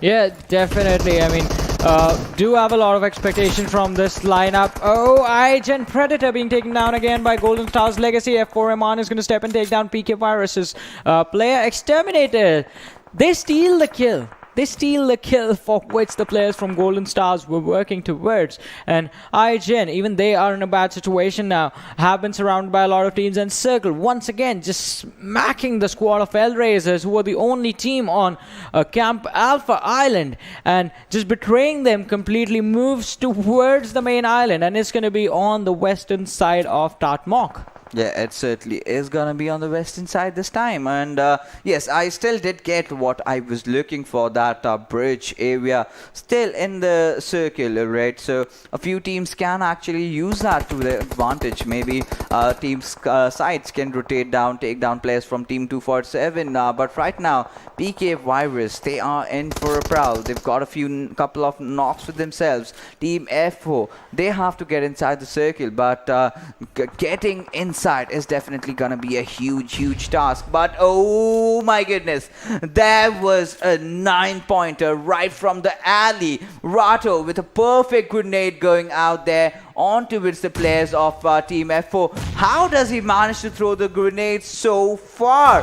I mean, oh my goodness, he's definitely got some tricks up his sleeve. I mean, as soon as you hear the grenade drop right next to you, that has to be scary. Look at Rato, his helmet is gone, basically. There's nothing left to it. Zardari, he's going to heal up as well. The players from PKVIRUS 3-man squad is in so much trouble, but they've managed to get this far. It's going to be still a little bit too early to take an exit in this game. I mean, 13 teams alive, 42 players. Oh, Zardari falls down. Khan from F4 is going to be taken down by Bhatto, but Bhatto is going to be taken down in a trade fire, as Wolverine is going to be the man who gets the knock for his team. And the kills are going to be confirmed as well. Little after little, PKVIRUS in a really bad situation. Just one man left standing, and that is going to be so hard for them. This 3-man squad survived so long, but now they are going to be taken out. Yeah, they are definitely going to be taken out over here, but Rayman will leave nothing behind as he takes down Bhutto and will finish off and get the elimination for himself. But still, you know, the trouble is not yet over. They know that Rathor is creeping somewhere around. He has given no sound at all. Yep. And one bad move, one bad overextension from Team F4 will result into their demise. Yeah, definitely. I mean, as soon as he does anything, he's going to be a dead man proning down, basically, right now. And has the barrel in his hand. Unless he catches someone really off guard and really distracted, he's in a really bad position. The players from F4, though, they don't care about him, it looks like. They're all focused on the team in front of them. They assume he's been taken out already. Yeah, absolutely. Right now, Team F4, They are okay. They have spotted a few players down from ZARAR, but you know, you shouldn't always open your scopes up like that. You will get spotted down and you'll get taken down as well. But right now, Zedan are going in for the revive onto Khan, and oh, the fires are up and are taking down a lot of players over there. Team Bablu also joining the fray as they will be eliminating Team ZARAR's Professor. Yeah, they have taken him out. And ZARAR Esports, from the beginning, they were in a weird sort of a situation, but did manage to get this far. And this circle is going to be so interesting because the team that was in a really bad situation, were getting third-partied from all the different directions, are right now in the middle of it, are the only team, in fact, inside the circle, that is Golden Stars. They have the only compounds in the circle as well. And this is going to be so interesting. All right, IGen climbing over the ridge. F4 Wolverine with a Prey Nade.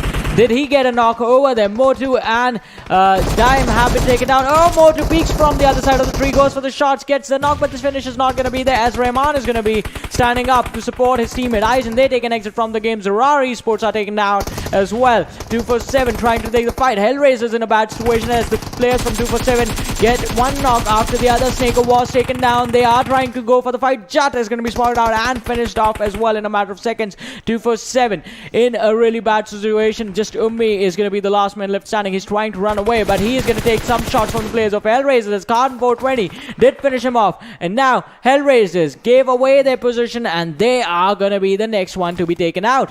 Yeah, absolutely. And with that, a lot of teams are falling to the wrath of the blue zone. And there you go.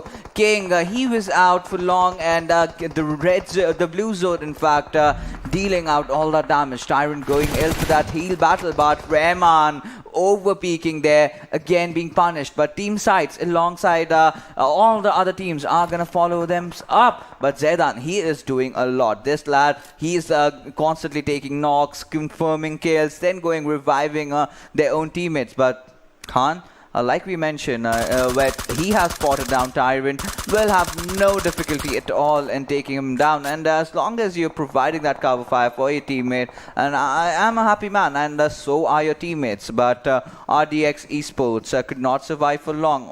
However, they have managed to have a decent outing this time around with the 5th position. Yeah, a decent outing indeed, but 4 teams remaining, 10 players alive. R3D, they have a good position and can actually go for the chicken dinner. R3D, another team that's an old name and definitely will have to perform really well in order to qualify for the finals.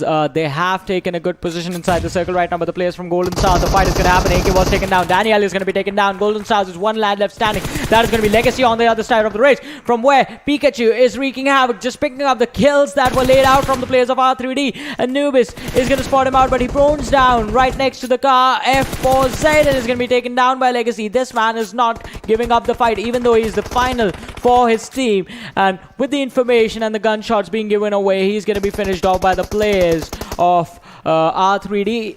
Wait, R3D, yeah, they do get the chicken dinner. They were the only team inside the circle. They took down Pikachu. The players from F4 on the other side did not have an option, and they just finished them off in just a matter of seconds. That felt weird, but easy if you are R3D. They made it look easy. The thing is that, you know, what I would really like to point out, we have been talking about it for a long time. You know, have a good position inside the circle, have a good area of cover where you can play around. That is exactly what R3D did. And then predictability definitely coming into action over here as well. So, you know, all these teams are finally Team Red getting that chicken dinner for themselves. And Team Bablu and Team F4, they were doing really good, but they were going in for those heal battles, and they were just those last players surviving for their team, and they could not do really much. Yeah, they couldn't do really well in that situation, but still, making the best out of the worst situation is what you can sometimes aim for. I mean, if I was Bablu Pikachu,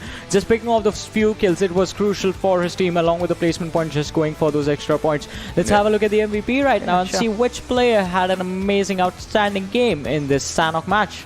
And that is gonna be Legacy. Oh my goodness, 5 kills, but still 1175 damage. And Golden Stars have been in the center of traction since a long time, taking fights left, right, and center, always picking off. But they've been more on the receiving side. But this time around, finishing the day on a good note. Survival time of 22 minutes, 2.39 kilometers. They did not have to move much. They did survive for long. They did get a good position for themselves. But this is just one match. Yeah. You have to carry this momentum on to the next couple of games. And by next couple of games, it literally is 2 games. Yeah, it literally is 2 games if you're a team from Group A running out of the matches tomorrow, and it's going to be quite intense for them because they have to perform so well that when they are not playing, they do not fall down out of the top 15. Because the top 15 will be the teams that will move on from here, from the semi-finals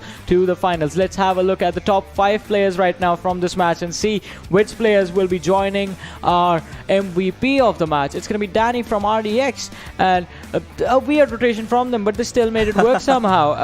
Afaq from the squad of HellRaisers is going to be there. A good number of damage, good kills, a decent outing for him. Then F4 Rahman and F4 Wolverine. Again, the first game and the last game of the day. These lads have been incredible. And as I said, F4, they haven't had a bad game today. Yes, they have. So this is one team that has been consistent throughout. For a second, we thought, yeah, even Oxy was really good. Yeah. Team F4 did really step things up. And things really ended good for Team Bablu, despite the fact that they were having a rather very shabby outing in the final a couple of days. And they just have 2 games remaining for themselves. And in every single game, they have to just play. Because, pretty much they have qualified. There's nothing much to worry about. All they have to focus is on taking that first spot in the finals of the PMCO Fall Split Pakistan region. Definitely. Either take the first spot or one of the top 3 should do the trick. I mean, all you have to do is qualify for PMPL Season 2. Prize money is going to be pretty incredible to have. I mean, first position gets you 2,600, second you get 1,600. So there is the $1,000 difference, American dollar difference between the two. But along with the prize money, it's about the slots as well. Let's have a look at the match summary for this game and see how the game fared out. As far as the utility usage is confirmed, as far as the kill count is confirmed, kill confirmation is confirmed, how many airdrops were looted, because there were quite a few in this one as well, and how many headshots were there as well. Oh, 14 headshots. They are definitely always gonna be there, but taking a look at the knocks and the kills, it is an even distribution over there. It is an even distribution, but 66 smokes and nades. Is that the lowest we have had? Yeah, this is the lowest, and this has to be one of the very most strange Sanhok games that we've casted. A lot of teams are falling prey to the circle, a lot of teams in the middle of nowhere, a lot of teams taking unnecessary fights, and it was a quick game. And yes, smokes and grenades not being used at all. Yeah, barely. I mean, smokes were used, no nades at all. 0 grenade kills as well. Yeah. We did see a few grenades being used, but even after the knocks, the situations weren't converted. And quite an unfortunate series of events with the utility. Would have loved to see a lot more of it, but now it is going to be time to look at the match standings as well in a little while and see how many points and how many kills did our winners get, because R3D Esports, they started out the game isolated on the Camp Alpha Island, and from there on out they moved towards the situation to the final circle, fought it out with the players of Golden Stars, and then got the chicken dinner. Let's have a look at the game-wise standings right now and see how things fared out for the team. And there you go, Red Esports are getting the chicken dinner. 6 kills to their name, 26 points out of this one. But the one team that will be smiling definitely has to be F4 Esports, 11 kills. Second position, nothing really much to scoff at, 25 points, and just 1 point short, or else they would have been on top over there. Team Bablu, a decent outing from them as well, getting the 3rd position. 6 kills, 16 points. HellRaisers HR definitely have been consistent in the 2 matches that they played. And RdxEsports, despite the fact that they took a very bizarre, shift and tried to make an entry from the northern side with the boat, they still have managed to, put themselves in the 5th position, followed by Golden Star. Just one player really stepping it up for his team. Yeah, just the one player just securing those crucial pointers was so incredible. But look at this, Solo Esports, NextGen still getting eliminated quite early on, and TUF as well. TUF, they have had a bad game. Exterminators once again in the second half of the standings. Quite an unfortunate series of events over there. We will still wait for these teams to come back and outperform themselves. Yeah, absolutely. But like we always have been talking about, the reverse countdown is already on, and this has been the closest for Group 8. They just had 2 games, and 2 games is where your fate will be changed. Either you're going to be playing the finals, or you're just going to be watch on your television sets. So we have to see as to which can the teams that are struggling from Group A really make it up. Yeah, I mean, they have to do a lot to make it up. Let's have a look at the kill leaders before we move on and have a look at the leaderboard. And individual players also need to be appreciated, especially these lads sitting in the top 5 and the top 10 list. In fact, Rahman from F4 just taking the crown right now. His average survival time is a little bit low, 19 minutes and 2 seconds, but he makes up for that in the number of kills and the damage that he has. Yeah, absolutely. And finally making it onto the top, taking down Edgar. All those this day has been really good for both these players. And Wolverine, with the way he provides the support fire for his teammate, that really makes up. And Ummi is on the 4th position, but TUF's Venom, he's also there for his own teammate. But Legacy joining the top 10 list over here with 19 kills for his own team, and feels really sad as to see Golden Stars really sinking down over there. But Murtaza, 21 kills, again trying to do a lot today, but still not getting enough support from his teammates. And Lucky, 21 kills for this lad as well. Yeah, HFD have been a little inconsistent in the matches today, but they have a lot of matches remaining, and that's the luxury that you have if you are the squad of HFD who have matches remaining. You can still come back another day in another game. But if you're a team from Group A, as Fix has pointed out, just 2 more games left, and we will see that when we have a look at the leaderboard and see where the teams actually stand right now and how many points have they secured for themselves. I'm really worried about IGen and the Exterminators, I'm going to be honest. And let's have a look at the leaderboard, and we know the teams that are sitting in the top right now. It's going to be TUF, Bablu, and then 247 and F4 as well. F4 just making it the 1 point difference against them and Bablu, and the 4 point difference between Bablu and TUF. If you take a look at the standings, we do see F4 Esports and Team Bablu having a different kind of a look. They've got the more kills, F4, and Bablu has a lot of position points. Look at F4's kills. They have 80 kills. That's the highest. Yes, certainly at the highest. And they've got the players, alright. They've got the players who've got a lot of potential and finally, coming out. And the best part, they do not have a single chicken dinner. Yeah, no chicken dinner sitting on the 3rd position right now in the standings. But interesting thing over here, IGen, they are definitely going to be taken down if they do not perform in the next 2 games. Have 69 points, but SCYTES right behind them with 6 games played. Even they have 69 points. Yeah, and look at the difference in their matches played, 14 and 6. So that's gonna be a huge factor. And IGen, I mean, things are looking really shabby for them, really bad. And Exterminator, well, they did come up so far. They did get a chance to play and participate till the semi-finals. But I think in the next 2 games, even if they get a chicken dinner, it's going to be very difficult, rather impossible. Yeah, it is going to be really difficult. I wouldn't say impossible, because we have seen some insane things happen in the matches, and when the teams are stuck in a clutch situation, that's when they might be able to pop off, because now it's going to be time to go YOLO if you are Exterminators or IGen. What is going to happen tomorrow, only time will tell, because today's matches are done. My name is Warren Super Johnny John, being joined by Fixes. Before I close out the show, I have to give a huge shout out to our sponsors. So this PMCO 2020 Fall Split Pakistan Region Semi Finals is sponsored by the Oppo F15, which has the fast charging feature where you can just go back to back into the action in the lightning fast with the lightning fast charging for the endless fun. And with that, we come to the end of today. We'll see you guys tomorrow at the same time as today, because even tomorrow has 6 games. Until then, take care, have a great day.